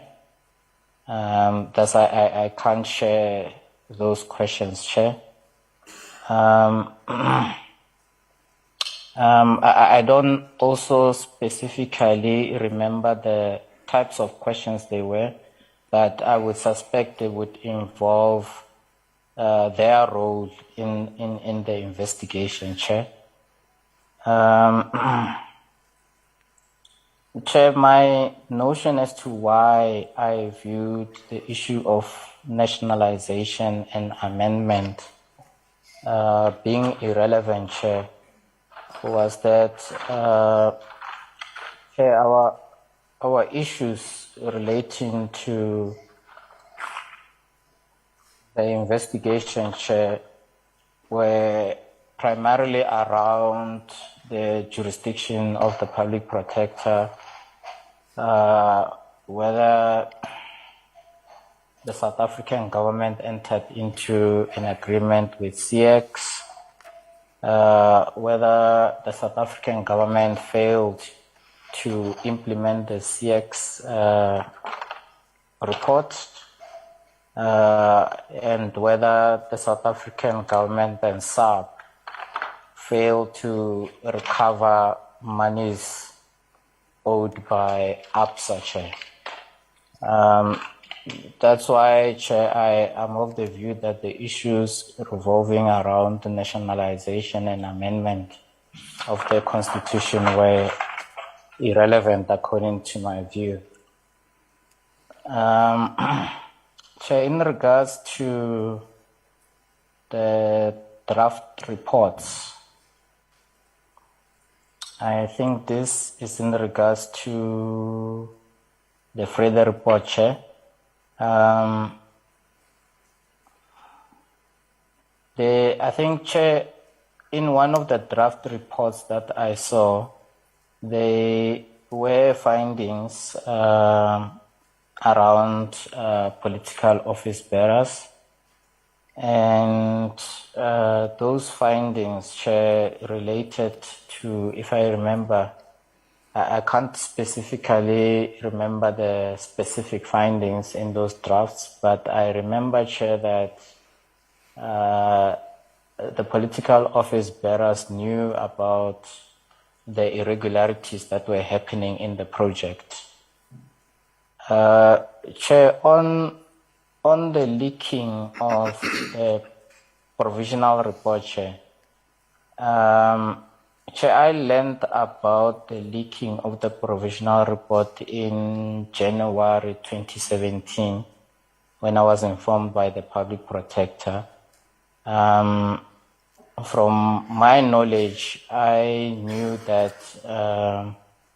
the previous investigator who was working in the private office was working on that matter with the public protector. So from my knowledge, Chair, those two individuals were the ones that were working on the provisional report.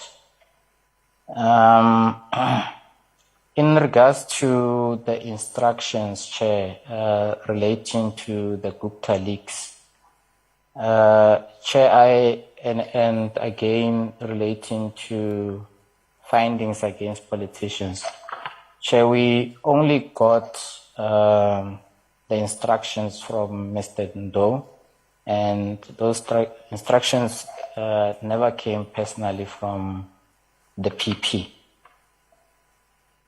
I think the last question was the collective effort to remove things in the report and who was involved in that. In that meeting of the 8th of February, the people who were involved in the removal was in that meeting, or who were there, was the PP, Mr. Nemasisi, Mr. Ndichenrai Dani, Mr. Muntu Sitole, and myself. Chair, I'm not so sure whether I captured all the questions. If I haven't, I would like to request to be directed to one that I've missed, if I've missed any, and I will provide an answer. No, thank you, Mr. Kekane. I will check, but I'll make sure that she doesn't smuggle any other question besides the ones that you've missed. I'm very alert to that. I'm not going to smuggle anything, Chair.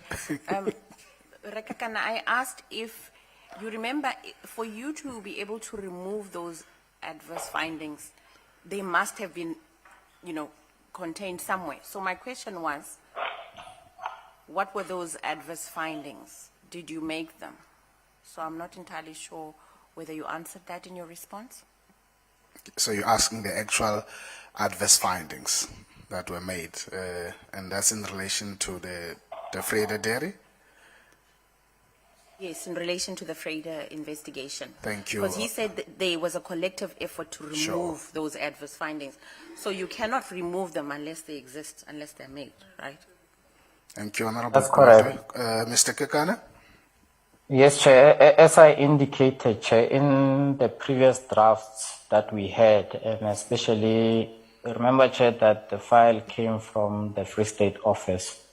So in the reports or draft reports that we had, I believe that there were adverse findings made against certain politicians, and those findings mostly, I can't remember the specific findings, but what I remember is that those political office bearers knew about the irregularities that were happening in the Freda project. Okay, we'll leave it there. Thank you. I now recognize Honorable Lothridge. Thank you, Chairperson, and good afternoon, Mr. Kekana. Now, quite a number of my questions have already been asked, so there are only a few remaining. I'm to ask the question and then request you to reply. Now, we have looked at the issue of the meeting with SSA and the questions that you prepared. Was it standard practice that you would prepare questions for the public protector before any such kind of meeting? Yes, Chair. According to my knowledge, that was standard practice. And was this the first time, or had there been other instances when your questions were not used? Chair, that was the first time my questions were not used, Chair. Thank you. Then also in terms of standard practice, procedure, in your evidence, you refer to the handing over of your laptop to a firm of attorneys. Was that standard practice? Has it happened before that laptops of investigators, the senior investigator, is handed to a third party? No, Chair, that was never standard procedure. Do you have any knowledge whether this particular firm had any security clearance? Chair, I didn't have any knowledge of that, and that was one of the issues I did raise with the employer as to whether this firm has security clearance or not. To your knowledge, was the laptop accessed in the presence of anyone from the Office of the Public Protector? Chair, I don't have knowledge of that. Thank you very much. Mr. Kekana, if we now turn to, well, I'm hesitant to call it experts, but the economists. Now, in your investigations and your experience since 2011 at the Office of the Public Protector, how is it determined which persons would be considered to be, for example, an economist or someone who could provide valuable information? Is there an operating procedure, a policy to do that?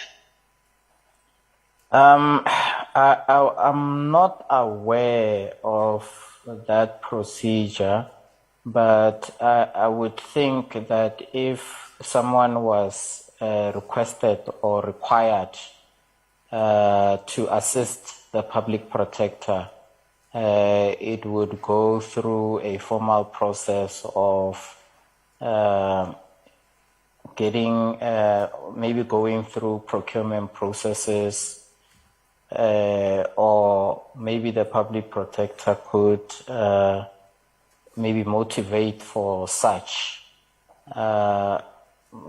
But it would be well known beforehand that we require such an expert on a particular field. I remember in my investigations when I needed experts, maybe engineers, I give that example because I did request for an expert in one of the investigations. One had to go through the procurement process. Thank you. Mr. Kekana, I now want to go to the recommendation to review or amend the Constitution. This has been discussed earlier in your testimony. And if I look at Section 224 of the Constitution, it states clearly that the primary object of the South African Reserve Bank is to protect the value of the currency. Now, if I look at what we have been presented with and the proposal for a recommendation, that is quite a dramatic move from protection of the currency to promotion. And I would like to know, because this morning we were also introduced to the document by Niels van der Merwe. Now, in relation to that, before I go further on the actual amendment, proposed amendment, who requested or instructed Niels van der Merwe to do this comparative study? I think the PP did that because I was not in a position to instruct Advocate Niels van der Merwe because he was my senior at the time. Thank you. And in this document, and I also asked this morning whether this is the full document that we have at our disposal, I can only find two proposals and only one referring to Section 224 of the Constitution, and that is to be reviewed to ensure, that is at 3.9, that as an organ of state, the Reserve Bank is accountable to Parliament to ensure that it implements its powers in a legitimate manner while at all the time maintaining the important independence of the bank. And a bit higher up in this comparative study at 3.7, it is also noted that an independent central bank is a better guarantee of the value of the currency and thus of a generally sound economic basis for the state's budgetary policies. Now, I cannot really find this in the proposed recommendation in terms of changing 224 to go from protection of the currency to actually remove that. So in your opinion, Mr. Kekana, did the public protector rely on this comparative study done on her, as you say, possibly her instruction, to draft that recommendation? Through you, Chair, I'm not so sure. I'm also not so sure whether this information from Advocate Niels van der Merwe came before we publicized the final report or after we publicized the final report. I'm not so sure whether it also influenced the proposal to amend the Constitution. Because I'm really not so sure or recall what was Neil's brief in regard to drafting this comparative study. Okay, thank you. I see that the front page does indicate that these would be the actual principles applicable to the independence and governance of the South African Reserve Bank and proposals for the review of sections 223 to 225 of the Constitution. So I think that would have been the brief. But let's leave it there. Mr. Kekana, I just want to, for my own clarity and to make sure that I heard you correctly, in terms of this recommendation to amend the Constitution, was your evidence earlier, I think on one of the questions, that it was not informed by the books of Stephen Goodson? Did I hear correctly? Yes, this amendment that we received came straight from the SSA. The amendment or the note on TK4, Mr. Goodson never made any input on it. It came directly from the SSA. Thank you very much. Thank you, Chairperson.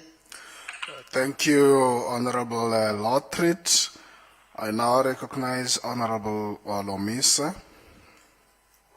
Thank you, Chairperson. Colleagues, Mr. Kekana, on a number of occasions, when Advocate Mpofu asked you questions, you kept on saying you don't remember. The question is, do you think the evidence leader gave you enough time to prepare for your appearance before this committee?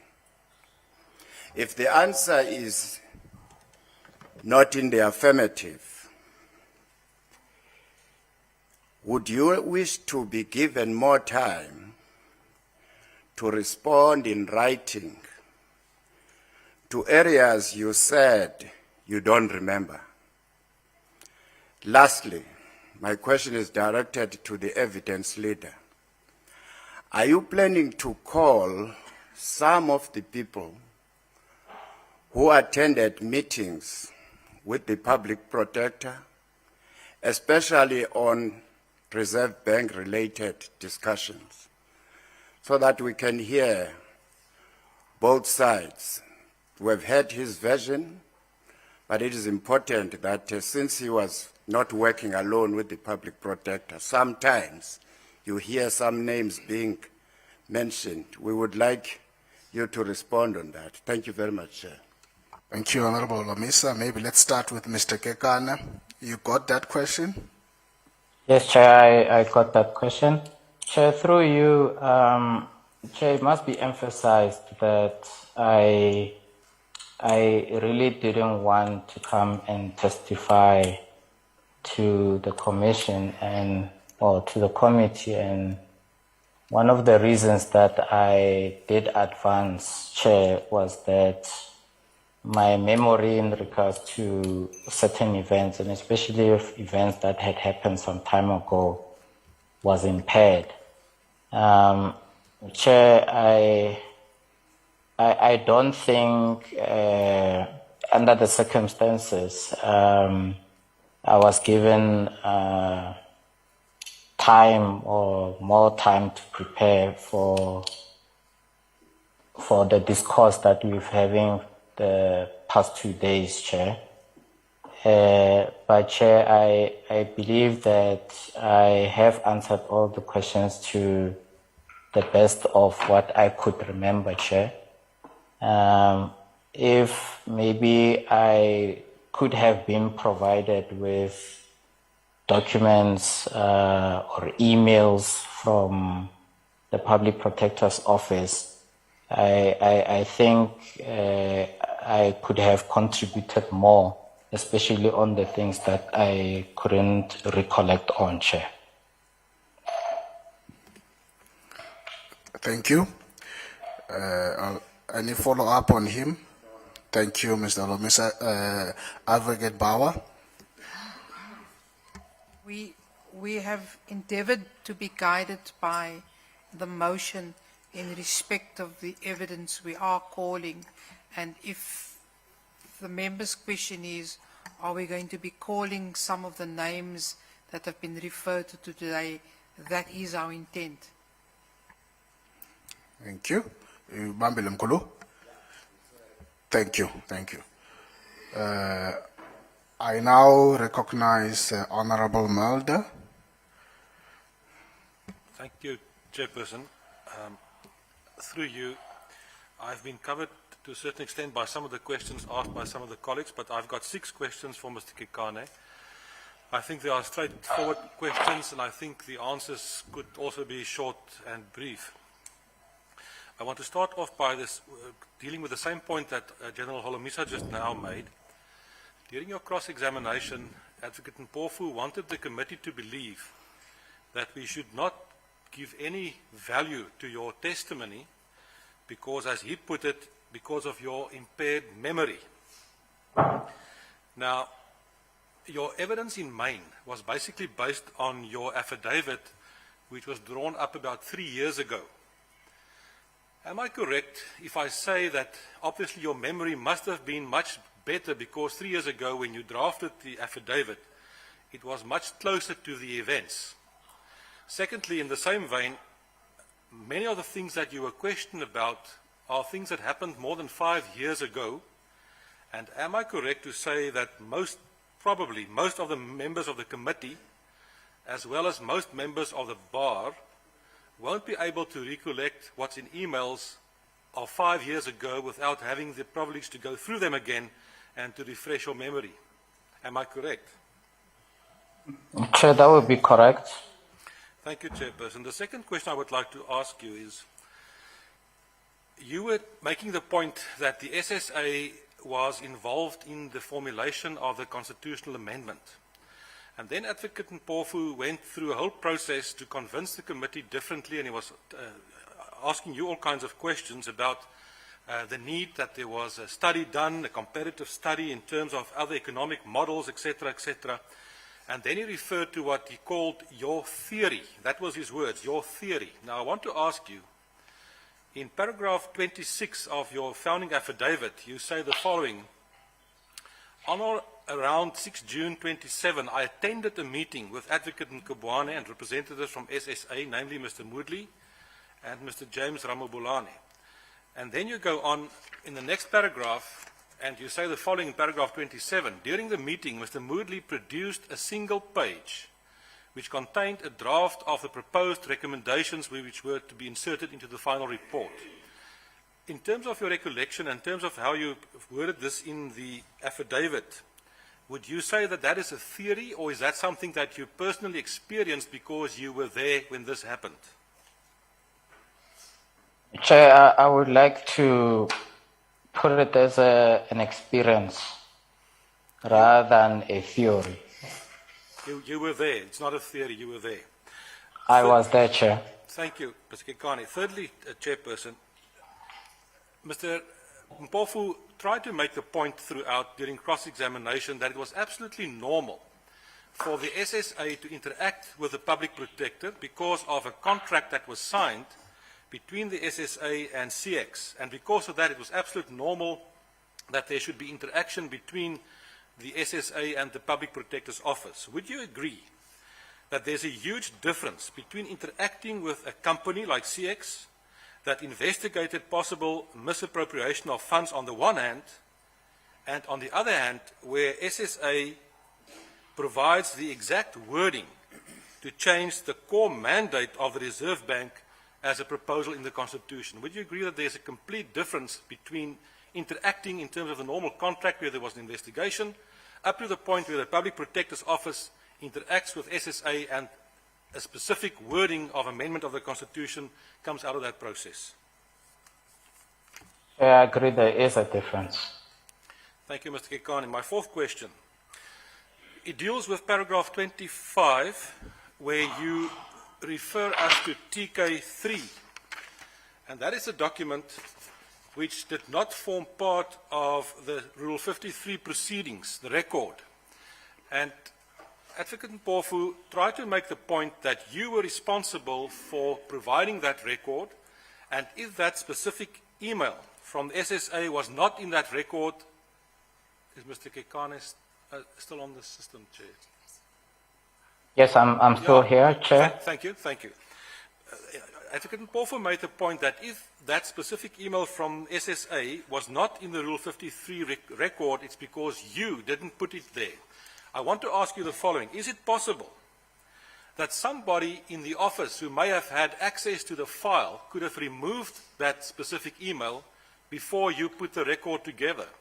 And it's not a question of it could be any of 60 million South Africans. It needed to be somebody in the Public Protector's Office. Is that a possibility? Chair, I think on what I testified on was that I did give the complete file or record of the investigation to Mr. Namasisi. Or what happened thereafter, Chair, I'm not so sure. There could have been a possibility, but I couldn't attest to that, Chair. Thank you. My fifth question, Chairperson, to Mr. Kekane is the following. Mr. Mpofu made a point on a number of occasions that it's absolutely normal that people sometimes make suggestions and proposals in terms of amendments of the Constitution. And by arguing that, he argued to say, but the fact that the Public Protector did the same is an absolute normal thing, it's nothing strange, etc. However, we all know that when it comes to remedial action of the Public Protector, everyone is bound by that remedial action, and you have to comply with that remedial action. In terms of the report of the Public Protector, she instructed with remedial action the Chairperson of Parliament's Justice Committee, Dr. Motshega, to start proceedings to amend the Constitution. Would you agree that that is something completely different from somebody who would suggest that maybe we should look into some provision in the Constitution? Chair, I agree. Thank you, Chairperson. My last question deals with the two emails. The first email, that's one that deals with the quality assurance. And there was at some stage some uncertainty in terms of the date. The date of the first email was the 18th of May, 2017. And the second email was a month later on the 17th of June. Are we talking about the same report when these two emails were relevant? And in one of those two emails, there's a part that says, we, also including the Public Protector, will have to go through this report page by page. Did that actually happen? Sorry, Chair, I think there are two questions in there. Can the Honourable Member please repeat that for me, Chair? Let me try. The first question deals with the first email of the 18th of May. And the second email is a month later, on the 17th of June. And in the second email, it said that the other gentleman is not here today. But this is a month later. So obviously, if it deals with the same report, it must be he's not here on that day. It doesn't mean he's not been there for the last month, if he should have done the quality assurance. The question I'm asking is, in one of those two emails, there's a provision that says, or a paragraph that says, and I think it's the one that comes from the Public Protector, which says the three of us will have to go through this document or this report page by page. It implies that the Public Protector will also have to go page by page. Do you know if that actually happened? Chair, I don't recall that happening, Chair. Thank you, Chairperson. I'm finished. Thank you. Before I proceed to the next speaker, I just want to recognize, I see Advocate Mpofu, you have your hand up. Yes, thank you, Chairperson. Thank you, Chair. Yes, no, I just want to point something out that I don't think what Honorable Mulder is doing is correct, Chair, because I don't want to interrupt the questioning, but it's completely valueless to ask the witness whether he agrees with the question that I put. I mean, so what, whether he agrees or doesn't agree with the question that I put to him. But what's more important is for me not to be misrepresented. I really don't take kindly to that. Honorable Mulder said that I said that the witness should not be believed because of his memory, impaired memory. Now, that's a half-truth. It's not even a half-truth, actually. It's a third or less than that. So if you're going to quote me fully, and please do not misrepresent what I said. Because I said that, yes, I did say about the memory, but I also said that the witness is because he's dishonest and evasive and a whole lot of other things. So if you either ask your question, don't say Advocate Mpofu say this, because if you're going to say that, then you must say exactly what I said. I take strong exception to being used as a Trojan horse for questions, using things that I did not say or distorting what I had said or saying only a part of it. The other, anyway, so all questions must not start with Advocate Mpofu said this and so on, and the witness only has to say yes, because that's like legal argument. I'm here if anybody wants to argue with me, not through the witness. Thank you, Advocate Mpofu. Honorable Melder. Can I assist, Chairperson? Luckily, no one will tell members of Parliament how they should ask questions. Nobody will tell us that. That's our job to do what we need to do. Secondly, all of us are rather intelligent and we could understand exactly the line of questioning that was put to the witness in terms of cross-examination and the impression that was created in terms of that line of questioning. So surely it's my right to ask that of the Honourable the witness to make clear that I understand that he understood exactly what was also said.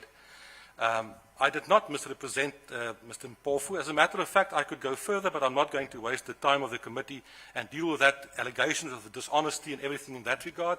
I didn't think it's necessary. The main thrust was that this witness did not remember what happened, and I thought it was important to give him the opportunity to clarify that as well. Thank you, Chairperson. Okay, thank you, Honourable Melder.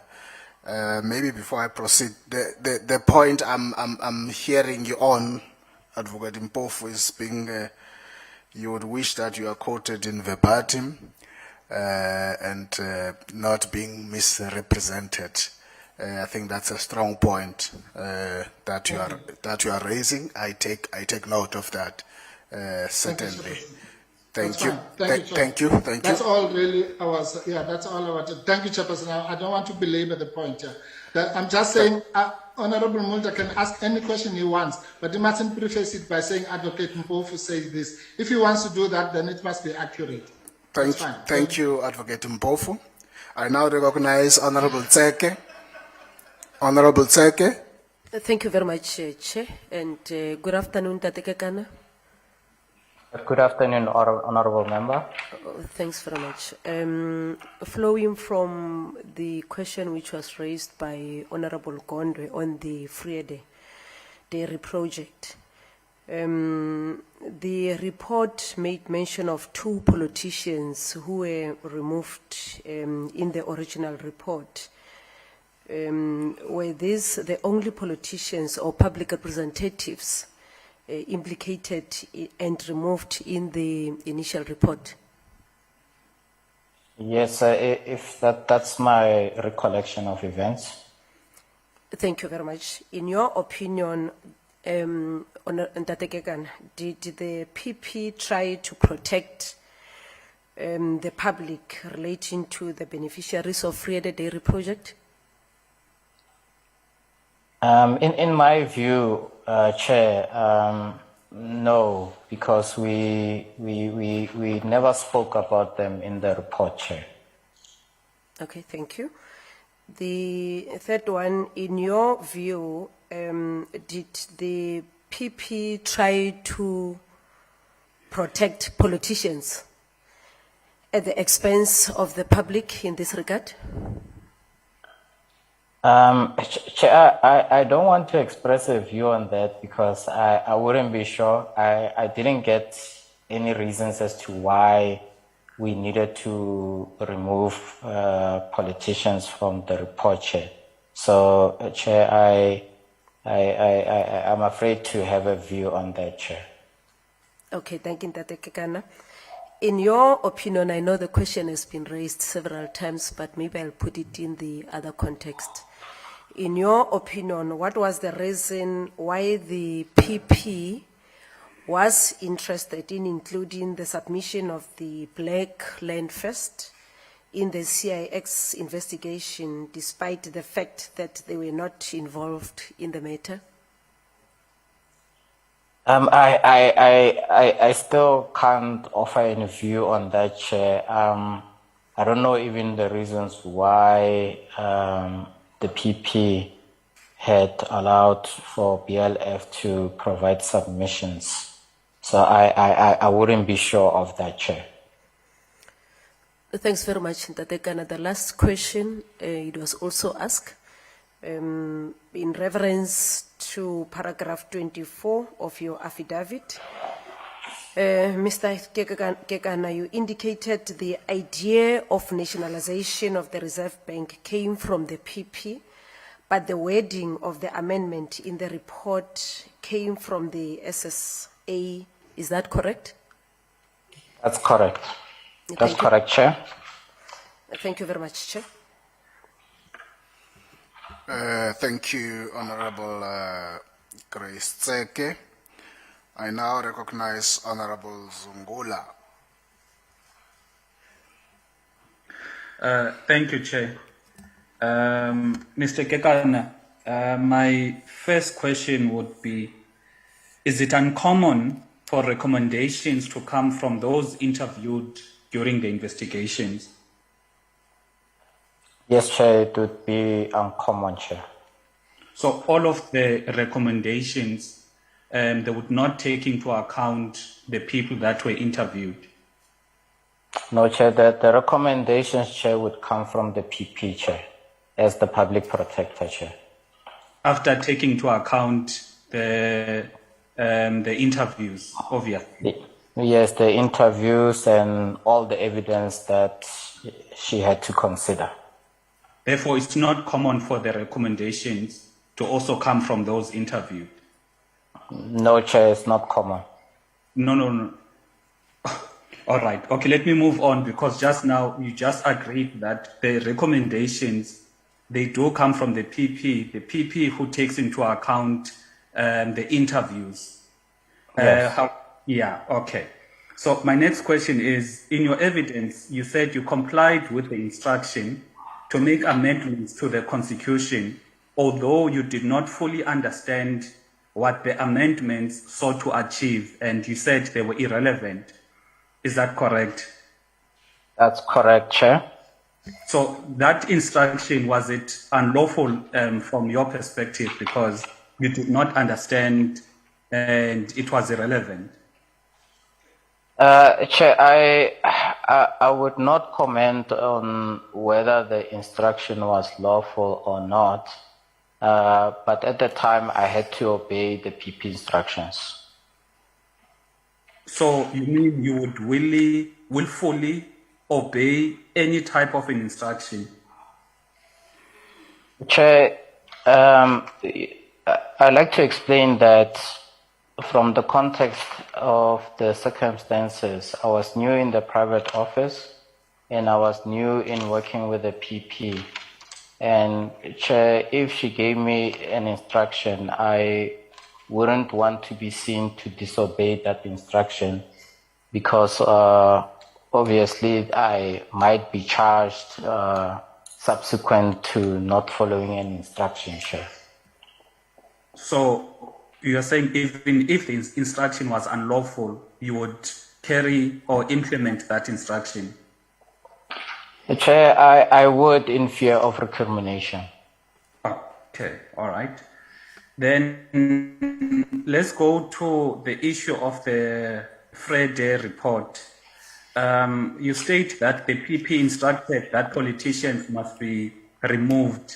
I know a couple of members asked for a clear indication where exactly were those politicians implicated for them to be removed. You can't remove something that is not there. So are you able to back up your claims with any form of evidence? Chair, I cannot back that with any form of evidence, but in my oral testimony, Chair, I have indicated that I recall seeing those adverse findings in our previous drafts. Which draft? There's a provisional report by the then Public Protector, which is on November 2014. So are you referring to that draft? I'm referring to unsigned drafts that were made by our Free State Provincial Office. Okay, so as you are saying, there's no evidence to back up your claim? Chair, I don't have that evidence at my disposal. All right. Then these instructions that came from Mr. Ndo, did you ever confirm with the PP if indeed she gave such instruction? No, I did not confirm with the PP. So you did not think you should do due diligence by confirming that these instructions that would somewhat damage the investigation. So you just willfully complied with an instruction based on a hearsay from Mr. Ndo? Chair, I followed the instruction that was given to me by my senior. At the time, Chair, I did not have a good relationship with the PP, so I didn't see fit that I should go to the PP and make sure whether Mr. Ndo was instructing us properly according to the PP's instructions. But in your testimony now, you are alluding or placing all of the responsibility of those instructions on the PP, not on Mr. Ndo.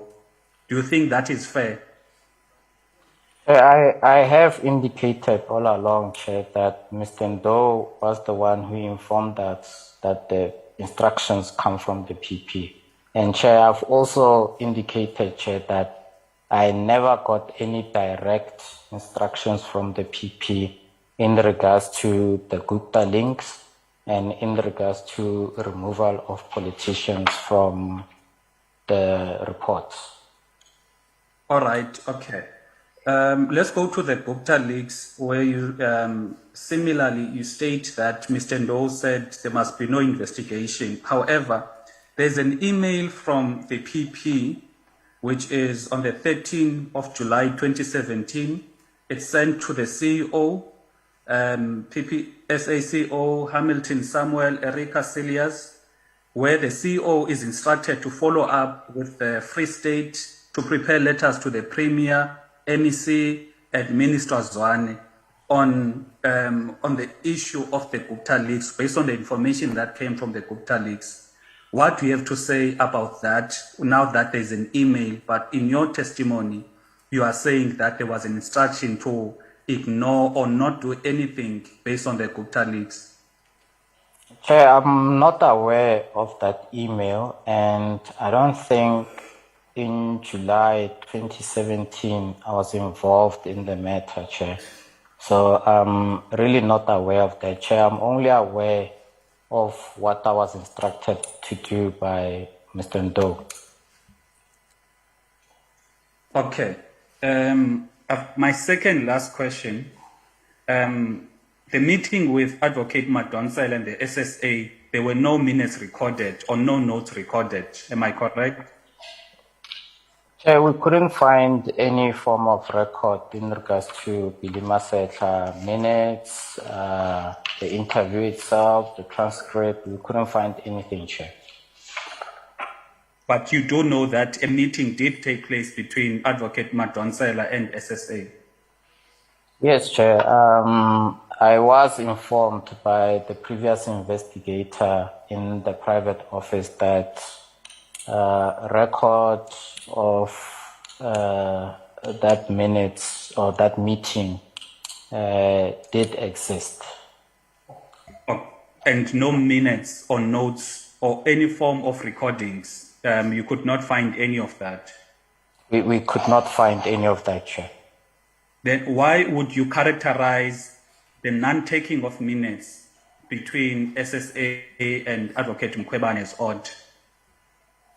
Chair, it's odd because the normal procedure was to record, Chair, all meetings and minutes, Chair.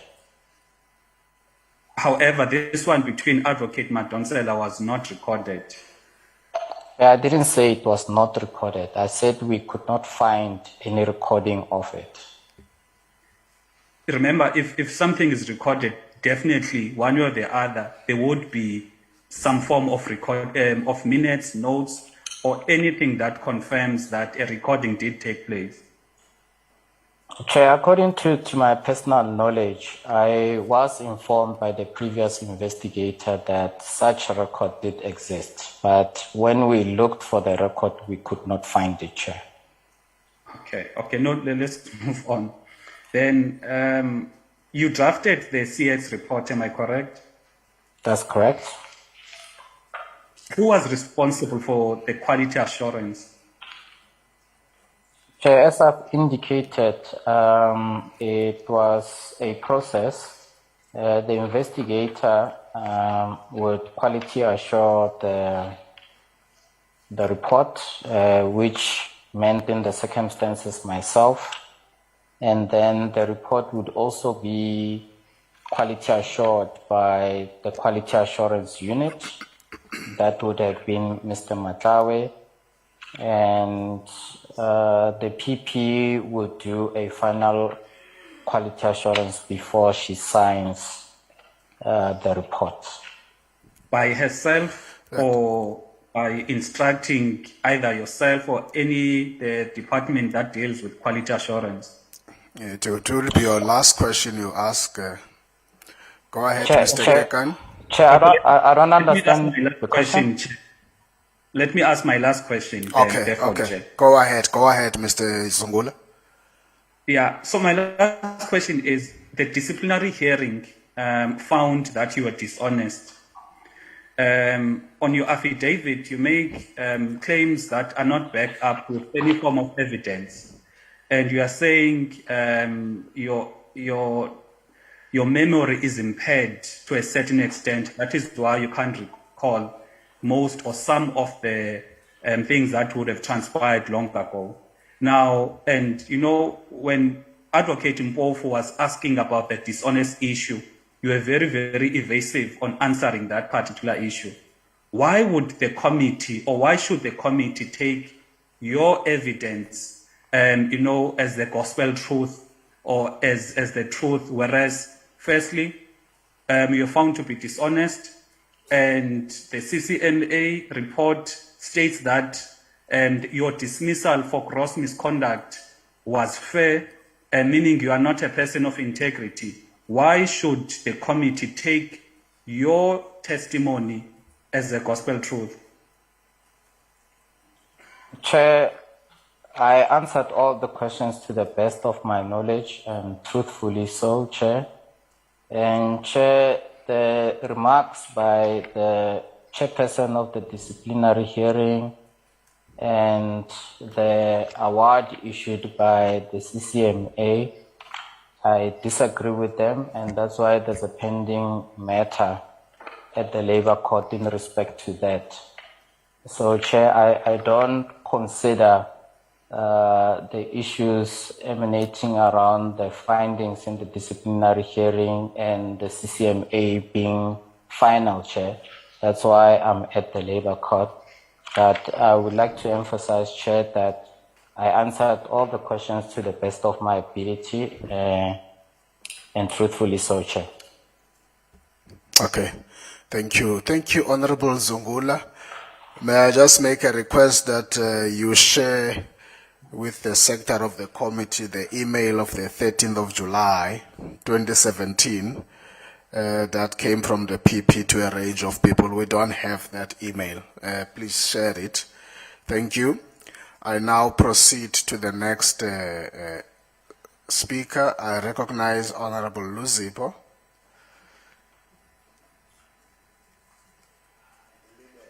Okay, fine. Thank you.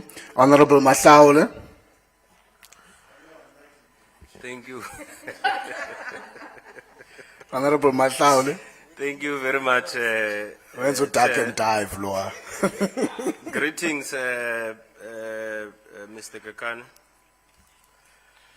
Good afternoon, Honorable Member. Let's go to paragraph 15 of your affidavit, where you talk about the provisional report, which was never quality assured but leaked, and you notice that it contained numerous errors and was missing vital information. Now, you are saying that you informed Advocate Mkhwebane of the errors and missing information verbally in your meetings in an office, and Advocate Mkhwebane indicated to you that these issues that you had raised should be attended to. Would you say she was agreeing with you? That's correct, Chair. Okay. Now, there are two sets of emails that were projected here. In the first one, it appears that Advocate Mkhwebane was saying that there should be a third party to look at the report with a different eye. Is that correct? I remember that the email for May, that's the one that the advocate indicated that there should be a third eye looking on it. Am I correct? I'm not sure. I thought I would get that information, but that's fine. Well, So- I was shown those emails, Chair, today after some time, but I think the first email, Chair, was the one in May, where Advocate Mkhwebane requested that a third eye look at the draft. Okay. So if you were to link the agreement that these issues should be dealt with from Advocate Mkhwebane and this email, would you say that there was an attempt to adhere to your request?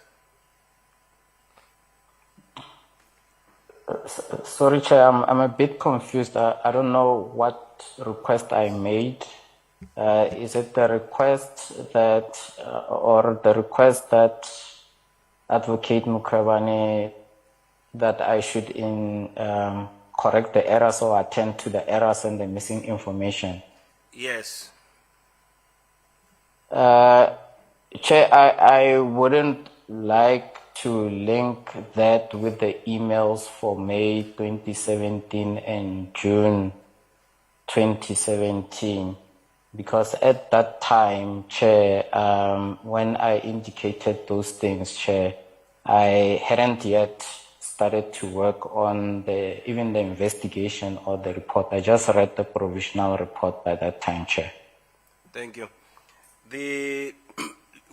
Working in a very important office like the Office of the Public Protector, when you go into a meeting and take notes, surely you pay serious attention to details, isn't so?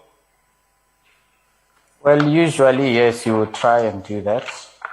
And normally what would go into your notes? Would it be only important issues or just anything that is being said? Or anything and everything that is being said, or only important issues? Chair, in making written reportals, I would try to record everything that's been mentioned, but if maybe the speakers are too fast, then I would just indicate brief discussion, or if they maybe mention something, I'll just put it as I mentioned. But yeah, Chair, I think that would be the process, Chair. So it's possible that in your notes, Heath, the word Heath, signified something that was important said in the meeting? Chair, as I indicated in my testimony, in my notes, I think the May notes, I did indicate that Heath was a reference point, but to my recollection, Chair, we did not discuss Heath, but referred to the investigation of Heath and also the investigation by Davis, if I'm correct, Chair. Okay. When you do an investigation, Mr. Kekane, and quality assure it before it goes to the quality assurance unit, would you say you do it in such a way that it would meet international standard? I'm not so sure about international standards, Chair, but we would try to meet the standard operating procedures in the office or the guidelines that have been provided in the office. To an extent that if it was not to find its way to the quality assurance unit, you wouldn't expect material issues to appear? Yes, Chair. Is that an answer? I think that the purpose of quality assurance would... My apologies. Come again, Mr. Kekane. Chair, I just lost connection for some time, Chair. I couldn't... Yeah. Yes, but Chair... Sorry, Chair? Yeah, you were on quality assurance as part of your response. Yes, Chair. I was indicating, Chair, that in regards to quality assurance, the main purpose would be adherence to the guidelines or the standard operating procedures in terms of report writing in the office, and obviously to eliminate errors, ascertain the law, especially the law to the facts. So that would be the process in quality assurance, just to make sure that the report is, for lack of a better word, solid. So if it was not the issue of process, meaning a report is quality assured by you, it goes to the quality assurance unit and it goes to the public protect. If it was to happen that it jumps the quality assurance unit, but you quality assured it, and then it is signed by the public protector. Would you say that report is not up to standard?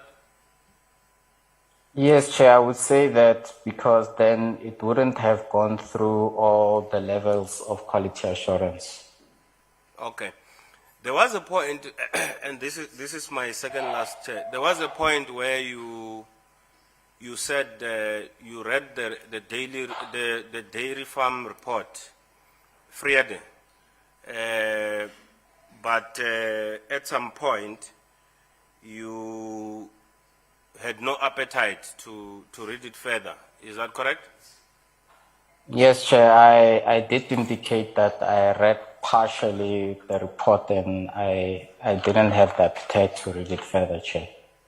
And for you to get to a point where you conclude that the politicians that allegedly Advocate Mkhwebane had instructed that they are not implicated, you would have to read the report to find that that has happened, that instruction has been carried on? Well, Chair, I knew because remember I was also involved in the removal of the information before it was even published. So more or less I knew what was in the report. Okay. In the investigation of CX, during the investigation, did you have a meeting with the implicated parties, and particularly National Treasury and the South African Reserve Bank?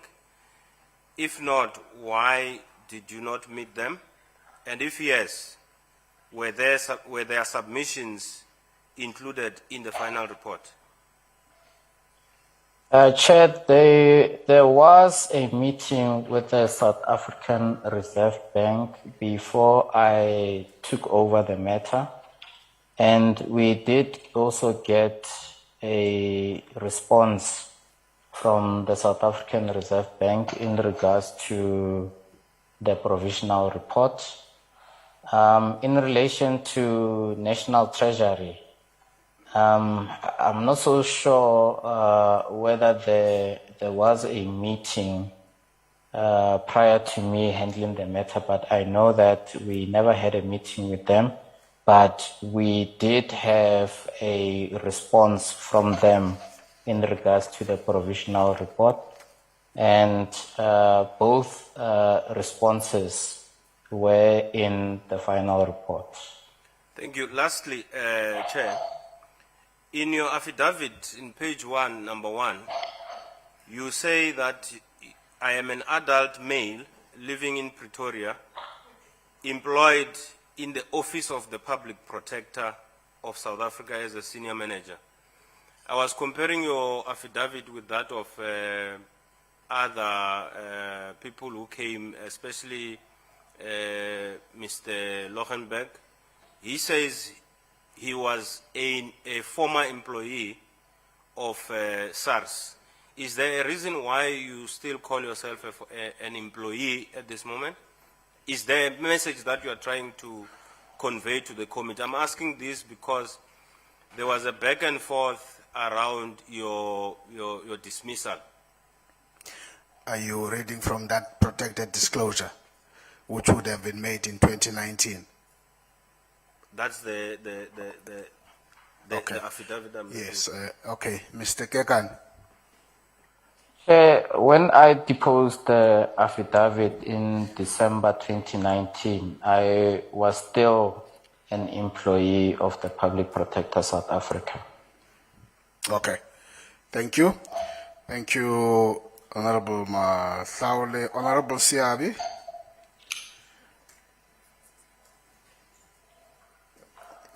Just before you proceed, Honorable Siabi, I see the hand of Advocate Mbofu. Thank you, Chair.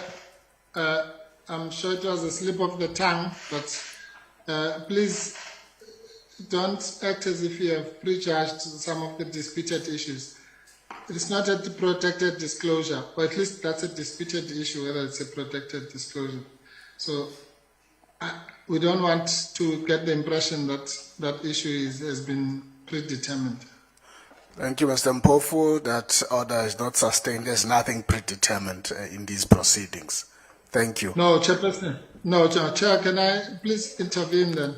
What's the point? Then, yes, no, okay. Whether it's predetermined or not predetermined, I'm saying that the Chair should not then categorize a disputed issue as A or B if it's disputed, because that gives the impression that it's predetermined when it comes from the Chair.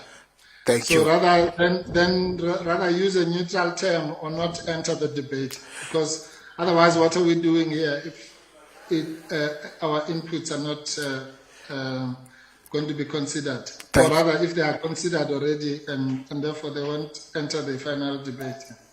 Thank you, Advocate Mpofu. Honorable Siabi. Thank you, Chair. Can I start with a request, Chair? If ever it's lawful. If it's not lawful, you will tell me. Most of the times we are given the judgments of the High Court or the Concord. Can I request that where we are given a majority judgment of the Concord, for example, and there's a minority judgment, we be supplied with that also? If it's a High Court, just to be advised whether it was a full bench or not. If that is acceptable, Chair, I'll really request that. That's in order. Can I now direct my questions to Mr. Kekana? Good afternoon, Mr. Kekana. Good afternoon, Honorable Member. Thank you. When were you employed by the PP? I started with the PP in October 2011. When were you dismissed by the PP? I was dismissed in September 2020. When were you transferred to and from the private office? Chair, I was transferred from the private office. Sorry, Chair, can I get clarity on that? Does the Honorable Member mean my time when I moved from the private office to provincial investigation integration, or from the quality assurance unit to the private office? Just need clarity on that, Chair. Maybe let me split it, Chair. When were you transferred to the private office? January 2017. When were you transferred from the private office? Sorry, Chair. Chair, I was transferred from quality assurance unit. No. You worked in the private office, but at some stage you were removed from the private office. Yes. Yes, Chair, that's correct. When was that? I was removed in November 2017, Chair. Okay, thanks. In your statement, you said you were told by the HR that you are transferred to the private office. Did you ask questions why? No, Chair. I didn't ask questions why. I was approached, Chair, if I would be interested in transferring to the private office, and I didn't have any issues.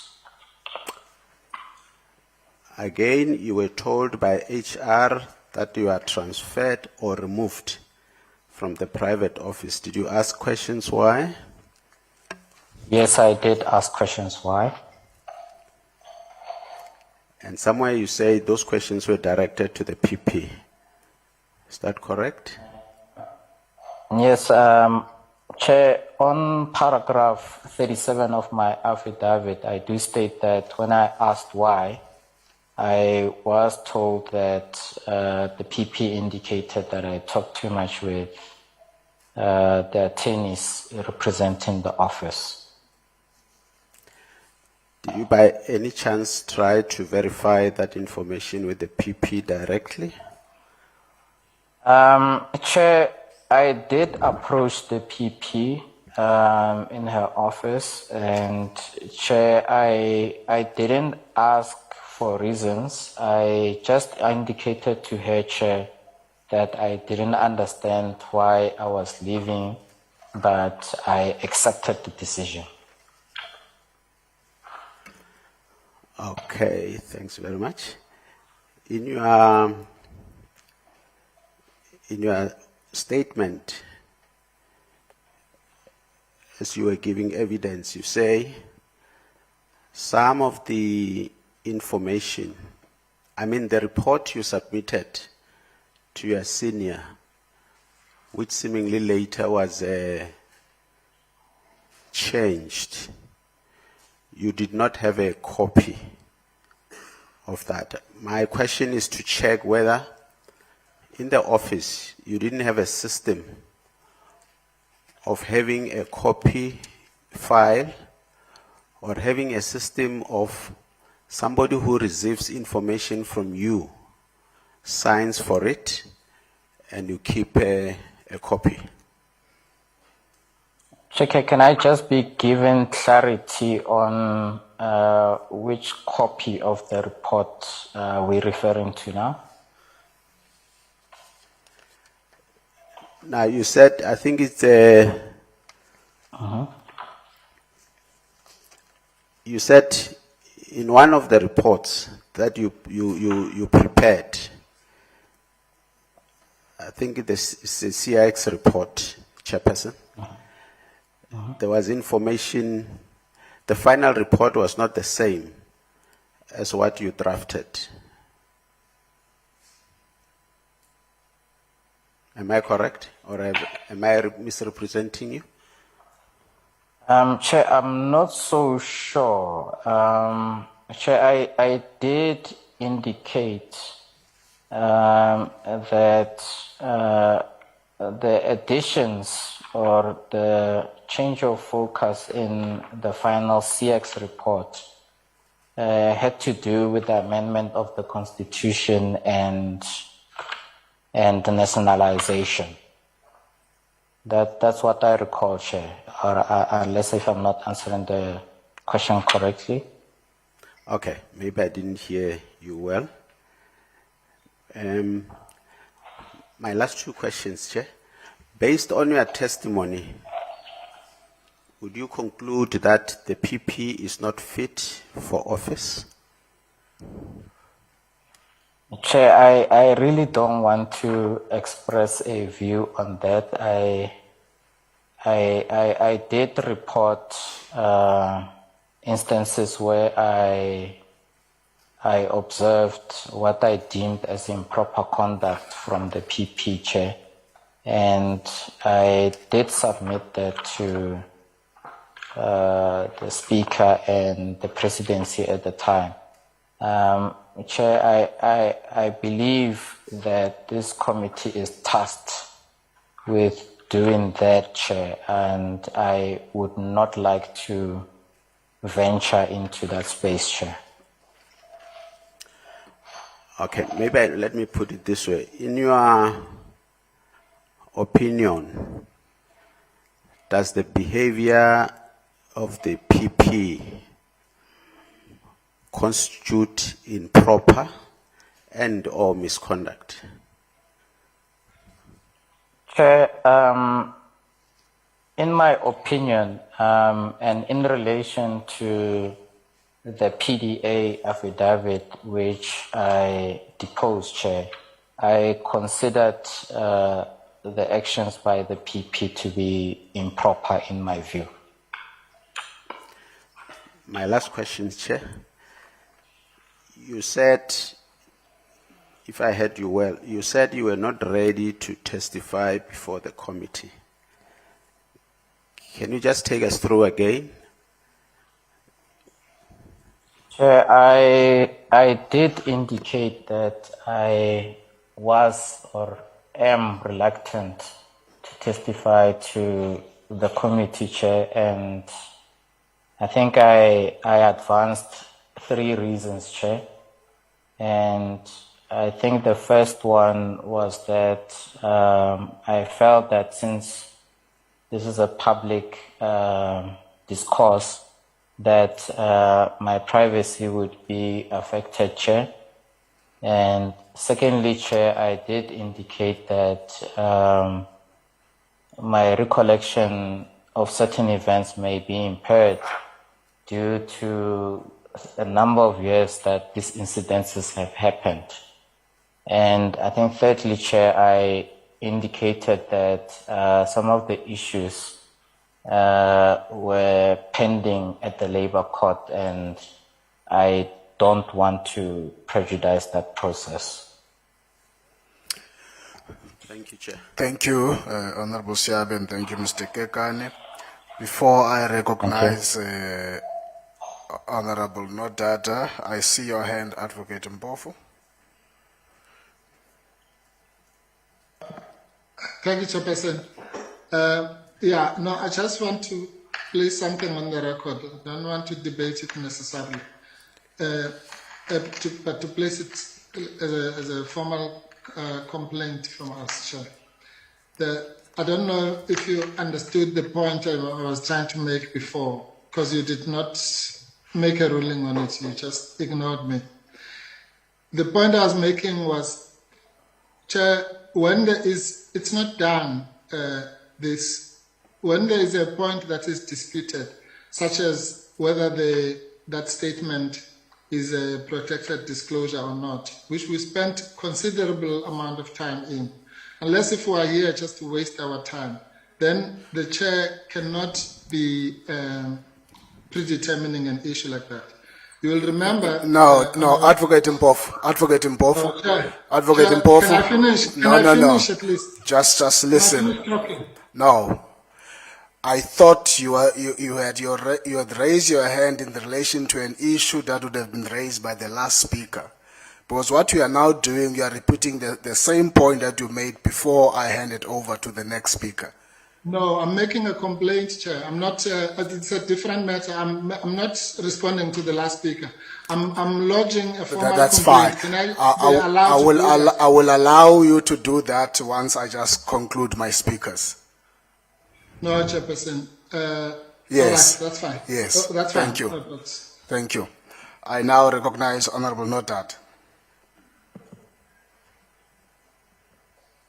Thank you so much, Chair. Before I start, can I just check am I audible, Chair? You are audible. All right. Good evening, Chair, and good evening to the committee and everybody that is on the platform.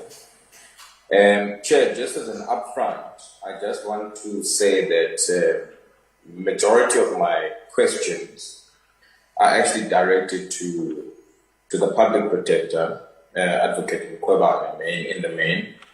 The questions that I wanted to ask are largely covered by previous speaker, in particular, Honorable Myla.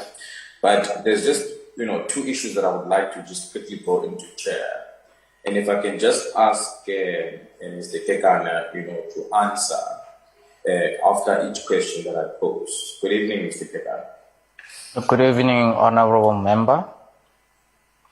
Mr. Kekana, as per your evidence that you've deposed to this committee that you want us to consider, would you say that your evidence relates to grounds of misconduct and incompetence in relation to the public protector on the following issues that you want us to consider as a committee. One, in relation to the South African Reserve Bank report, which ultimately has been ruled on by the courts. Is that correct?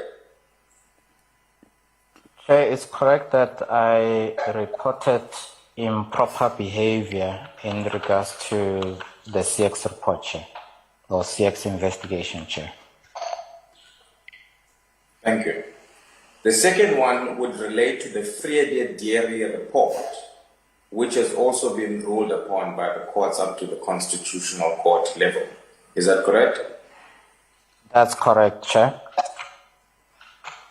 The third one would then be in relation to what you have alleged as not being protected as an employee or being harassed. Is that correct? It is correct that I also reported on harassment and intimidation by the Office of the Public Protector, Chair. That's correct.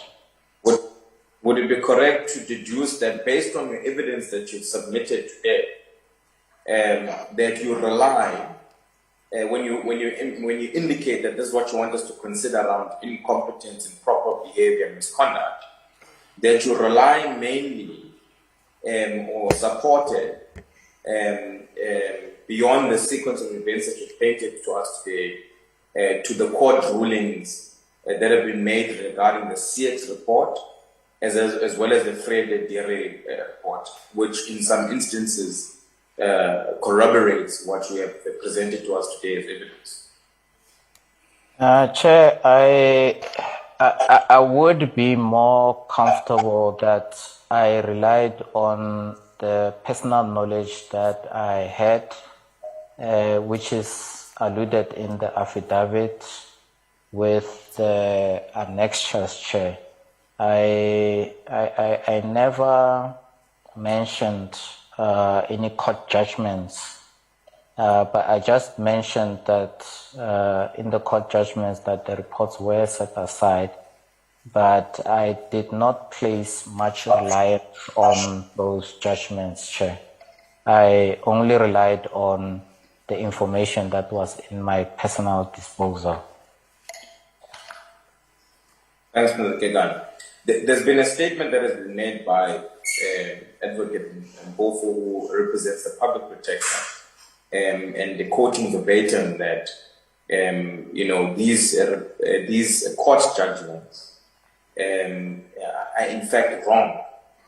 That was the word that was used. Do you believe that based on you referencing them in the evidence, this committee should consider those judgments on the CX report as well as the Vrede Dairy report? Chair, that's difficult for me to pronounce on. I think the committee should. It's within the committee's purview, but I think the committee should consider what is relevant to them and make an adequate decision around what they consider as relevant evidence, Chair. Just pause, Honorable Nadada. Advocate Mbofu, I see your hand. No, thanks. It's fine, Chair. Really, thanks. Okay. Thank you, Chair. I waive my right to speak. Okay. Thank you, Advocate Mbofu. Honorable Nadada. Thank you so much, Chair.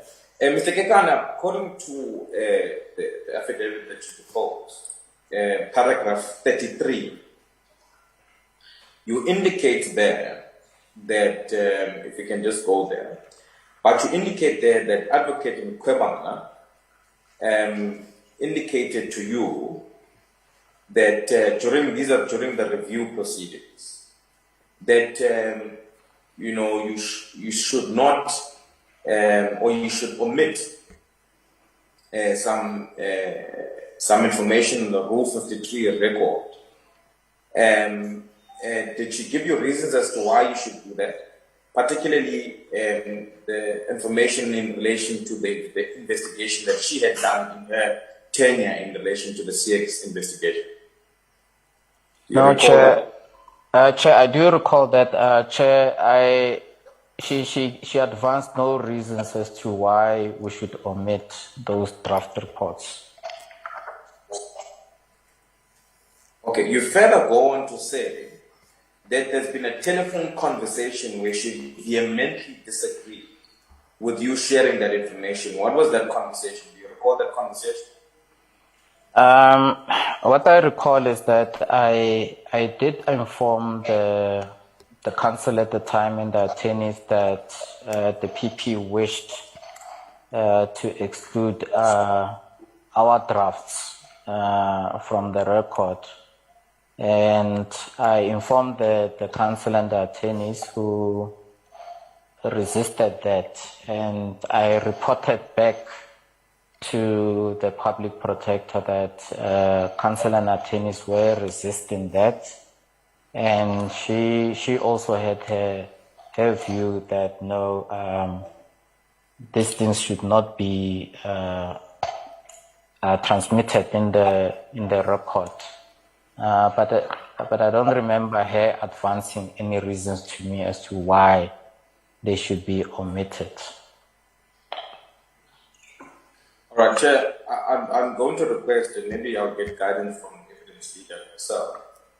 If that particular information can be made available to us in transcript as to what maybe the reasons would have been that some information be omitted from the Rule 53 record by the public protector.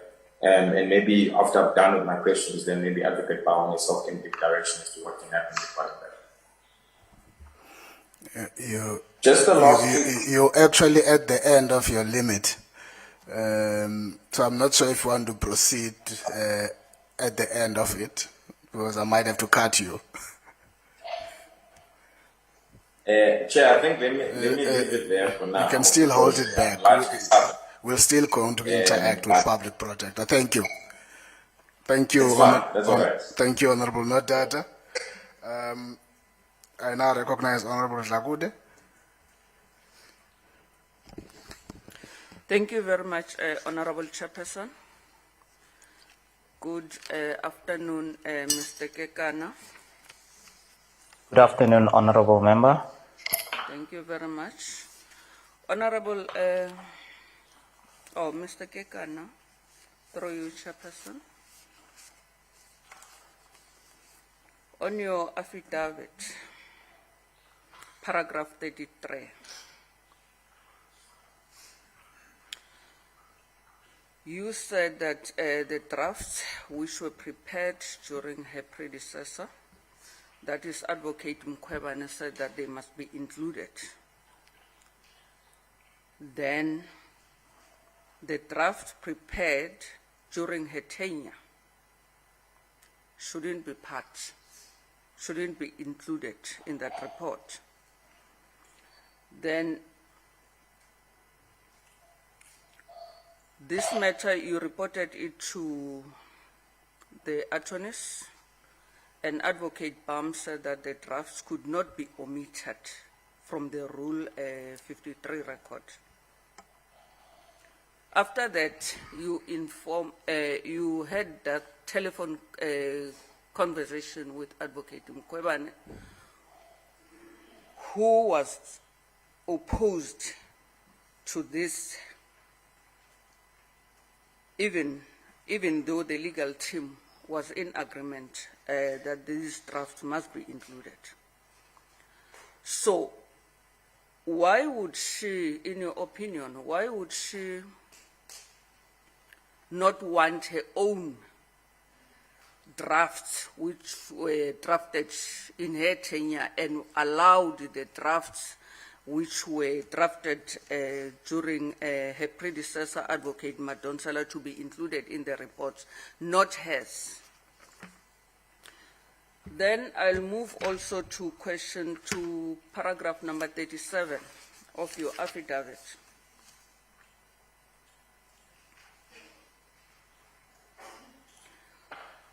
Paragraph 37,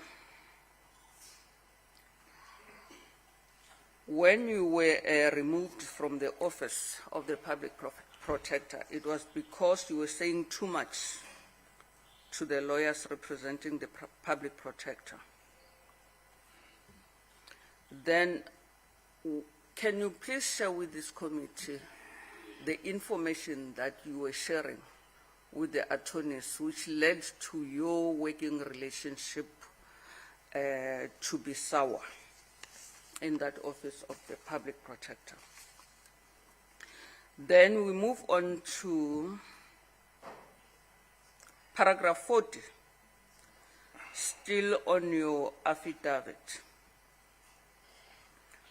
where you mentioned that the public protector advocate Mkhwebane said the evidence that were in the Gupta leaks shouldn't be included in the investigation. In your own understanding, do you think that the evidence that were there in the Gupta leaks were going to assist in the investigation of the dairy, the Friere dairy? Then also,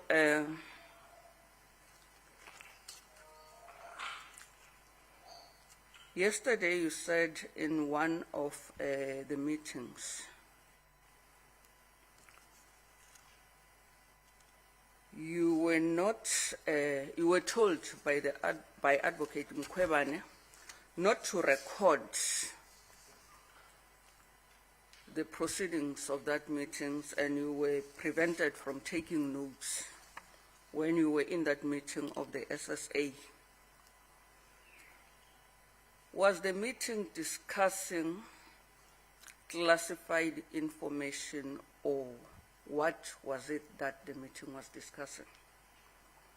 We would like to hear from yourself, what is it that the meeting was discussing?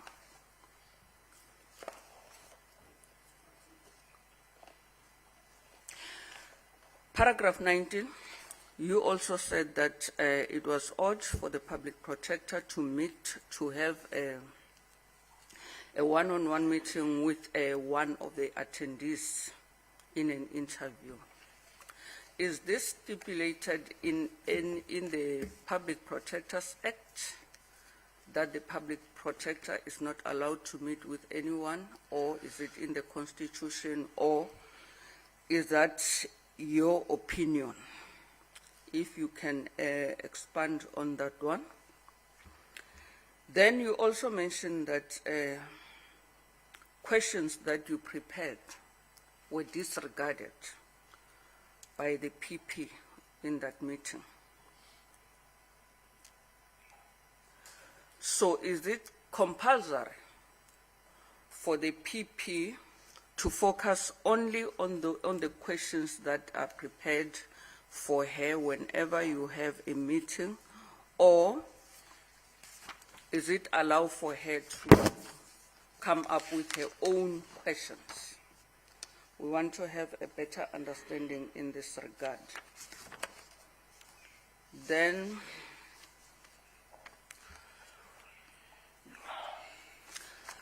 paragraph 32 of your affidavit. You said you attended a meeting with Sifanyeto attorneys. During this meeting, you informed the attorneys of the fact that the recommendation in the final CX investigation report had actually been prepared by SSA. What were their reaction to this? Then my second question would be, based on your investigation experience, is it allowed for the office of the PP to seek and expect advice on a matter? Like like she did with the CX. Your voice is louder than that. Oh, hey, we had a very long day, Yeah. Honorable Chair. I'm saying, is it necessary to get an expert advice with regard to any investigation that the office is conducting, like you did with Mr. Moodle, who is referred to as an economist? Is it allowed? Then, according to your knowledge and understanding, Mr. Kekana, who is better placed to deal with the amendment of the Constitution of the Republic of South Africa? If you can also assist us in that regard so that we can all have a better understanding. Nationalization was not part of the scope of the investigation. Would you say extending the mandate of investigation in this instance would constitute improper behavior? Alternatively, is it common practice for the public protector to change the mandate or the scope of any investigation? Thank you very much, Honorable Chair. Thank you, Honorable Tlakode. Mr. Kekana? Yes, Chair, I'm still here. I'm just still recording the last bit of it. Okay, that's fine. Chair, I hope I've captured the questions right. I think in regards to paragraph 33, Chair, Chair, I wasn't given any reasons why we shouldn't include the draft reports that we have drafted. No reasons were advanced at all by the PP. She just didn't want them to be included in the record. In regards to paragraph 37, Chair,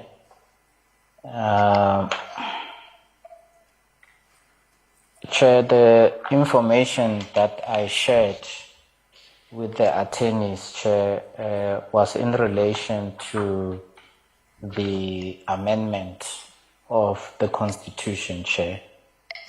And that's what I recall advising them, and also indicated to them that we received a note from the SSA with the changes, Chair. Chair, in regards to paragraph 40, Chair, we were instructed to follow up on the Gupta leaks. Chair, depending on what we would find, Chair, that was going to determine as to whether that information would assist us or not. But I think if I remember correctly, from media articles then, there was mention of Friede in the Gupta links. So, Chair, it was a lead that we wanted to follow. And if there was any information that was relevant, we were definitely going to use that information, Chair. Chair, in regards to being told not to take notes or make a recorder of the SSA meeting, Chair, Chair, from my knowledge, the information that we were, or that was discussed in that meeting was not classified, Chair. As I indicated before, Chair, the discussions mostly centered about the Reserve Bank pre-democratic era, Chair. And Chair, on paragraph 19, Chair, Chair, according to my knowledge, there was no written rule per se that one could have a one-on-one meeting with an implicated party.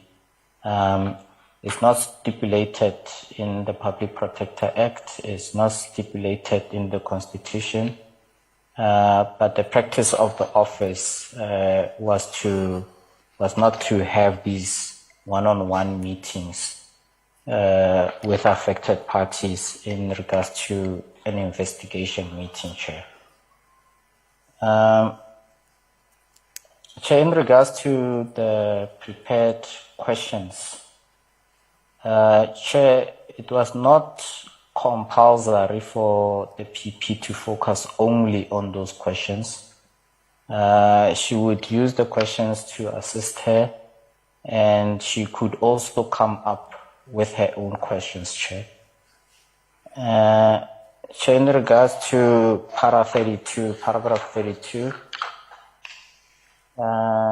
Chair, after I told Sifanyetso attorneys about the SSA amendments, Chair, I remember their reaction was that of shock, but I don't remember the specific words that they responded me by, or the response that I got from Sifanyetso, but I remember that there was some shock from the attorneys.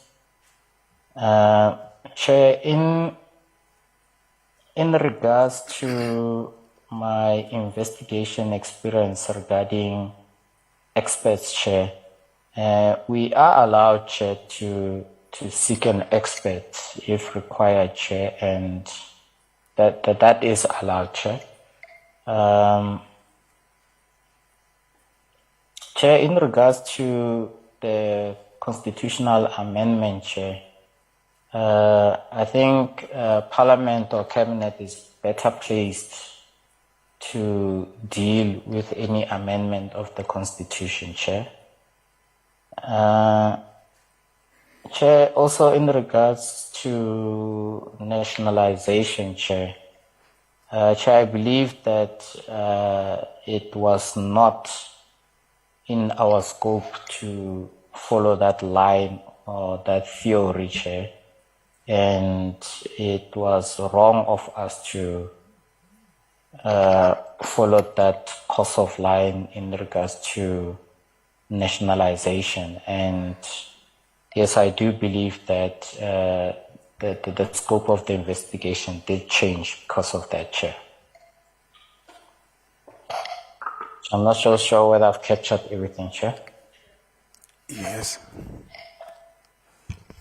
Thank you very much, Honorable Chairperson. Paragraph 40. Is that something that he missed responding to? Yes. Okay. Yes. Still on the, he said on this paragraph of his affidavit, much of the evidence needed for the investigation was contained in the leaked emails of members of the Gupta family, known in the media as the hashtag Gupta leaks. Then my question was, if they were not prevented from taking that evidence from these Gupta leaks, was this going to assist with the investigation? Okay. Thank you very much. Mr. Kagan? Chair, we did believe that it was going to assist with the investigation. Thank you. Honorable Maneli?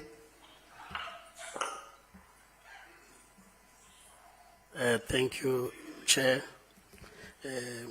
Greetings, Mr. Kekana. Good afternoon, Honorable Member. Good afternoon. Chair, I would want to just start by ascertaining first, with regard to the two reports, and this is a matter I would want to also conclude with.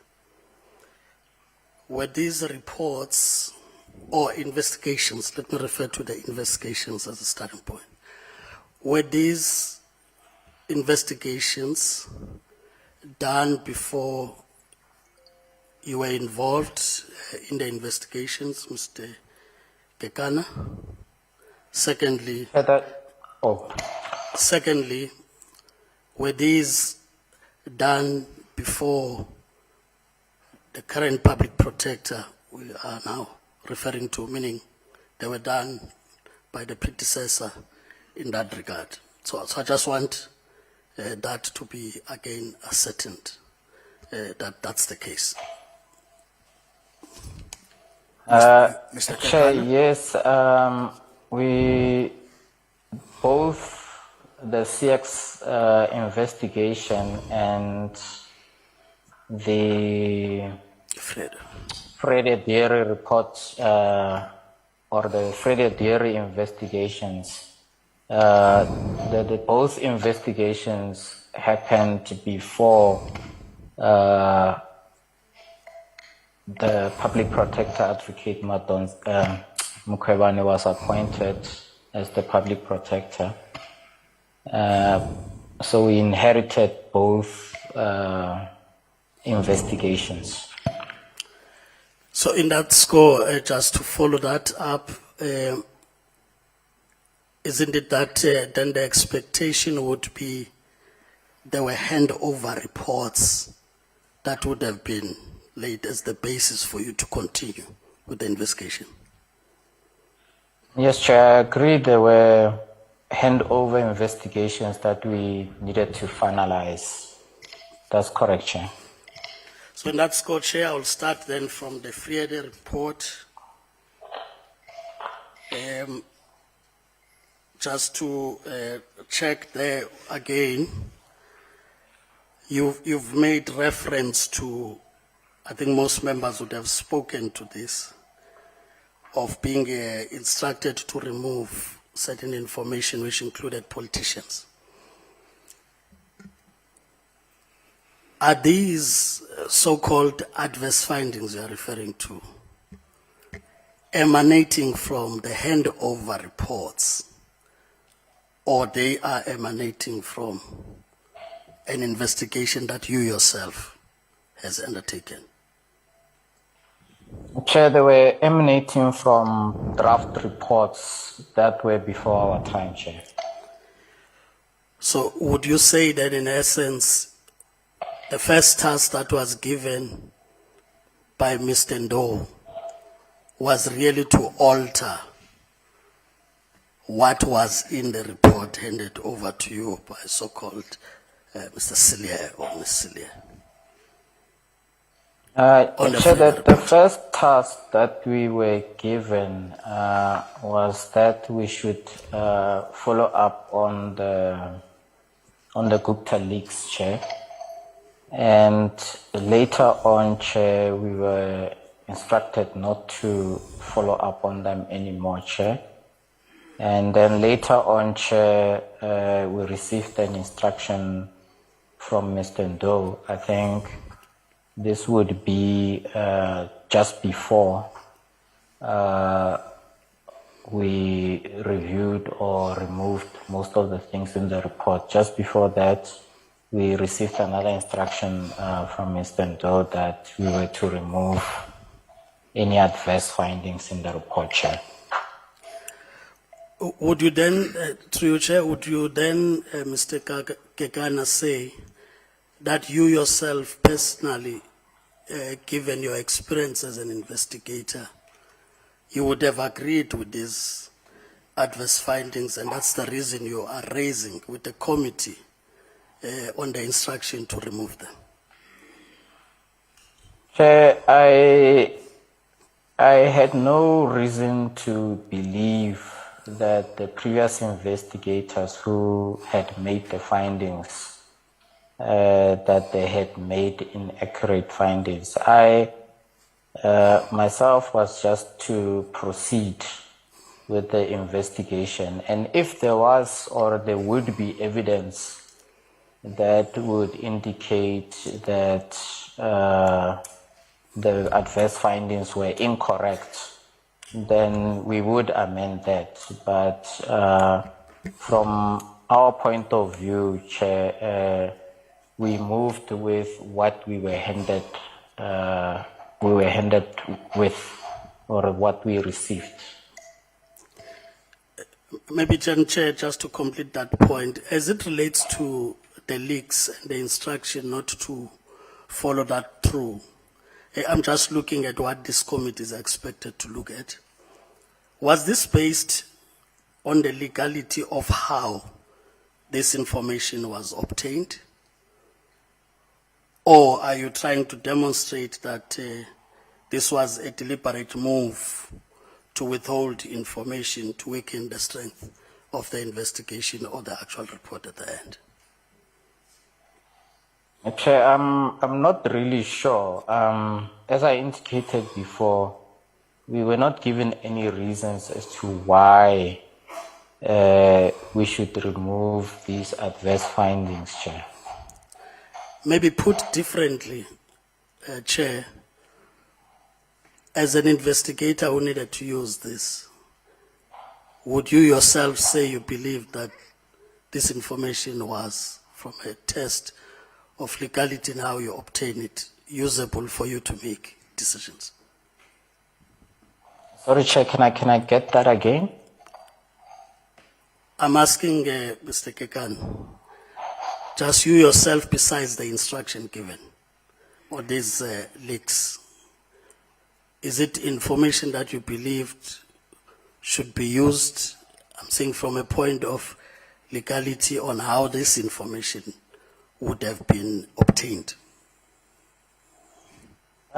Chair, ours, especially on the Gupta leaks, was to follow up on that lead, get the information, assess the information, and if we were to find that the information was credible, we would have used it. And if the information had no value, we wouldn't have used it, Chair. Just again on Mr. Ndo, as I complete my questions on this one, on the Mr. Ndo question, you took the instructions, you indicated that you didn't question those. Just the role of Mr. Ndo, I just wanted to check whether it's been common practice that you would ask that certain information be removed from the reports and it will go as such, or it is just an experience on this matter? My experience was that usually we would be given reasons as to why we would remove something from a report. But in this instance, no reasons were advanced. We were just informed by Mr. Ndo that we had to remove the information.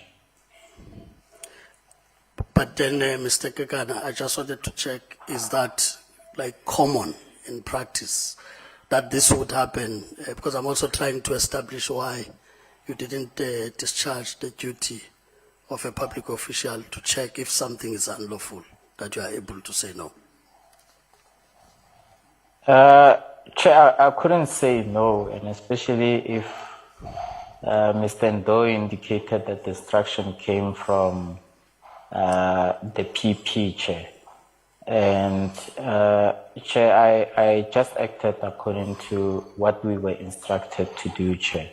As I indicated, Chair, usually when we remove things from a report or from a Section 79 notice, it would be informed by facts or evidence. But in this instance, no reasons or facts were provided to us for such a removal, Chair. Would you then believe that those omissions or removals would have had a material impact in the investigation or the final report? Chair, I agree with that statement. Then, having not raised this even with the PP to validate whether Mr. Ndo's instructions are indeed lawful, any other avenue that you would have used, you've already described your relationship with the PP at the time, but any other avenue you would have used where you think these are like unlawful instructions that may compromise even what you referred to as standard operating procedures in the office. Chair, I don't think there was any kind of procedure as to where internal staff could report the behavior of the public protector. So, Chair, I didn't report it to anyone at that stage up until I made the protected disclosure affidavit. Okay. Just on 42, again, the meeting in the boardroom. Here it is not Mr. Ndo or hearsay that Mr. Ndo says this. Here you are saying it's a direct instruction to remove certain information from the report. I just want to check it again. At this point where it's a direct instruction, the matter of politicians involved would have not arisen. Chair, in that meeting, I don't remember the issue of politicians arose. I think we focused on other things since we had already received that instruction for politicians. No, thank you, Chair. I didn't want to get back to the other report on the Reserve Bank. Maybe the starting point... You're towards your limit. Yes. The starting point will be on the PLF included in the investigation when it is not supposed to. I just want to check it from the other side. Would you have regarded this as a way of, I'm saying from what is expected also from a public protector, protecting the public and listening to what the public would raise, that it was merely that exercise and that is why it would have not even made it into your report? Chair, I can agree to that proposition that maybe the public protector was just or wanted to hear an organization on what they could possibly contribute. So I would agree that that might be the case, Chair. Yeah, maybe my second last question, Chair, will relate to this SSA meeting. I just wanted to check there. You continuously said no recording and this was not in the report. My question would be that this was an opportunity, as you stated, to hear the other side of the story. What did you rely on then to the finalization of the report in the absence of this part? Well, there was nothing basically, Chair. As I indicated in my earlier testimony, we did expect a written submission from the SSA, and we really never got it. So what I think was indicated in the report was statements made in the provisional report, Chair, if I'm not mistaken, Chair. My last point, Chair, like I said, I will come to conclude with this point as I started with it. In both reports, would it be correct to draw a conclusion, taking into account that the Reserve Bank investigation looked at something and at the end you ended up having even amendments about the Constitution and all that? Then on the Friede side, you also had removals that also changed the report. Will it be correct then to draw the conclusion on both reports, which are inherited, where there's been handover, that necessarily you are saying those reports would have been altered from what could have been originally the intention of the two investigations. Subject Chair, thank you. Thank you. In general, I would agree with that assessment. Okay, thank you. Advocate Mpofu, if I may get your attention.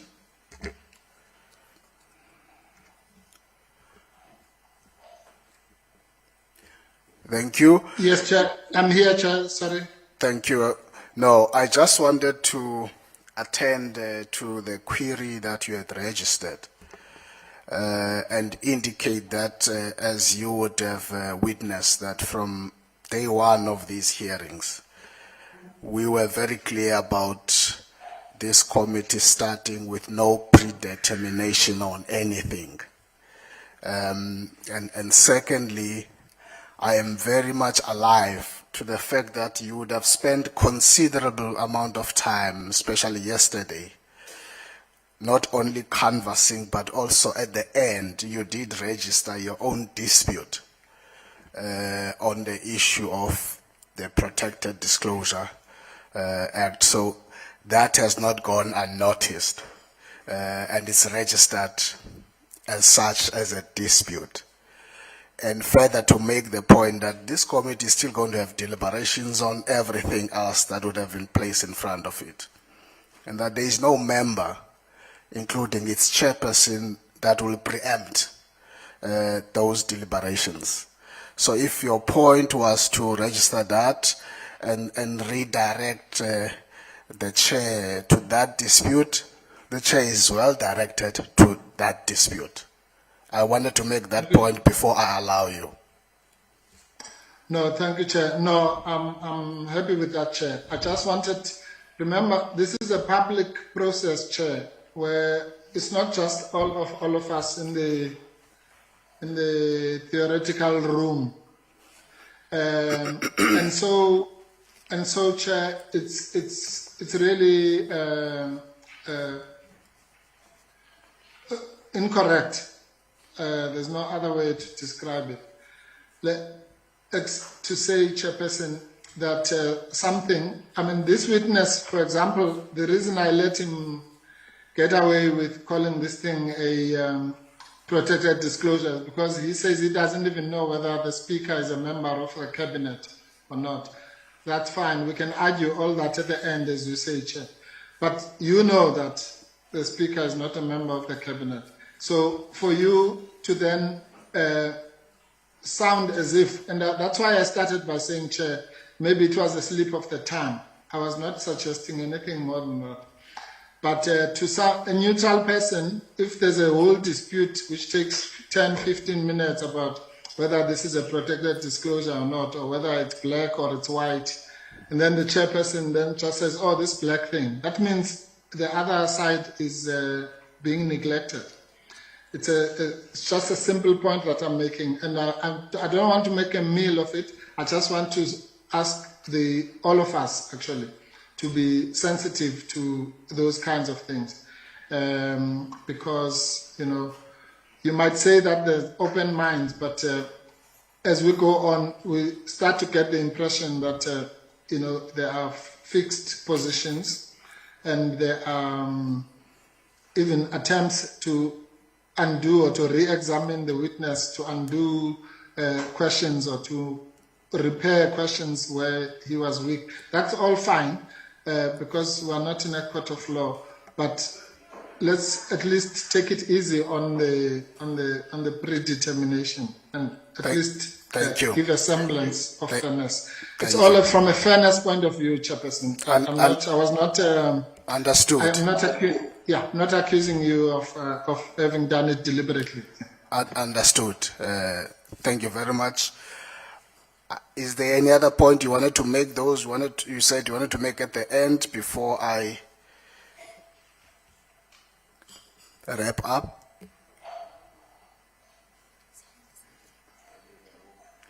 I'm recognizing you, Advocate Mpofu. Oh, sorry, Chair. Sorry, I was talking. I didn't realize that I was muted. You will have to start again then. Yes. No, I was saying, Chair, it's a very quick point, and thank you, Honorable Chair. This is the right point at which I should make that point. And again, it's for your consumption, but also for the public out there to follow all the steps that we're taking. You would have, Chair, received a detailed letter from us yesterday. You remember that's the letter I had promised you, and I said we were still putting a few editing touches. Yes, yes.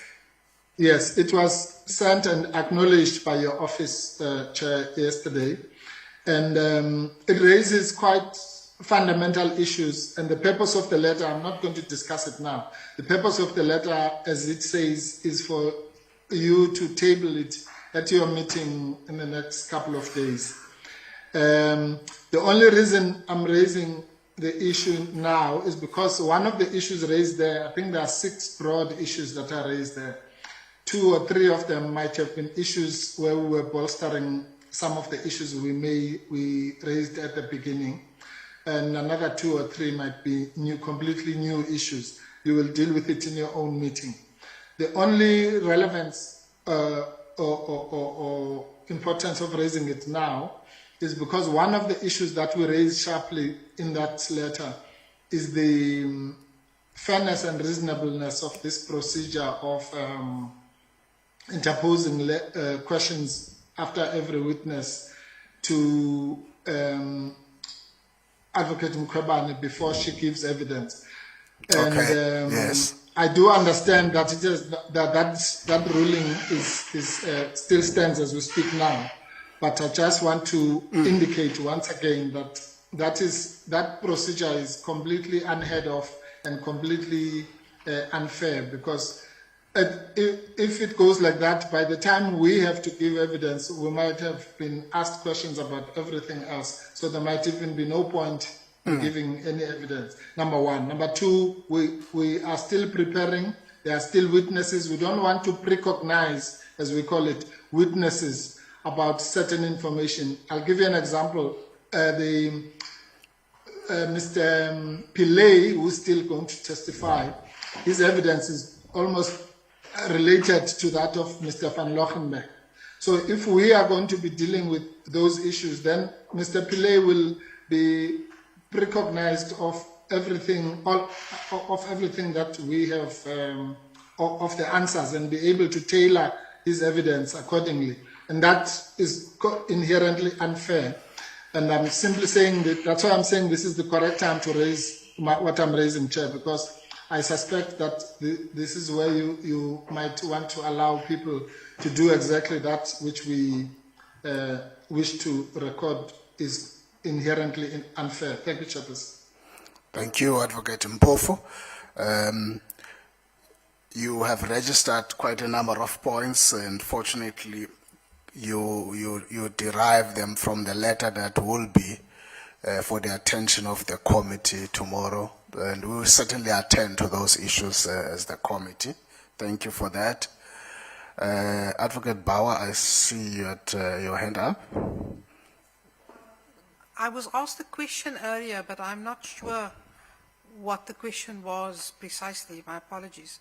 One member asked at the end, the evidence leader should address the question relating to the transcript of the Rule 53 record. It was Honorable Olomisa? No. Not that. Okay, you'd forgotten about the question. I've forgotten the question. You want to remind Honorable Notat? Yes, Chair. Just please do. Yes, Advocate Bauer, I referred to paragraph 33 of Mr. Kekane's evidence or affidavit, if you want to put it that way. And paragraph 33 of that affidavit indicates a telephone conversation that took place between him and Advocate Mkhwebane regarding the Rule 53 record not being produced, particularly from her own investigation for the 6th report. So I was asking whether we could get a recording of that or a transcript of that particular conversation to ascertain what the reasons behind the non-disclosure of that particular report was, particularly in the review proceedings. Did you get that, Advocate Bauer? I did, but I think we must ask the witness whether he has a recording of that telephone conversation, because we certainly don't have it in our possession. When you say the witness, Mr. Kekan. Okay. Thank you, Advocate Bauer. A quick one, Mr. Kekan. Did you hear that? Do you have that recording? No, Chair, I don't have that recording, Chair. Okay. Thank you. Honorable Mulder. Thank you, Chairperson. Through you, if I may just get clarity from Advocate Mpofu to understand what he's saying with regard to the evidence by the Public Protector. Obviously, the Public Protector plays a central role in these proceedings. And he argued that in terms of fairness, it would not be fair to allow questions being asked to her throughout the process. Now, we've got our own meeting to discuss the process forward. I want to understand. I think we're dealing with a dual process. On the one hand, written questions or questions can be asked to the Public Protector. That happened earlier last week, if I remember correctly. Friday. And the indication was that it will be done in writing. I understand. That's one process. The other process would be where the Public Protector gives evidence in person, like the other witnesses have done so far, and that's a different process. Do I understand Advocate Mpofu correctly? Are you indicating to the committee that the Public Protector is going to give evidence in person directly? And because of that, we should not proceed now with questions that demand written replies. I'm just trying to understand what he's saying in that regard. Thank you. Sorry, Chair, can I? Don't be quick. I've not recognized you. Please go ahead. Thank you, Chair. Thank you. I'm sorry about that, Chair. Yes, no, thank you, Honorable Mulder. That's quite an important question. Yes, indeed, Honorable Mulder. What I'm saying is the system that has been adopted of asking the Public Protector to give answers in between every witness is inherently unfair for the reasons that I've articulated both just now and also in the letter which will be tabled before you. So I don't want to get into that in great detail. And you will recall that I raised this on day one. And my proposal, which was obviously rejected by the committee or the chair or both, was that the Public Protector, the questions obviously should be posed, but that those questions be answered either when she gives evidence, or I think I can't remember the actual wording of the amendment we were suggesting, or we said 5 days after she indicates that she will not give evidence. And I said on Monday, that is exactly to avoid the kind of situation we find ourselves in now, where we are going to be having, because you run out of that 5 days or 7 days or whatever the chair might regard to be the reasonable time, at points that are randomly selected just by coincidence. And therefore you might have to give those answers before, for example, critical witnesses on a particular point. And it just distorts the entire hearing. I've never heard of such a procedure in my entire life, in any proceedings of whatever shape or form. And the only justification that has been given for it is the fact that the Public Protector accounts to Parliament, which is true. But this is not that type of accounting mechanism. This committee has a specific mandate to ascertain the veracity of the charges. And therefore we can't use it for the normal accounting functions. And therefore, insofar as it has a specific function, that function must be done in a fair manner of an inquiry, because it is an inquiry. It might happen that next week the Public Protector is called into the whatever committee she normally accounts to account. That's fine.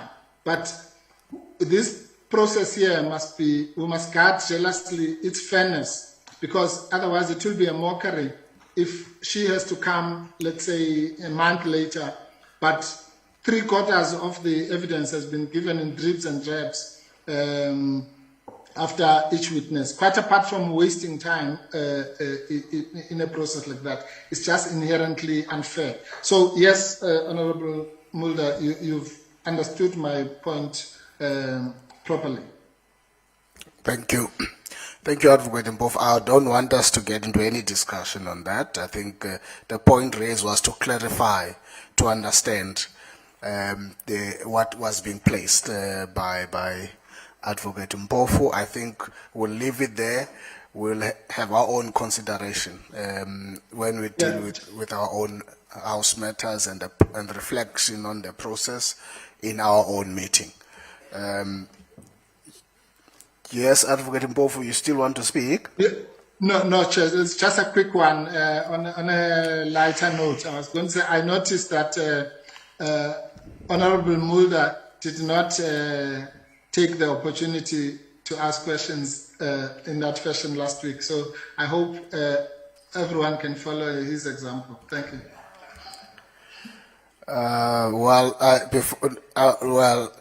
I won't go to Honorable Mulder because I think you were here today.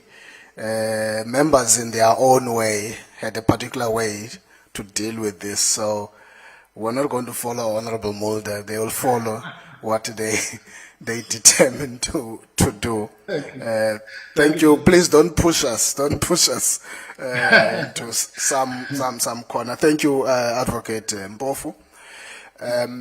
Mr. Kekana. Yes, Chair, I'm still here, Chair. You're still there. Thank Yes, you. Chair. Thank you. We have concluded our interaction as a committee with you. Full 2 days since yesterday and today. We want to thank you for your participation, high level of discipline, and hopefully this is going to assist the committee in its own work that it has been set up to do. We really appreciate the role you're playing as this committee. So with that, I want to thank you and at this point to excuse you.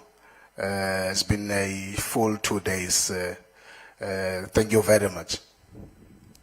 Thank you, Chair. I'm much obliged. Anything you want to say? No, Chair. Thank you. Everybody have a pleasant evening, Chair. You sure you don't want us to just do another 20 minutes? Chair, that's not a good joke. Thank you very much, Mr. Kekane. Thank you. I'm available, Chairperson. No, won't go there. You are excused. Thank you, Chair. Thank you all. Thank you. Thank you, Mr. Kekane. The time now is 20 minutes past 6. Honorable members, if there's no other issue from the evidence leader and Advocate Mpofu, I would want to conclude this meeting with a brief remark that I would have held back. You fine? Come again? When are we resuming the hearings? Just confirm the date. Please, please do that.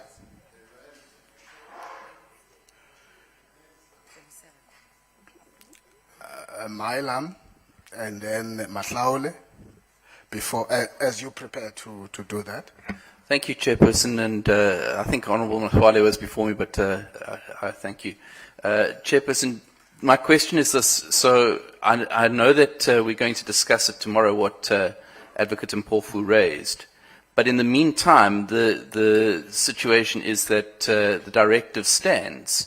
And as such, we do, as members, have a right in terms of that directive to question Advocate Mkhwebane and Advocate Mpofu over the evidence that we've heard over the last 2 days. So are we going to get that opportunity now, or when will we get that opportunity? Well, I did not, because I think there were only 2 people who indicated that. So, at Gondo, don't try your luck. It was only Honorable Heron, and I don't know who, it was not you. No. Me, Chair, it was me. No. No, I think it being this time, and I'll check Honorable Heron if he feels strong about continuing with that. Chair, if I may, I think it would be important for the committee to discuss the issue that Advocate Mpofu raised, because I'm concerned that we're accumulating a whole lot of questions ahead of evidence that may still come. Thank you, Honorable Heron. Honorable Notata, you were the second one who did make a reference to a possibility to ask the public protector. All others are being provoked. Chair, I think I made it clear up front that I've got questions, and there's quite a lot, Chair, but it's up to your discretion whether we do those questions now, okay, or at a later. I'm going to appeal to you to hold them, Honorable Notat. Hopefully that won't be a train smash for you. Are you okay with That's that? fine. Yeah, that's fine, Chair. Thank you. Advocate Bauer. Chair, I addressed my... Tuglibele? Yes. Okay, Mika. Honorable Mslama. Because you were closing, Chair, and you wanted to make remarks, I only wanted directives on tomorrow's meeting. Is it the same arrangement or virtual? So that you close your meeting in Yeah, that will be an announcement when I'm done. So you're a bit ahead of me, if it has not been communicated already. Thank you. Advocate Bauer? Okay. Maybe if this could be raised with the committee tomorrow, we set to adjourn. I think Advocate Mpofu asked for 3 days, and then 2 days is the Western Cape High Court hearings. So we set to adjourn on the 27th, or to come back to this on the 27th, and resume. I have essentially 2 questions. Are we tacking on the 5 days that is lost at the end? In other words, the next week, because it would assist us in sorting our diaries. And the second thing is, we have a program. The reality of the progress that we've made up to now is an indication that the evidence is not going to be finished on the program as predetermined, and the committee needs to have a conversation about that when they meet tomorrow as well. And yeah, as things stand now, we're back on the 27th. Yes, and then that will be finalized after tomorrow, because the amendment of the program is in front of the committee tomorrow. So thank you for that. I was alerted to your hand, Advocate Mpofu. Yes, thank you, Chair. Another quick one.